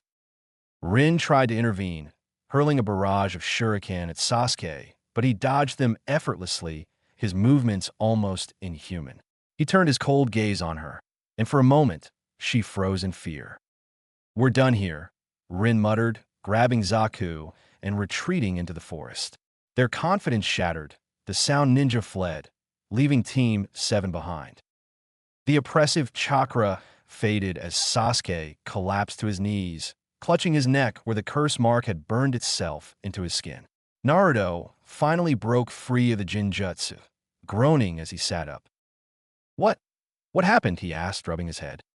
Sakura rushed to Sasuke's side, her hands trembling as she checked his condition. Sasuke, are you okay? Sasuke's breathing was ragged, his body shaking from the aftereffects of the curse mark. I'm fine, he muttered, though his voice was strained. Naruto stood, his gaze shifting between his teammates. He clenched his fists, the memory of Orochimaru's sinister smile flashing in his mind. That power, it's because of him, isn't it? Orochimaru. Sakura nodded, her face pale. We need to get to the tower. We can't stay out here like this. With their resolve renewed, Team 7 gathered their scrolls and helped Sasuke to his feet. The Forest of Death had tested them in ways they hadn't expected, but together they had survived. As they made their way toward the tower, the weight of what had happened lingered heavily in the air. The second phase of the Chunin exams was almost over, but the true challenges had only just begun. Chapter 11, Conversations and Confessions, Prelims Point 1. The light filtering into the tower was dim and muted as Kakashi sat across from Sasuke in a small, quiet room. The young Uchiha sat stiffly, his head lowered, his arms crossed tightly over his chest. The atmosphere was heavy with unspoken tension. Kakashi studied Sasuke silently for a moment, his visible eyes soft but serious. Finally, he spoke. Sasuke, we need to talk about what happened in the forest. Sasuke didn't respond, his gaze fixed on the floor. The black markings from Orochimaru's curse mark had faded, but the memory of the power it had unleashed still lingered in his mind. You've been marked by Orochimaru, Kakashi continued, his tone steady but grave. That's not something to take lightly. Do you know who he is? Sasuke's eyes narrowed, but he remained silent. Orochimaru is one of the legendary Sannin, Kakashi explained. He was once a Leaf shinobi, but he defected years ago after his crimes were discovered. Human experimentation, forbidden jutsu, the pursuit of power at any cost. That's who Orochimaru is. Sasuke clenched his fists, his voice low. What does he want with me? Kakashi leaned forward, his gaze unwavering. Orochimaru is obsessed with power and immortality. He sees you as a tool, your Sharingan, your potential. It's all he cares about. He'll use you until there's nothing left. Sasuke's jaw tightened. I'm not a tool. No, you're not, Kakashi said firmly. But that's why you need to be careful. The curse mark isn't just a symbol. It's a way for him to control you. That power you felt in the forest, it comes at a price. Sasuke met Kakashi's gaze, his expression a mix of anger and confusion. What do I do then? How do I stop it? Kakashi sighed, rubbing the back of his neck. For now, I'm going to seal it. It won't remove the mark completely, but it should suppress its influence. My skills in Fuinjutsu are limited, though. We'll need someone with more expertise to deal with it permanently. Who? Sasuke asked, his voice sharp. Jiraiya, Kakashi replied. Another of the Sannin. He's one of the few people I trust to handle this. Sasuke nodded slowly, his expression unreadable as Kakashi approached. The Jonin placed his hand over the curse mark, his fingers glowing faintly with chakra. This might sting a little, Kakashi said, but it'll help. He formed the necessary seals and whispered, evil sealing method. Sasuke winced as the glowing symbols spread across his skin, forming a barrier over the curse mark. When the light faded, he exhaled shakily, his body relaxing slightly. It's done, Kakashi said, stepping back. But remember, this is only temporary. Don't rely on that power, Sasuke. It's a path you don't want to go down. Sasuke nodded, his voice quiet. I understand. Meanwhile, Naruto and Sakura sat on a balcony overlooking the tower's central courtyard. The tension of the last few days had eased somewhat, but the weight of their experiences still lingered. Naruto stared out at the horizon, his arms resting on the railing. His mind was on the seal Orochimaru had tampered with. He could still feel the difference, even after Sakura had removed the interference. Sakura sat beside him, her hands folded in her lap. She glanced at Naruto, her expression thoughtful. You've been quiet, she said softly. Naruto hesitated, then sighed. It's just everything that happened in the forest. Orochimaru, Sasuke, that seal on my chest, it's a lot. Sakura nodded. I don't know what that seal is, Naruto, or what it means, but I saw how worried you were about it. Naruto looked away, his voice quiet. It's complicated. Sakura placed a hand on his arm, her touch gentle. You don't have to tell me if you're not ready, but I'm here if you ever want to talk. Naruto glanced at her, surprised by her sincerity. Thanks, Sakura-chan. They sat in silence for a moment, the unspoken understanding between them offering a sense of comfort. Despite the challenges ahead, they knew they could rely on each other. As the sun dipped below the horizon, casting long shadows across the tower, Naruto felt a flicker of hope. Whatever secrets he carried, he wasn't alone, and that made all the difference. The tension in the room was palpable as the remaining genin stood before the third Hokage. Hiruzen Sarutobi's presence was calm, yet commanding as he addressed the group, his wise gaze sweeping over the young shinobi who had made it this far. Congratulations to all of you for passing the first 2 phases of the Chunin exams, he began. Your courage, skill, and determination have brought you here. However, his tone grew more serious. Far more of you have passed than anticipated. As a result, we must conduct a preliminary round to determine who will proceed to the final stage. Whispers and murmurs rippled through the room. The genin exchanged glances, some nervous, others eager. Even Naruto, usually full of bravado, seemed slightly uneasy. This round will consist of one-on-one battles, the Hokage continued. The matches will be determined randomly.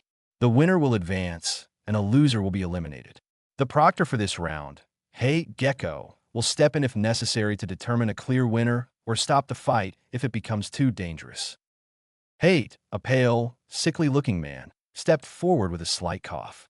You fight until one of you gives up or is unable to continue, he said in a raspy voice. Killing your opponent is not permitted, but accidents do happen. Be prepared. The tension in the room thickened. Naruto clenched his fists, his heart pounding with excitement and apprehension. Before the matches began, Sakura stepped forward, her voice firm despite her nerves. "Excuse me, Hokage-sama, Proctor." The room fell silent. All eyes turned to Sasuke, who stood with his arms crossed, his expression unreadable. He glanced at Sakura, his gaze sharp. "Sakura, mind your own business," Sasuke said, his tone cold. "I don't need you to speak for me." Naruto stepped forward, his voice rising. "Hey, Sakura's just trying to help. You shouldn't fight if it's going to hurt you." Sasuke turned to Naruto, cutting him off. "Stay out of it, Naruto. This is my decision." Naruto glared at Sasuke, but before he could retort, Sasuke's lips curled into a faint smirk. "Besides, you're one of the people I want to fight." Naruto froze, his surprise quickly morphing into a grin.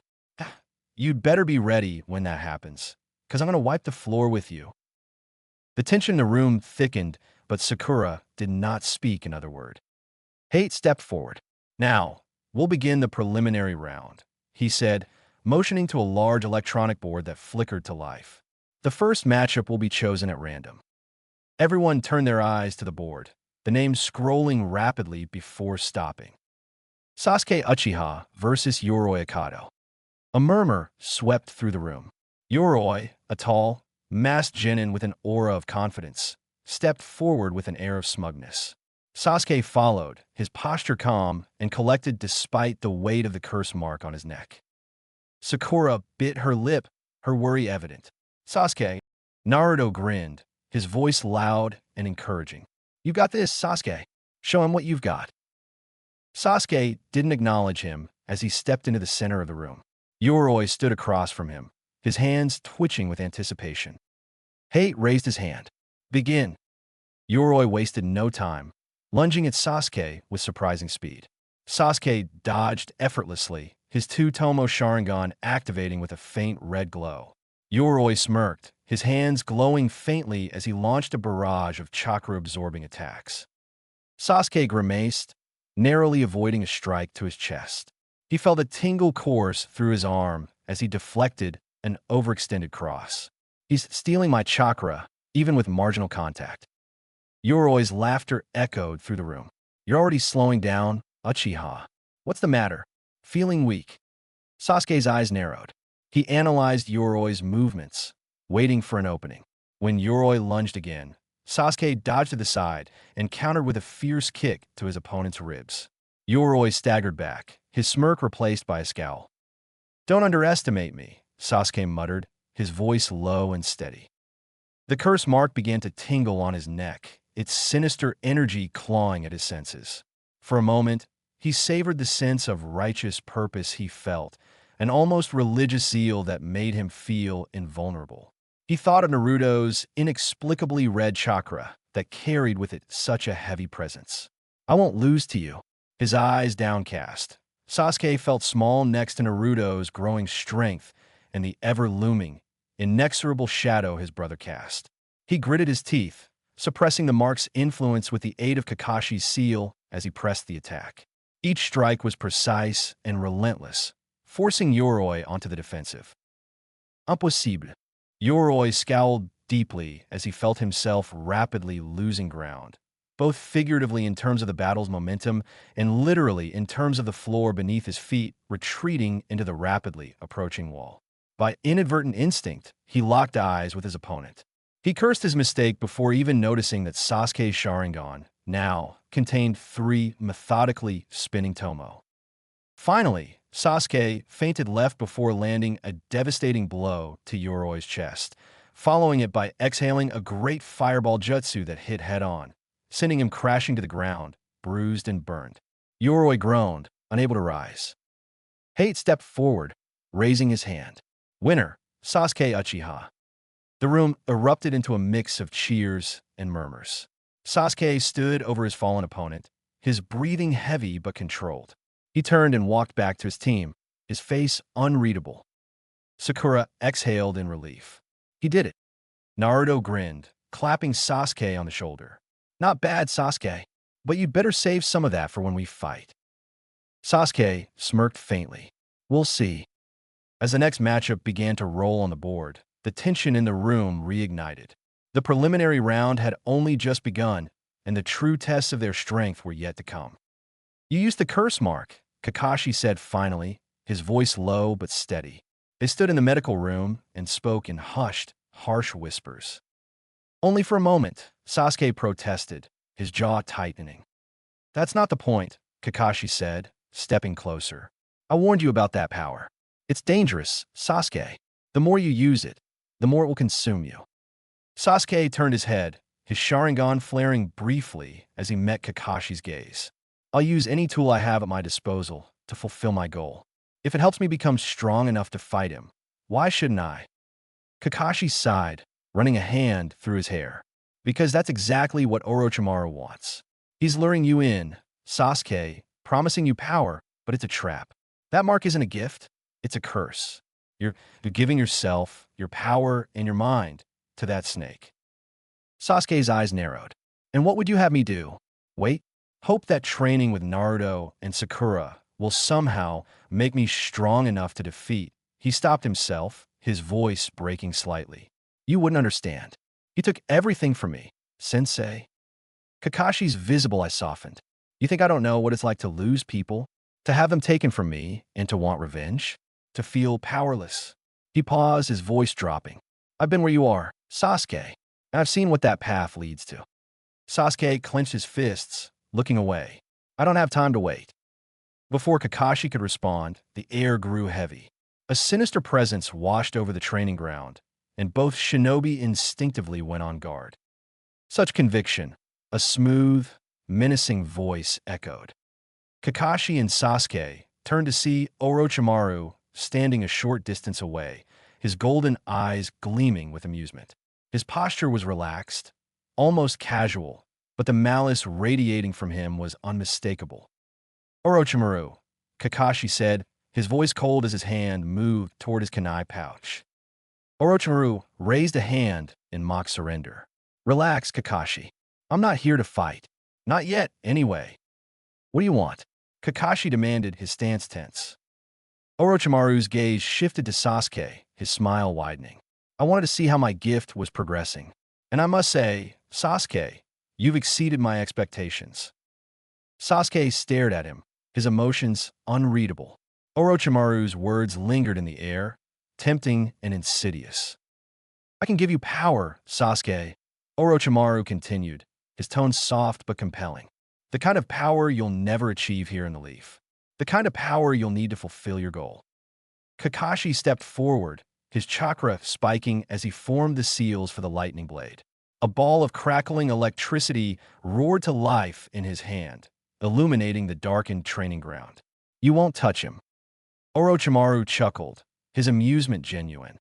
"Always so protective, Kakashi. But you should know by now, this is Sasuke's decision." Sasuke's fists tightened, his mind racing. The promise of power was alluring, but he felt Kakashi's gaze on him, filled with a mix of concern and frustration. "You're not taking him," Kakashi said, his voice firm. He lunged forward, the lightning blade aimed directly at Orochimaru. But before the attack could land, Orochimaru vanished, his body dissipating into a swirl of smoke and shadow. His voice lingered, faint and mocking. "We'll meet again, Sasuke." The training ground fell silent once more, the weight of Orochimaru's words hanging in the air.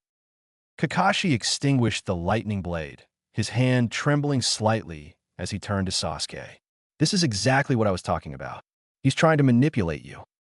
Sasuke didn't respond, his face unreadable as he stared at the spot where Orochimaru had stood. "I'm not giving up on you, Sasuke," Kakashi said quietly. "But you need to trust me. That power isn't worth the price you'll pay."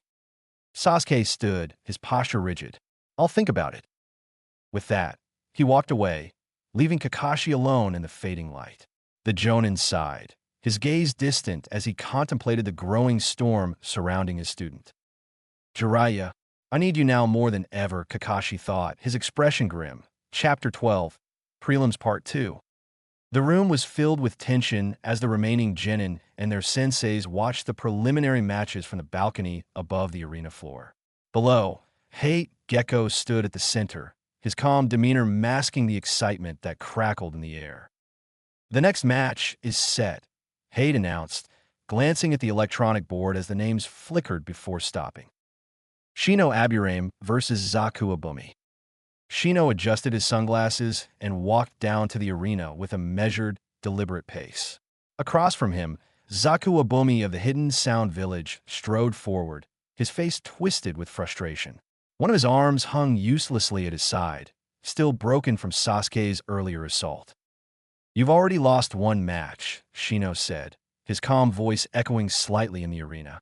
"Are you sure you want to do this with only one arm?" Zaku scowled, his remaining hand flexing. "I'll crush you, bug boy." Hate raised his hand. "Begin." Zaku wasted no time, thrusting his functional arm forward and releasing a powerful blast of compressed air. Shino moved fluidly, avoiding the attack with ease. The air cannon shattered part of the arena floor, sending debris flying. "Still fast, huh?" Zaku muttered, glaring at Shino. "Let's see how long you can dodge." Another blast followed, then another, but Shino weaved between them with minimal effort. His movements were precise, as if he were analyzing Zaku's every move. "You rely too much on brute force," Shino said, his tone calm. "And like I've told you, you've already lost this fight." "What are you talking about?" Zaku snarled. Shino lifted his hand, revealing a swarm of Kikachu insects crawling across his palm. "While you were busy trying to hit me, my insects were closing in." Zaku's eyes widened as he noticed the black swarm spreading across the arena floor, climbing the walls, and surrounding him. They moved like a living wave, cutting off any possible escape. "Damn it!" Zaku shouted, aiming his air cannon at the incoming swarm. He fired a desperate blast, scattering some of the insects but failing to stop the tide. The Kikachu swarmed over Zaku, crawling across his body and latching onto his remaining functional arm. Zaku screamed as they began to drain his chakra. "Yield," Shino said, his voice emotionless, "or this will only get worse." Gritting his teeth, Zaku fell to one knee, unable to fight back against the relentless insects. I give up." Hate raised his hand. "Winner, Shino Aburame." Shino silently recalled his insects, walking back to the balcony without sparing Zaku another glance.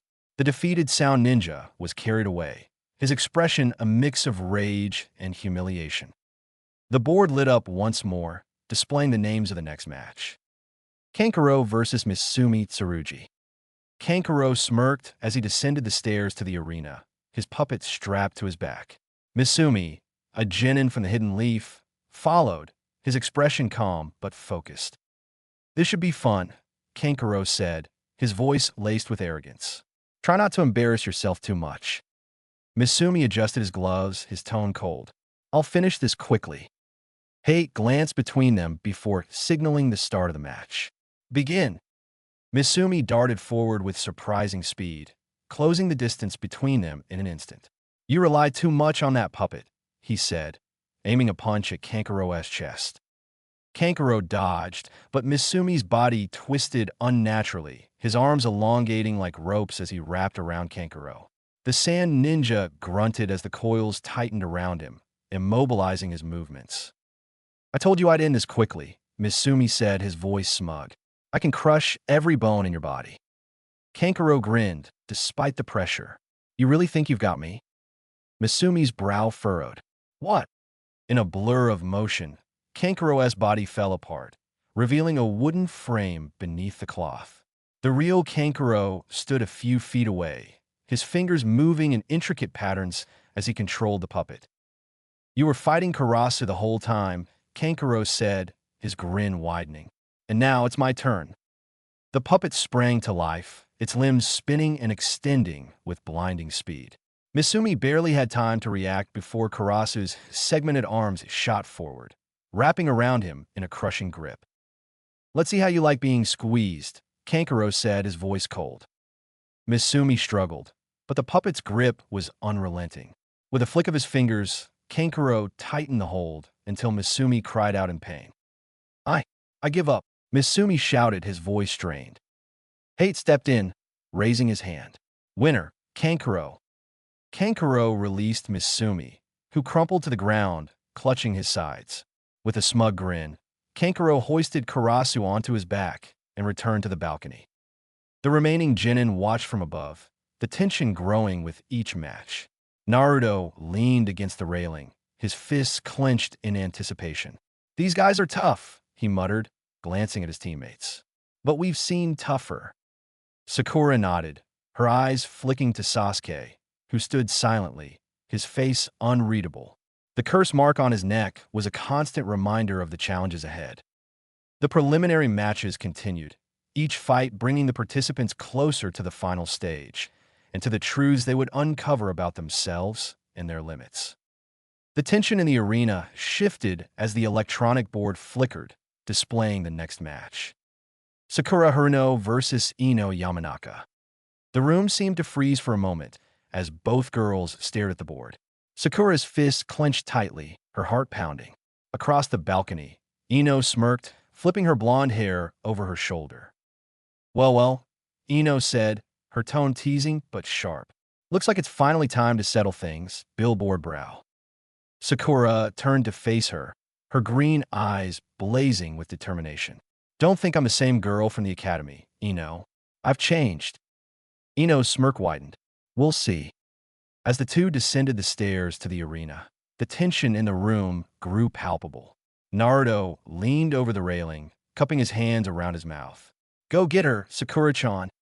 Sasuke remained silent, his gaze fixed on the arena below. Sakura and Ino stood across from each other in the center of the arena.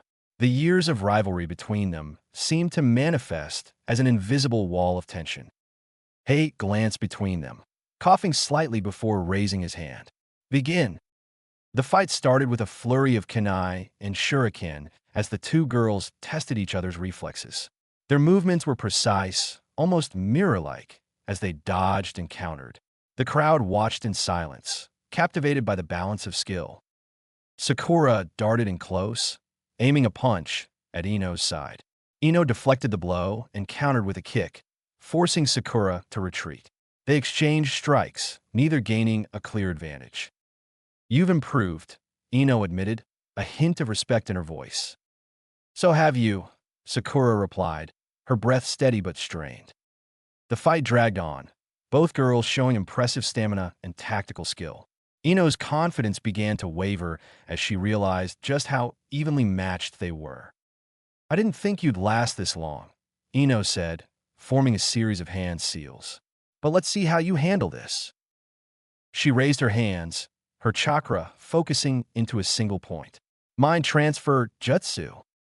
A faint light enveloped her body as her consciousness shot toward Sakura. The crowd held their breath as the technique connected. Sakura froze, her body stiffening as Ino's jutsu took hold. Ino's voice echoed through Sakura's lips, a triumphant smirk appearing on her face. "Looks like I win, billboard brow." But as Ino prepared to raise Sakura's hand in surrender, a sudden jolt of energy surged through Sakura's body. Her green eyes flared with defiance, and with a scream of sheer willpower, she forced Ino out of her mind.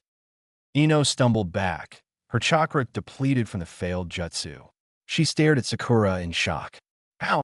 Sakura steadied herself, her breathing ragged. "I told you, I'm not the same girl from before. My will is stronger than you think." The two girls stood facing each other, their bodies trembling from exhaustion. Neither had the energy left for fancy techniques. It would come down to one final attack. They charged at each other simultaneously, fists raised. Time seemed to slow as they closed the distance, their punches colliding with equal force. The impact sent both of them sprawling to the ground, unmoving.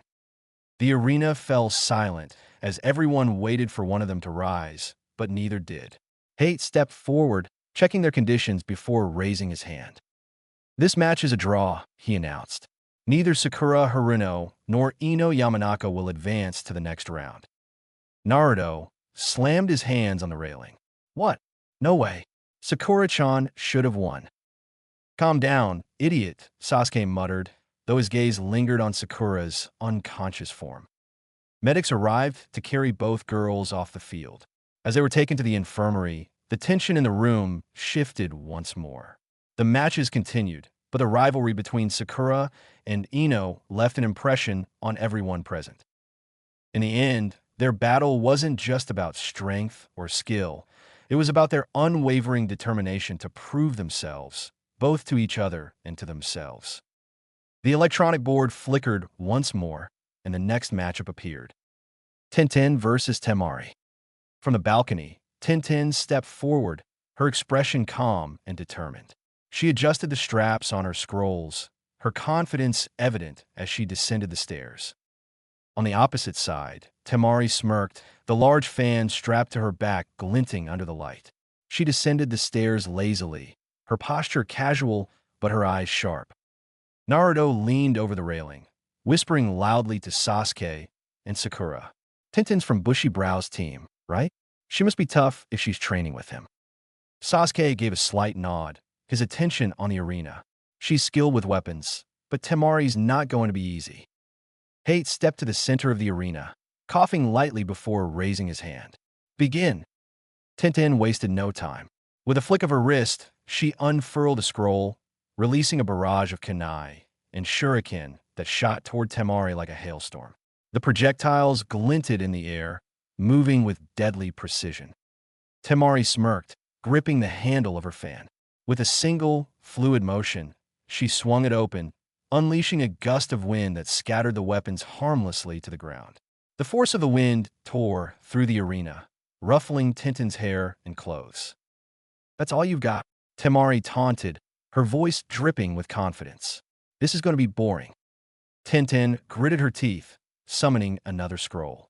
She leapt into the air, spinning as she released a flurry of larger weapons, sickles, chains, and blades, that rained down on Temari from above. Temari's smirk widened. Pathetic. She swung her fan again, this time revealing the second star painted on its surface. The gust of wind was even more powerful, sending the weapons flying back toward Tintin. She barely managed to twist in midair to avoid being hit by her own attack, landing with a roll. "You're wasting your time," Temari said, closing her fan slightly. "Your little toys can't touch me." Tintin's eyes narrowed. She reached for her final scroll, unrolling it on the ground. "Let's see if you can handle this." With a burst of chakra, Tintin summoned a massive barrage of weapons, each one glowing faintly with her chakra. She launched them toward Temari with a shout, the sheer number of projectiles overwhelming. Temari's expression didn't falter. She swung her fan fully open, revealing the third and final star. "This is the end." The gust of wind that followed was immense, creating a vortex that not only deflected Tintin's weapons, but sent them scattering across the arena. The force of the wind knocked Tintin off her feet, slamming her into the ground. The crowd winced as the dust settled, revealing Temari standing unscathed while Tintin struggled to get up. "You're done," Temari said, closing her fan with a flourish. "You never stood a chance." Tintin collapsed, unable to continue. Hate stepped forward, raising his hand. "Winner, Temari." From the balcony, Rock Lee clenched his fists, his green eyes blazing with anger. How dare she treat Tintin like that? Before anyone could stop him, Lee leapt from the balcony, landing in front of Temari with a determined expression. "You've gone too far. I won't allow you to disrespect my teammate." Temari raised an eyebrow, amused. "Oh, and what are you going to do about it, bushy brows?" Lee dropped into his combat stance, ready to attack. But before he could move, a hand landed on his shoulder. "Lee," Mike Guy said, his voice calm but firm. "This isn't your fight." "But Guy-sensei," Lee protested, his eyes wide with frustration. Guy shook his head, his usual cheerful demeanor replaced by a rare seriousness. "Your time will come, Lee. For now, let it go." Lee hesitated, his fists trembling, but he finally relented, stepping back. Temari smirked, turning to walk back to the balcony without another word. As Tintin was carried off to the infirmary, the tension in the arena remained thick. The matches continued, but the dominance Temari displayed left a lasting impression on everyone watching. The board flickered again, displaying the next match. Shikamaru Nara versus Kin Tsuchi. Shikamaru let out a long sigh, scratching the back of his head. Great. Just what I needed. More work. Ino smacked him lightly on the shoulder. Stop whining and go show them what you've got. Choji, munching on a bag of chips, added, Yeah, good luck, Shikamaru. Shikamaru reluctantly made his way to the arena floor, his hands stuffed into his pockets. Across from him, Kintsuchi from the hidden sound village stood confidently, her sunbon glinting in the light. Kin smirked, her tone mocking. You're the lazy one, right? This should be easy. Shikamaru shrugged, his expression bored. Maybe, or maybe not. Hate raised his hand, coughing lightly before announcing, Begin. Shikamaru immediately formed the seal for his shadow imitation technique, sending his shadow snaking across the arena floor toward Kin. She jumped back, easily avoiding the advancing shadow. Too slow, she taunted, throwing a pair of sunbon at Shikamaru. He ducked, dodging them with minimal effort. Kin continued her attack, throwing more sunbon, some with tiny bells attached. The soft ringing filled the arena, the sound coming from different directions as she manipulated the bells with thin, nearly invisible strings. The dissonance of the bells seemed to throw Shikamaru off, forcing him to glance around, searching for the source of the noise. Kin grinned as she flung another sunbon, this time from behind him. The needle grazed a shoulder, and Shikamaru winced. Tsh, that's annoying. Kin laughed. You're predictable. I saw your little shadow trick during the Forest of Death. You can't catch me with it. Shikamaru didn't respond, his face calm as he studied her movements. His shadow edged closer to her, but she dodged again, her movements fluid and precise.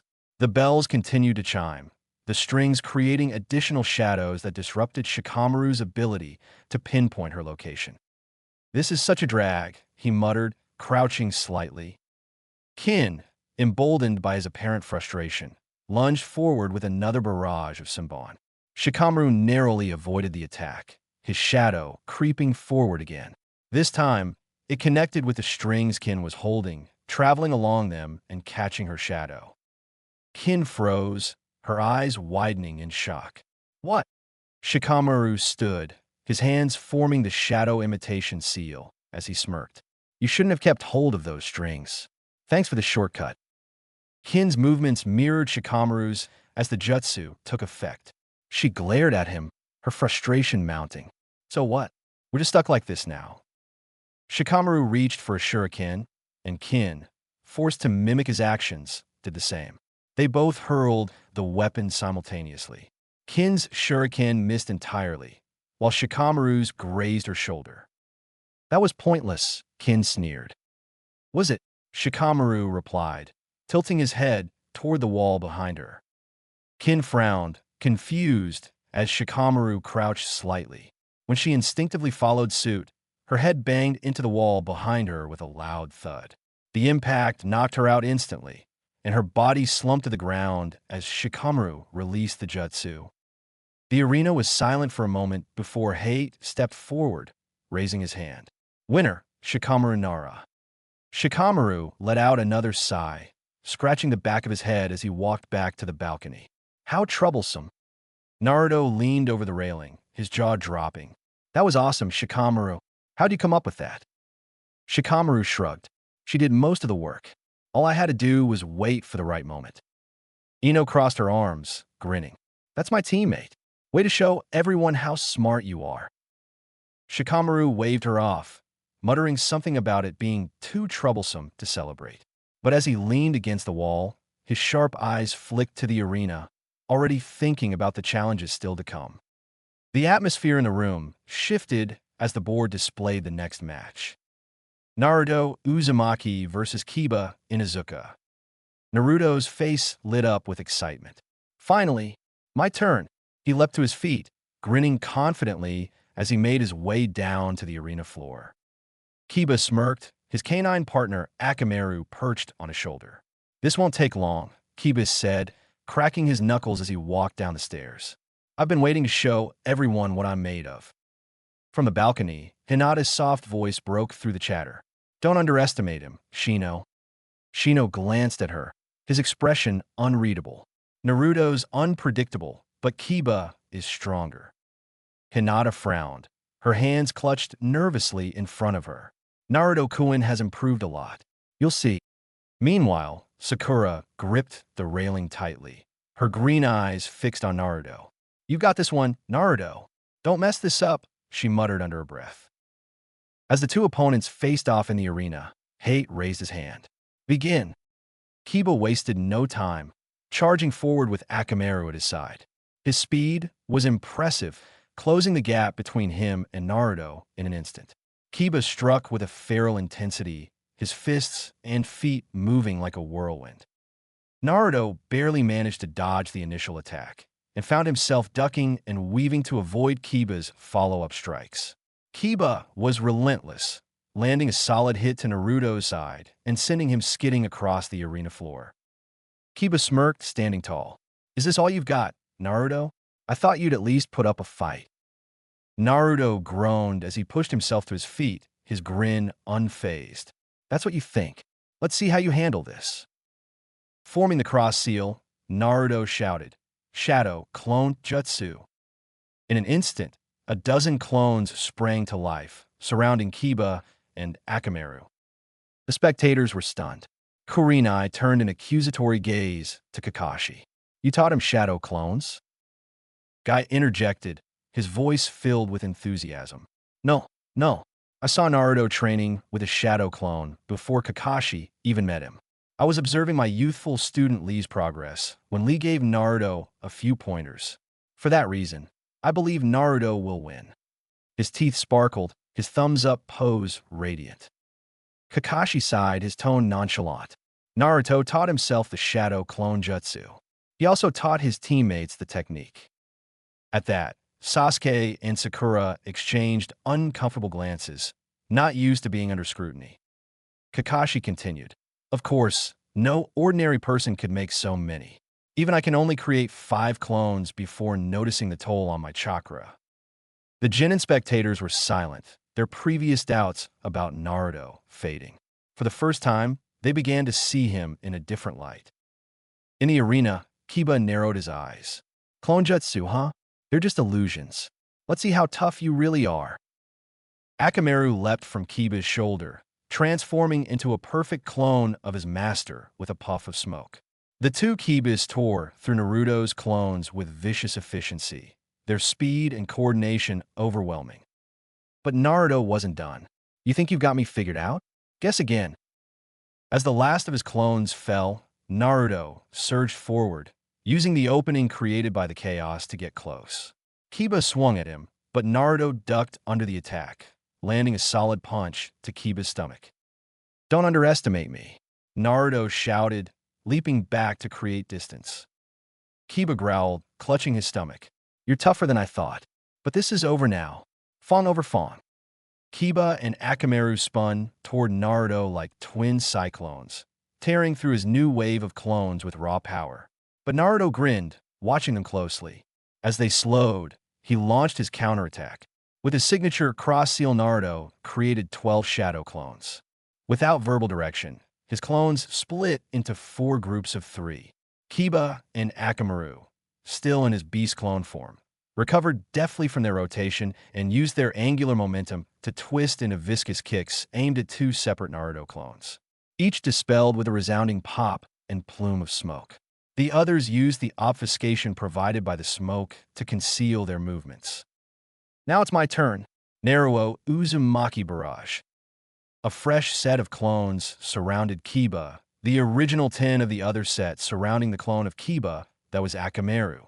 The two units moved with uncanny symmetry, each one attacking in perfect coordination. Kiba and Akamaru fought back, but the sheer numbers were overwhelming. They fought not like the group of street thugs Naruto had been when he beat Mizuki, but as a coordinated unit, a single front. One clone spun into a low kick that swept Kiba's feet. Another took the opportunity to nail the Inuzuka with a roundhouse kick Lia taught him. Kiba lurched forward, his equilibrium spinning in circles in his head. A third clone connected with a vicious uppercut that sent Kiba flying skyward. Finally, the real Naruto delivered the finishing blow, a powerful axe kick that sent Kiba ricocheting off the arena floor. As Kiba hit the ground, Akamaru returned to his original form, landing beside his partner. He licked his owner repeatedly, as if trying to heal his injuries with salivary enzymes. Both were too exhausted to continue. Tate stepped forward, raising his hand. Winner, Naruto Uzumaki. The arena erupted in murmurs. Naruto stood tall, his grin as wide as ever, and looked up at the balcony. See? I told you I could do it. Hinata smiled softly, her heart swelling with pride. I knew he could. Kiba groaned as he sat up, glaring at Naruto. You got lucky. Naruto extended a hand to help him up. Nah, I just worked harder. Kiba hesitated, then took the hand with a grudging smile. Fine. But next time, I'm taking you down. As Naruto returned to the balcony, the spectators looked at him with newfound respect. The underdog had proven himself, and the preliminaries were far from over. The tension in the room reached a fever pitch as the board displayed the next match. Hinata Hyuga versus Neji Hyuga. From the balcony, Hinata's hands trembled slightly as she stepped forward. Her soft lavender eyes darted toward her opponent, Neji, who stood calm and impassive. She hesitated for a moment, her nerves threatening to overwhelm her, but the sound of Naruto's voice brought her back. You got this, Hinata, Naruto shouted, his voice filled with encouragement. Show him what you're made of. Kiba, still being carried off on a stretcher after his fight, looked over and called out weakly, Hinata, just forfeit. You don't have to do this. Hinata's hands balled into fists as she descended the stairs. She glanced back at Naruto, who gave her a wide, reassuring grin. Summoning her courage, she whispered to herself, I can do this. In the center of the arena, Neji watched her approach with an air of disinterest. His arms were crossed, and his gaze was piercing. Hinata, you should listen to Kiba and forfeit. You can't win. Hinata stood a few feet away from him, her hands clasped in front of her. I won't give up, she said softly, though her voice wavered. Neji raised an eyebrow, his tone cold. You're too kind, too weak to ever be a true shinobi. It's not just your lack of strength, but your nature. You don't have the resolve to fight, let alone win. Hinata flinched at his words, her insecurities threatening to swallow her whole. The crowd above murmured, their eyes darting between the two Hyuga. Naruto clenched the railing, his face set in frustration. Tate stepped forward, raising his hand. Begin. The battle started with both combatants activating their Bikugan, the veins around their eyes bulging as they focused their vision and chakra. They moved into the signature gentle fist stances of the Hyuga clan. Hinata made the first move, dashing forward and striking at Neji with precision. Neji parried effortlessly, countering with a flurry of strikes that forced Hinata to retreat. Their blows were fast and deliberate, each aimed at disrupting the other's chakra network. Hinata darted forward again, seemingly undeterred, her movements swift and precise. Her palm struck out in a rapid flurry, aiming for the chakra points along Neji's arms. He deflected each strike effortlessly, his hands moving faster than most could follow. Her form was greatly improved, her footwork cleaner, her strikes sharper, but Neji was still Neji. They're both using the gentle fist, Kakashi observed from the balcony, a taijutsu style that targets the opponent's chakra points directly. The Byakugan makes it possible. Kurenai watched with concern, but Hinata isn't strong enough to match Neji. His techniques are too advanced. Neji smirked as he blocked another of Hinata's attacks. You're wasting your time. You can't beat me. Fate has already decided the outcome. Hinata hesitated, Neji's words cutting deep. She remembered the countless times she'd been told she was weak, unfit to lead the Hyuga clan. Her hands trembled as doubt crept in. Don't listen to him. Naruto's voice boomed from above. You can do it, Hinata. Don't let him get to you. Hinata's eyes widened, and she looked up at Naruto. His unwavering belief in her ignited something deep within. She straightened her posture, her trembling subsiding. I won't give up, she said, her voice stronger now. Not this time. Neji's smirk faltered slightly as Hinata charged again, her strikes faster and more determined. She managed to graze his shoulder, forcing him to acknowledge her resolve. "You've improved," Niji admitted, his tone begrudging, "but still not enough." "You leave openings," Niji said, lowering his hand. "Small but fatal." He moved faster now, his strikes precise and devastating. Within moments, he disrupted the chakra flow in Hinata's arms, rendering her unable to perform the gentle fist. She gasped, clutching her arms, but refused to back down. "You're finished," Niji said coldly, advancing on her. "No," Hinata whispered, stepping forward. Her body trembled with exhaustion, but her resolve burned brighter than ever. "I won't stop. I'll prove that I can be strong too."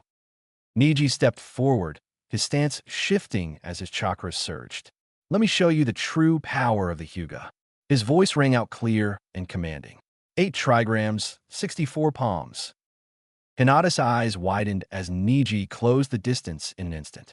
His first 2 strikes landed on her shoulders with pinpoint accuracy. 2 palms, he called, his voice cold and unyielding. 4 palms. His strikes hit her chest and abdomen, forcing her back step by step. 8 palms. Hinata's movements faltered as Niji's blows struck her arms and torso, cutting off her chakra flow. 12 palms. 16 palms. Each strike came faster than the last, the precision of Niji's gentle fist leaving no room for her to counter. The crowd watched in stunned silence as Niji's relentless assault continued. 32 palms. Hinata's body was rocked by the force of Niji's strikes, her chakra pathways nearly severed. 64 palms. Niji's final blow struck her directly in the chest, sending her flying backward. She hit the ground hard, her body limp as she struggled to breathe. Niji's expression hardened as he prepared a final strike, aiming for her heart. The crowd above watched in horror, many shouting for Hate to intervene.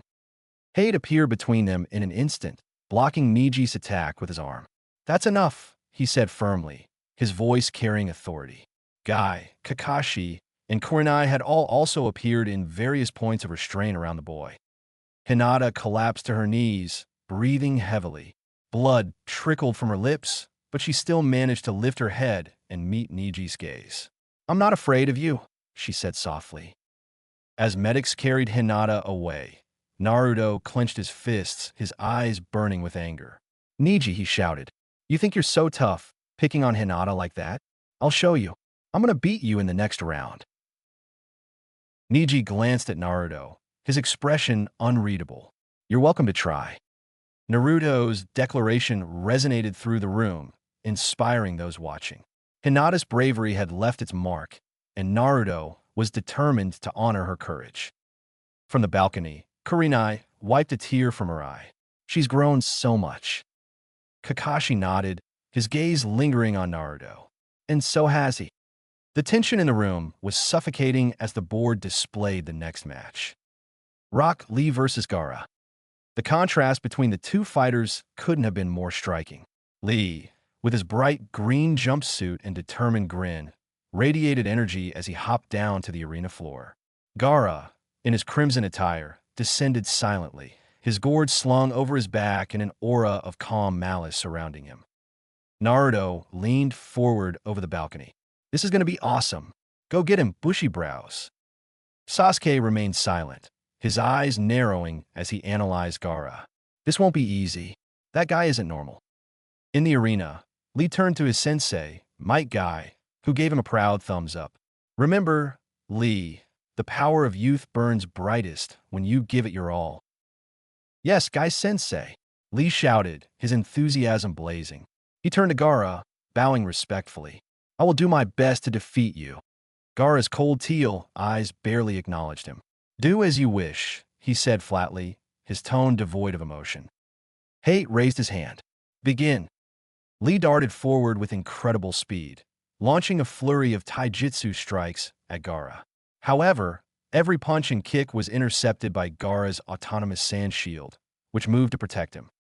The crowd watched in awe as Lee's relentless attacks were stopped effortlessly. "That sand moves on its own," Sakura murmured, her eyes wide. "Lee can't get through it," Tintin whispered, gripping the railing tightly. Despite the apparent futility, Lee didn't falter.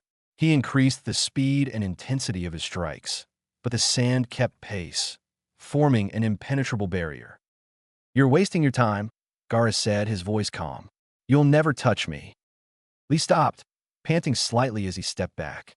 He clenched his fists, determination flaring in his eyes. "Guy-sensei," he called, "is it okay if I take them off?" Guy's expression turned serious, but he nodded.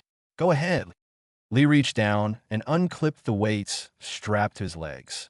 He dropped them to the ground with a loud thud, and the resulting crater stunned the audience. When the smoke cleared, Lee stood triumphant and stretched himself out. "Those were just weights?" Naruto shouted, his jaw dropping.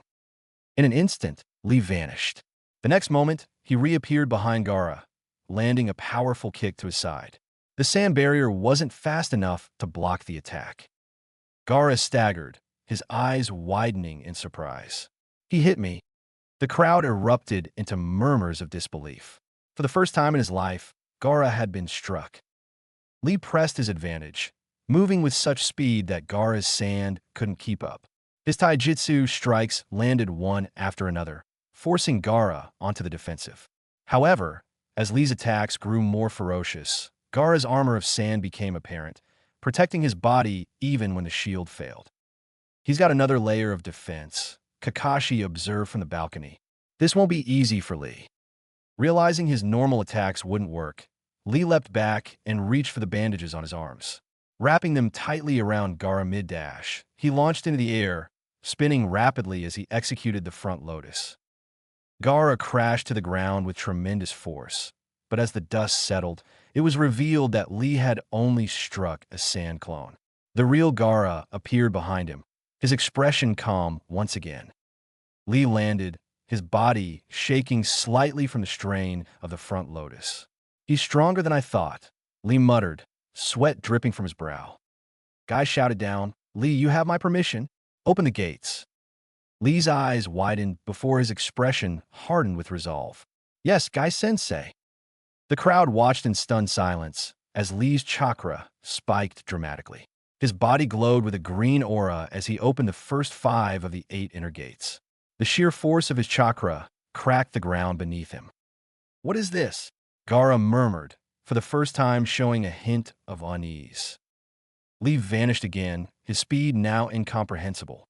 He struck Gaara with a barrage of devastating blows, his movements a blur. Gaara's sand could barely react, and the armor of sand began to crack under the pressure. "Take this," Lee shouted, launching Gaara into the air with a powerful kick. He followed up with the reverse lotus, a spinning, high-speed assault that sent Gaara crashing to the ground with earth-shattering force. The audience erupted in cheers, but as the dust cleared, it became apparent that Gaara wasn't finished. His sand gourd had cushioned his fall, softening the impact. Lee collapsed to one knee, panting heavily. The strain of opening the gates had taken its toll, his body trembling with exhaustion. "You're finished," Gaara said coldly, raising his hand. The sand around him surged forward, wrapping around Lee's left arm and leg. "No," Guy shouted, leaping from the balcony as Gaara activated his sand-binding coffin. Before the sand could crush Lee completely, Guy appeared between them, deflecting the attack with a burst of chakra. He stood protectively over Lee, his expression grim. The medics rushed in, checking Lee's injuries. One shook their head, their tones somber. "His arm and leg are crushed, and the strain of the gates has caused severe internal damage. He may never fight again." Guy's fist clenched as he knelt beside his student. "Lee, I'm so sorry." Hate raised his hand, his voice heavy. "Winner, Gaara." The room was silent as Gaara returned to the balcony, his expression as cold and unreadable as ever. Naruto stared at him, anger simmering in his eyes. "I won't let him get away with this." Sakura gripped Naruto's arm with both hands, her voice soft. "Naruto." Guy carried Lee out of the arena, his face filled with regret. Despite the loss, Lee's bravery left an indelible mark on everyone watching. His determination, his strength, and his unyielding will to fight inspired them all. But the price of his courage was devastating. The electronic board flickered one final time, revealing the last matchup of the preliminaries. Choji Akimichi versus Dosu Kinyuta. Choji stood frozen, a half-eaten bag of chips in his hands. His face paled as he stared at the board, then turned toward Asuma. "Sensei, do I have to?" Asuma crouched next to him, placing a reassuring hand on his shoulder. "Choji, you're stronger than you think. Just give your best shot." Choji's lips quivered. "But that guy's creepy. Look at him. I'll pass." Asuma sighed, then leaned in with a knowing grin. "How about this? If you win, I'll take you to Yakiniku-Q for an all-you-can-eat feast." Choji's eyes widened, his fear replaced by the sparkle of motivation. "Really? You promise?" "Promise," Asuma said with a chuckle. With newfound determination, Choji descended to the arena floor, though he still looked a little hesitant. Across from him, Dosu Kinyuta, with a bandaged face and ominous demeanor, stood silently, adjusting the gauntlet on his arm. "You're wasting my time," Dosu said, his voice low and sharp. "Let's get this over with." Hate raised his hand. "Begin." Choji wasted no time, forming the hand seals for his signature technique, Expansion Jutsu. His body expanded rapidly, transforming him into a massive sphere. With a shout, he launched himself forward, spinning at high speed. Human bullet tank. The ground trembled as Choji barreled toward Dosu, the sheer size and momentum of the attack forcing the sound ninja to dodge. Dosu moved quickly, his bandaged face impassive as he analyzed Choji's movements. "So that's your strategy," Dosu muttered, sidestepping another charge. He raised his gauntlet and aimed it toward Choji. "Let's see how you handle this." As Choji turned for another pass, Dosu activated his sound-based attack. A sharp, dissonant wave of noise erupted from the gauntlet, aimed directly at Choji. The sound reverberated through the arena, causing many of the spectators to wince. But Choji had anticipated this. While spinning, he used his hands to plug his ears, muting the effect of the sound waves. He continued his charge, his massive form hurtling toward Dosu once more. Naruto cheered from the balcony. "Yeah, Choji, you've got this." Sakura tilted her head. "It's a clever strategy, but..." Kakashi's single eye narrowed. "This opponent won't be beaten so easily." Dosu smirked as Choji came barreling toward him again. "You think plugging your ears is enough? Foolish." As Choji closed in, Dosu aimed his gauntlet at the ground, releasing another wave of sound. This time, the vibrations traveled through the ground, resonating with the water in Choji's body. The attack disrupted his balance, causing him to falter mid-spin. Choji yelped as his momentum carried him into the wall, the impact sending tremors through the arena. He groaned, shrinking back to his normal size as he struggled to stand. What was that?" Choji muttered, clutching his head. Dosu approached slowly, his tone calm and condescending. "My sound doesn't just travel through the air. It resonates with the fluids in your body, targeting your inner ear and disrupting your balance. You never stood a chance." Choji tried to summon his strength, but the effects of the sound waves left him disoriented. Before he could recover, Dosu struck with a precise, sound-amplified punch, sending Choji sprawling to the ground. Hate stepped forward, his tone decisive. "Winner, Dosu Kinyuta." From the balcony, Asuma sighed, his arms crossed. "He tried. That's what matters." Naruto pounded the railing. "Come on, Choji almost had him." Shikamaru shook his head, a small smirk on his lips. "He'll be fine. He got promised food, so he'll get over it." As medics carried Choji out of the arena, Dosu returned to the balcony without a word. The preliminaries were over, but the tension in the room lingered. Each participant reflected on what they had witnessed, knowing the true challenges were yet to come. The third Hokage stepped forward, his voice carrying over the assembled genin and their senseis. "You have all demonstrated exceptional skill and determination. For those who advanced, prepare yourselves for the final stage of the Chunin exams. The road ahead will not be easy." As the room began to clear, Naruto clenched his fists, his eyes blazing with determination. "Next time, I'm going to show everyone what I'm really made of." Data Bayo. Chapter 13, A New Teacher. Naruto trudged toward the training ground Kakashi had told him about, still fuming. Specialist? Yeah, right. He just didn't want to deal with me, he thought, kicking a rock as he ambled sullenly. He'd been looking forward to learning some flashy new jutsu, not more boring fundamentals. He grumbled under his breath, already preparing himself to deal with Ebisu again. When he arrived, however, Naruto froze mid-step. Instead of the bespectacled Ebisu, a tall man with dark hair, dark eyes, and a calm demeanor stood in the middle of the training field. He wore a standard Jonin jacket, but his presence felt different. The metal framing the sides of his head gave him a distinct look, and his sharp gaze met Naruto's with a smile. You must be Naruto Uzumaki, the man said, his tone steady but friendly. Kakashi-senpai has told me much about you. My name is Yamato. Naruto tilted his head, his initial frustration fading as curiosity took over. Do agriti gachi, guaving. You know Kakashi-sensei? Yamato nodded, folding his arms.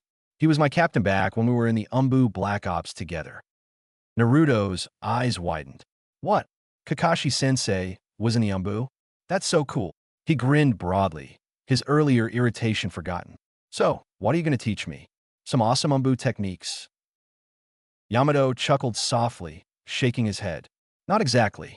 I'm here to help you refine your chakra control. Naruto groaned loudly, his excitement immediately deflating. Ugh, why does everyone keep harping on my chakra control? I've already done tree, climbing, and stuff. I'm ready for the good stuff. Yamato's smile didn't waver. Good fundamentals are the foundation of all great ninja techniques. Naruto, if you want to learn more advanced jutsu, you need to master the basics first. Trust me on this. Naruto crossed his arms, pouting. Fine, let's get this over with. Yamato led Naruto to a nearby canal, the sound of flowing water filling the air. Today, we're going to work on water walking. You've already practiced tree climbing, which focused on maintaining a steady flow of chakra. Water walking is similar, but requires you to adjust your chakra dynamically since water is constantly moving. Yamato stepped onto the water with practiced ease, his feet barely causing a ripple. Like this. Naruto watched, his arms still crossed. Looks easy enough. Give it a try, Yamato encouraged, stepping back to give Naruto space. Naruto took a deep breath and stepped onto the water. For a moment, he managed to stay afloat, but then his chakra wavered, and he sank knee-deep into the canal with a loud splash.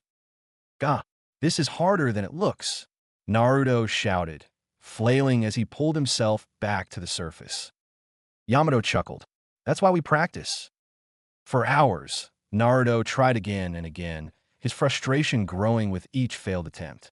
But as the afternoon wore on, his determination began to shine through. Slowly but surely, he started to adjust his chakra flow, finding the balance he needed to stay on top of the water. By the time the sun began to dip below the horizon, Naruto stood on the water's surface with a triumphant grin. I did it. I'm walking on water. He threw his arms in the air, laughing. Yamato clapped his hands lightly. Well done, Naruto. You made excellent progress. Naruto turned to him, his grin still wide. Thanks, Yamato-sensei. Maybe this fundamental stuff isn't so bad after all. Their celebration was cut short by an odd giggling sound coming from the nearby bathhouse. Naruto's ears perked up, and he glanced at Yamato. You hear that? Yamato frowned, his expression turning serious. Edo, let's check it out. The two moved cautiously toward the source of the sound, staying low and silent. As they approached the fence surrounding the bathhouse, Naruto peeked through a small gap and immediately spotted the source of the giggling.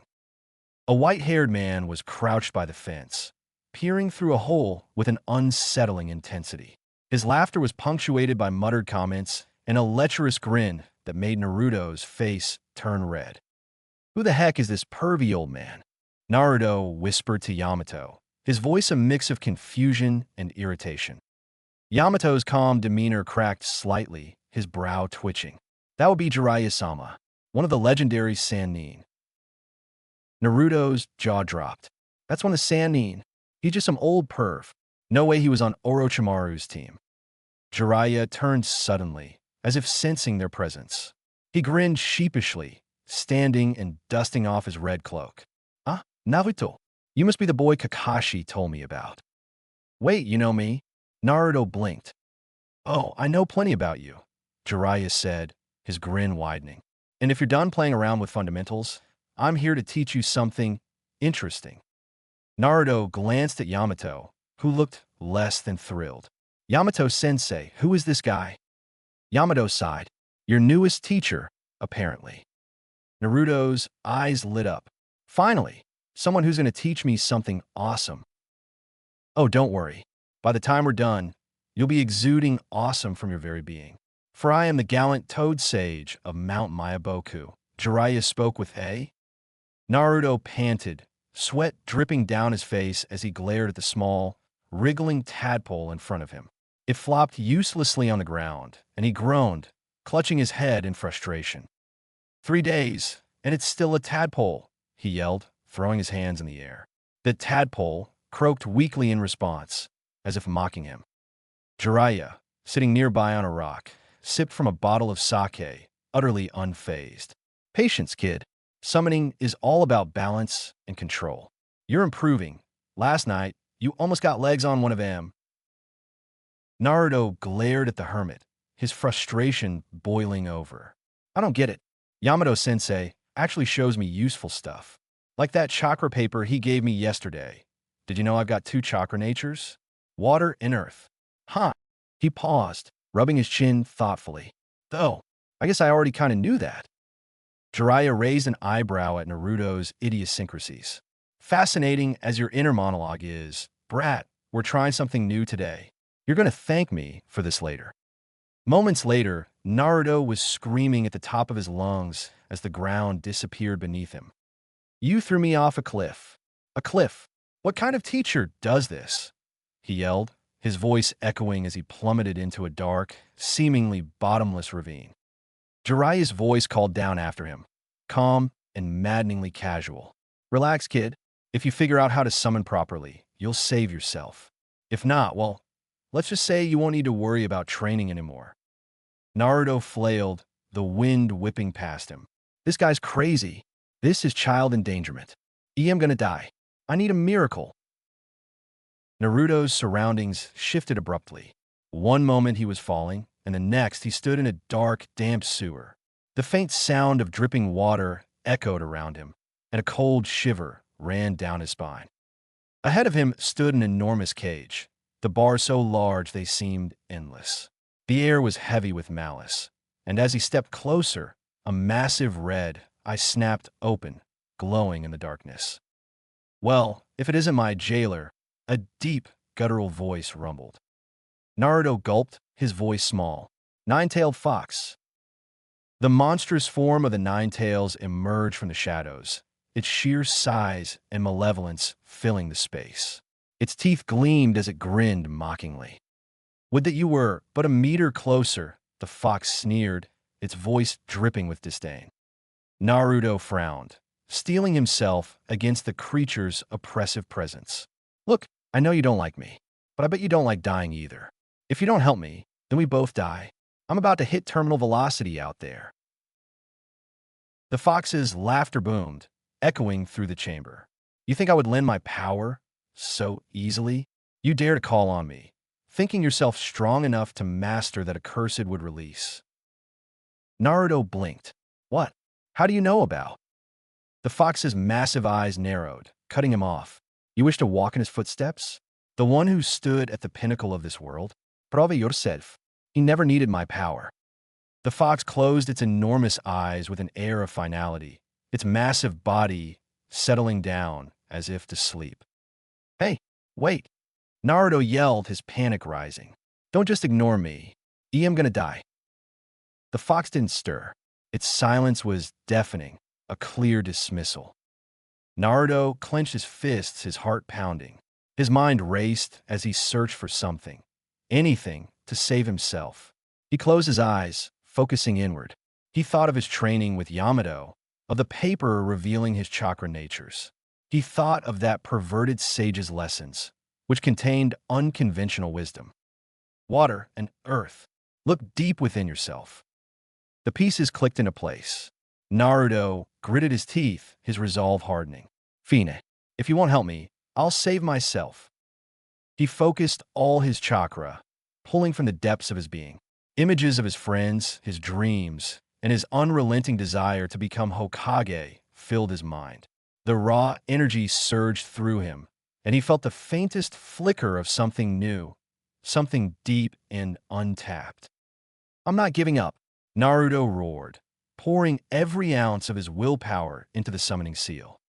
Jiraiya watched the ravine with a mix of curiosity and confidence.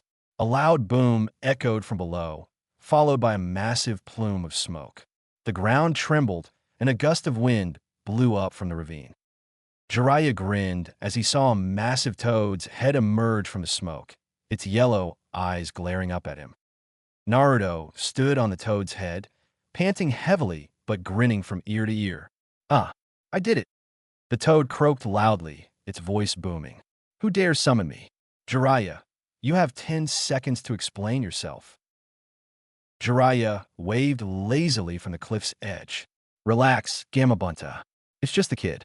Nice work, Naruto. Naruto blinked, internalizing the magnitude of the toad beneath him. His jaw dropped. Whoa, I actually summoned him. Gamabunta growled. This runt summoned me? You'd better have a good reason for this, kid. Summoning me into a seemingly bottomless ravine isn't the best first impression. Naruto laughed nervously, scratching the back of his head. Oh, well, you see. After a moment, his expression changed, and he spoke as if remembering himself. The arrow Sennin pushed me. That's not a metaphor about unlocking my potential, either. The crazy old asshole actually tried to kill me. Although, before today, I've only been able to summon tadpoles. Exactly. Who knows how long it would have taken you if we had continued to pursue conventional means of practice.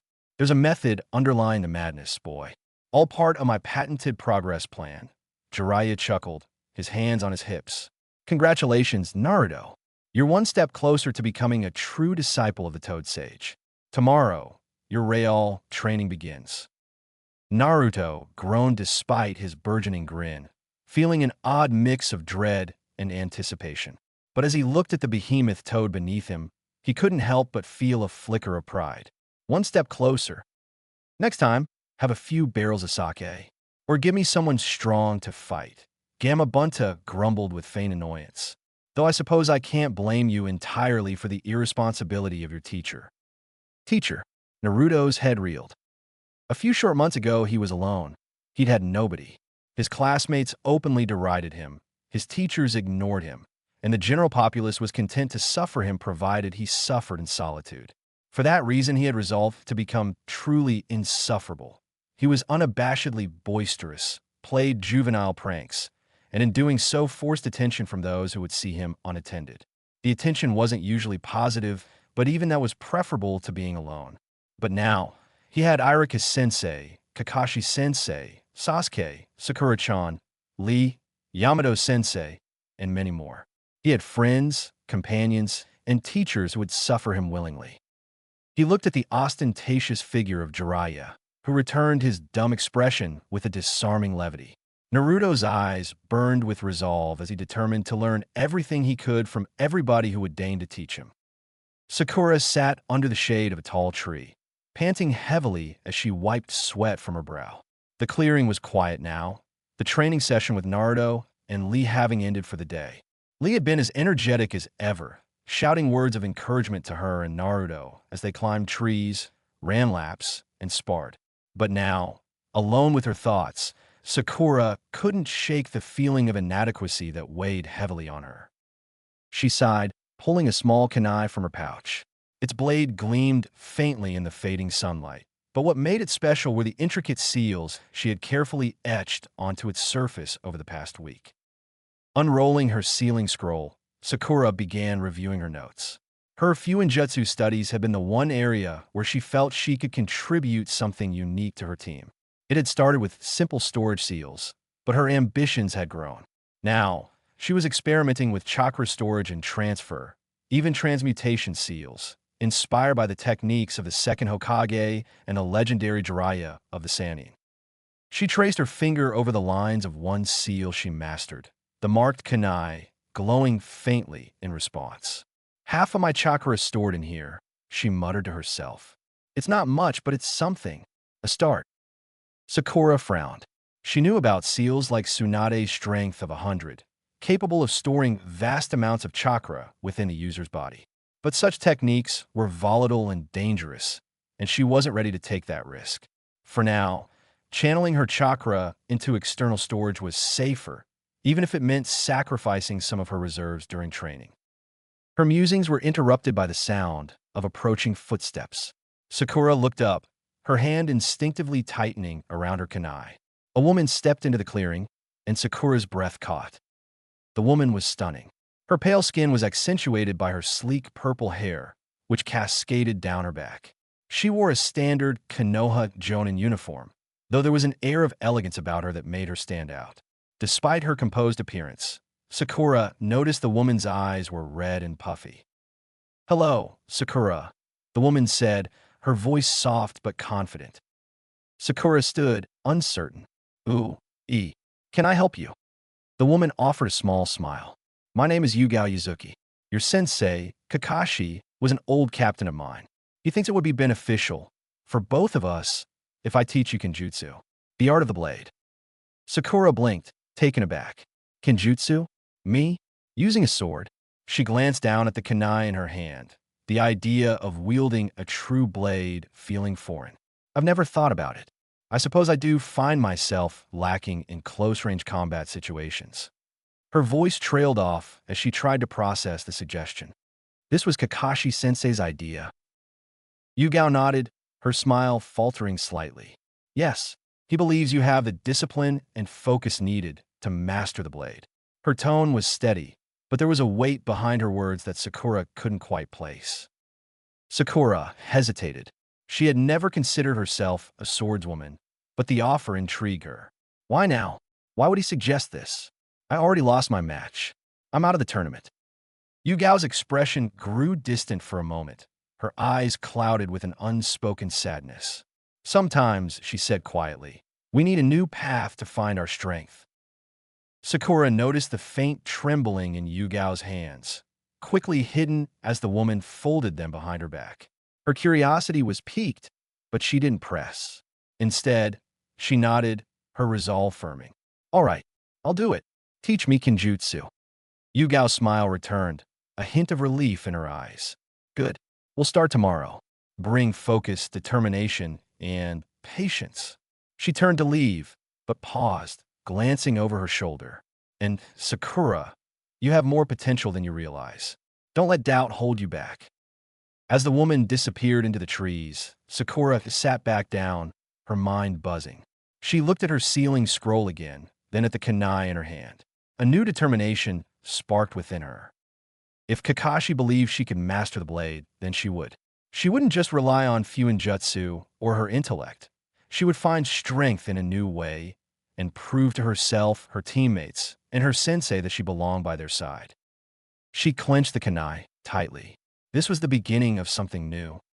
The month of preparation was in full swing as Team 7 separated to pursue their individual training, each following their own path toward strength. The days passed in a blur of sweat, determination, and growth. High in the mountains, where the air was thin and crisp, Sasuke stood on a rocky outcrop, his Sharingan spinning as he watched Kakashi.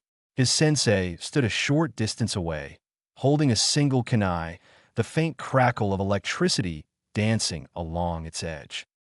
"This is the Chidori," Kakashi explained, his voice calm but firm. "A high-level technique designed for speed and precision. It's not just about power, it's about control and strategy." Sasuke nodded, his jaw set. "Teach me." Kakashi's eye narrowed. "It's not a technique to be taken lightly. Its speed makes it deadly, but it requires clear intent. Use it recklessly, and you'll leave yourself wide open." The training began with small bursts of lightning chakra, crackling in Sasuke's palm as he struggled to maintain stability. Hours turned into days as Kakashi pushed him to refine the technique. "Focus, Sasuke," Kakashi instructed. "You can't brute force this. Your chakra won't bend to your will. Feel the flow of your chakra and guide it. By the end of the week, Sasuke stood alone on a cliff edge, the Chidori blazing in his hand.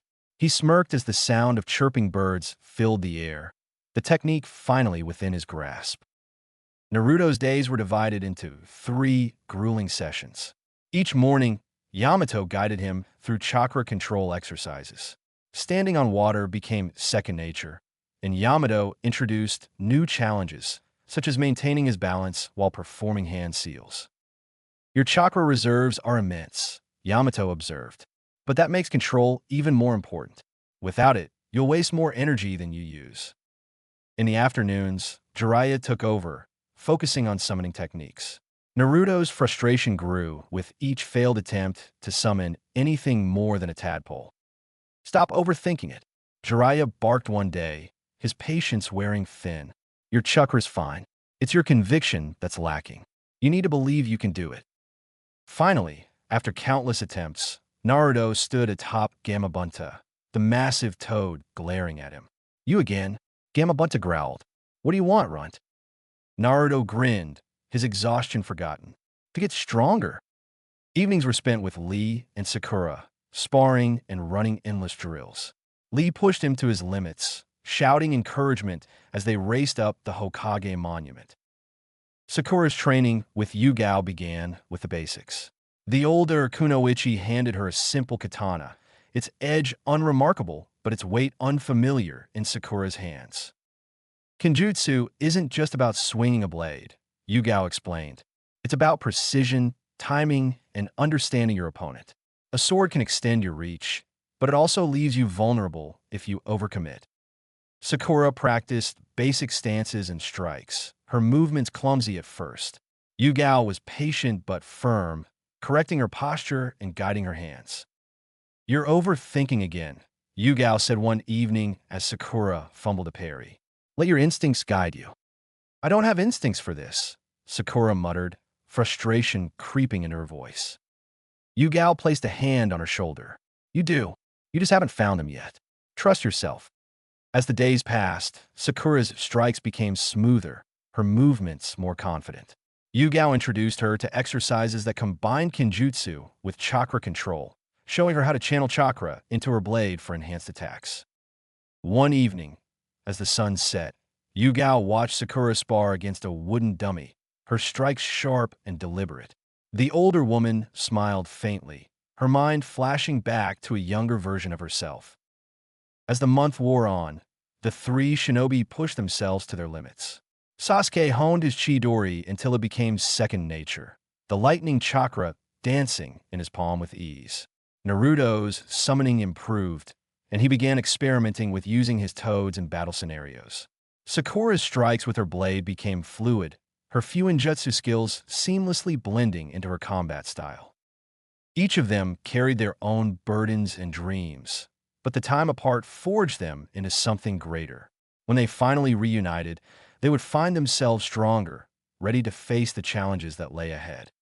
Naruto stood in the center of the secluded training ground, surrounded by dozens of shadow clones. Each was lost in their own attempts to control the elusive power of wood release, focusing intently as they experimented with small bursts of water and earth chakra. Naruto grinned to himself. He hadn't had time to practice wood release much over the past month, but his clones had been putting in the work for him. Now, as he absorbed their collective experience, he felt closer than ever to mastering the technique. All right, he muttered, rubbing his hands together. Let's see if I can make this work. He closed his eyes and focused inward, trying to replicate the sensation his clones had described.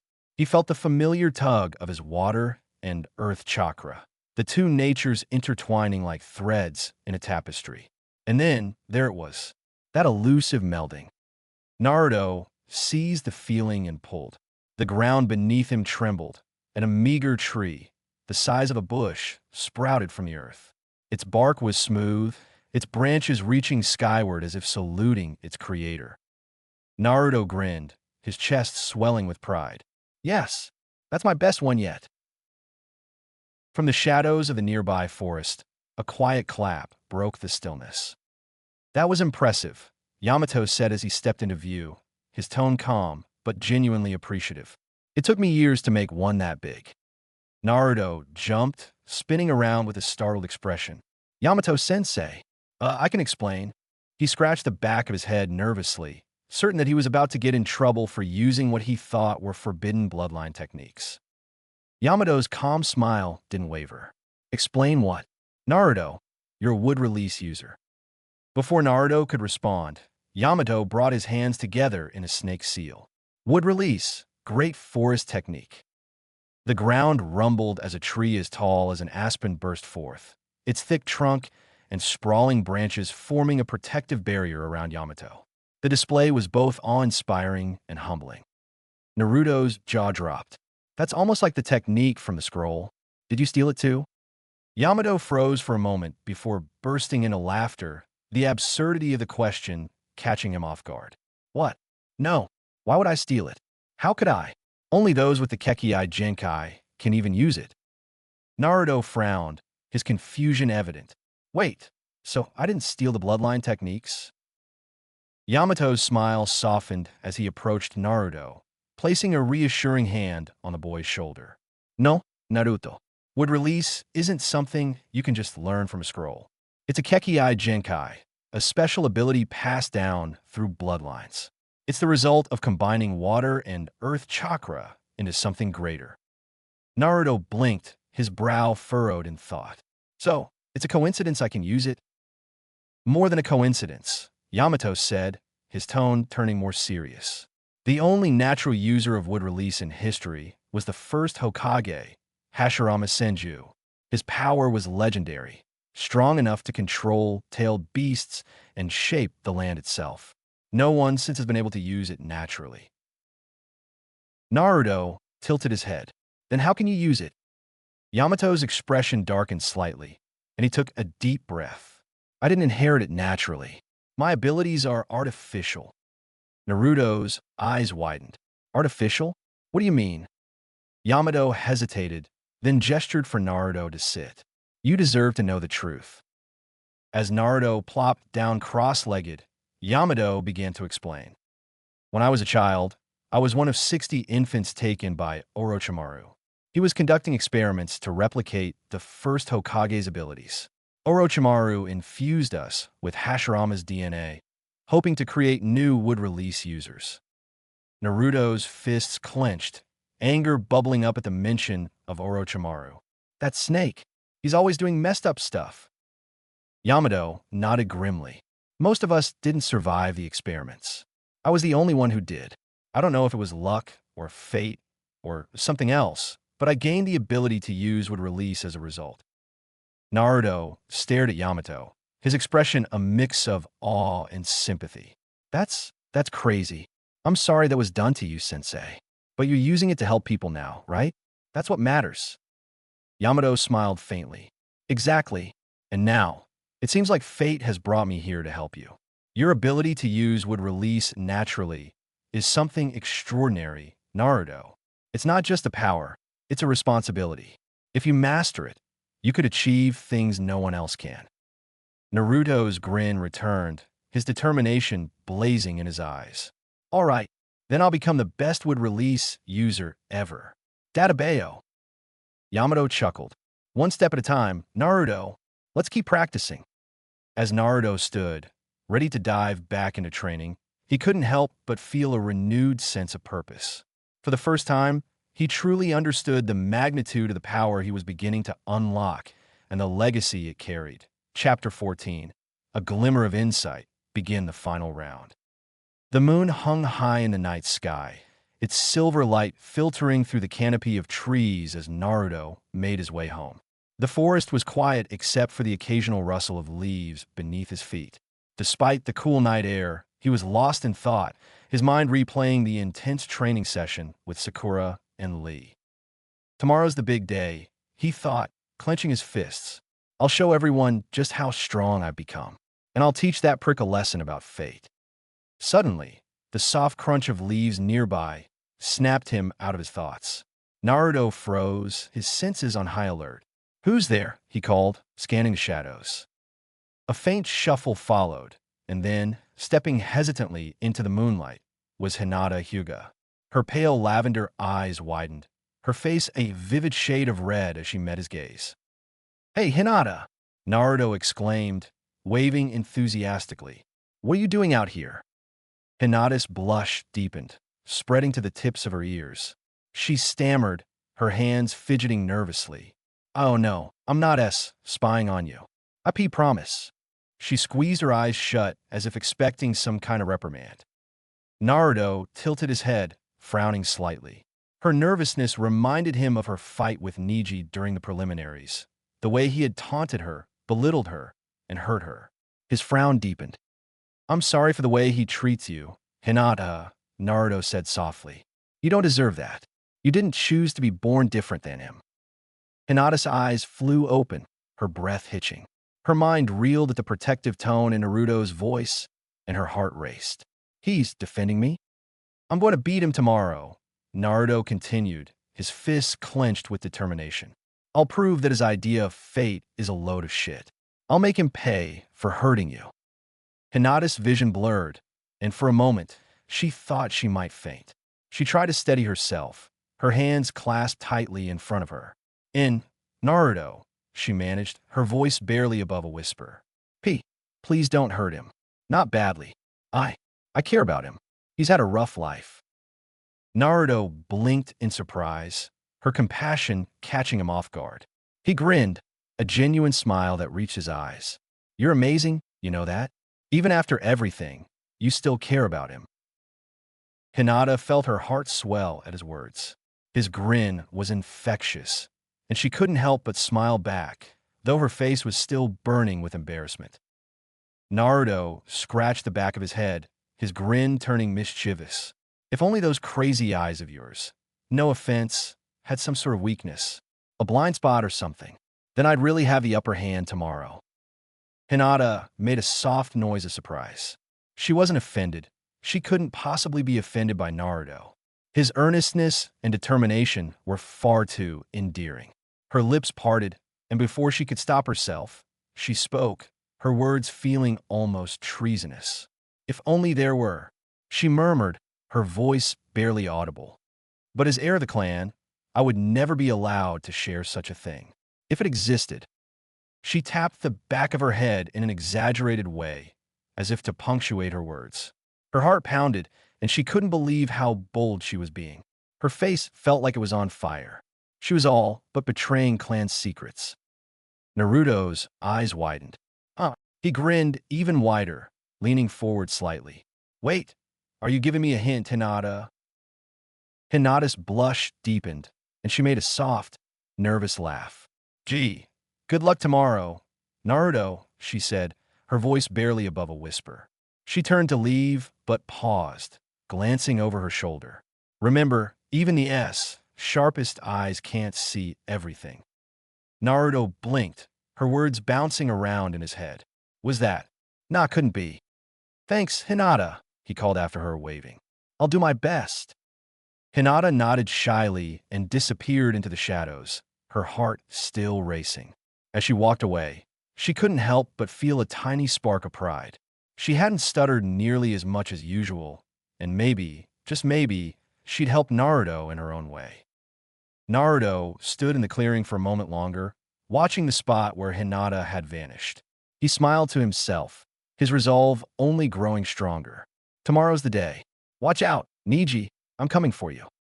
The arena was silent as Naruto and Neji faced each other, the tension palpable. Naruto's fists clenched at his sides, his blue eyes blazing with determination. Across from him, Neji stood calm and collected, his pale lavender Byakugan eyes unblinking as he gazed at his opponent.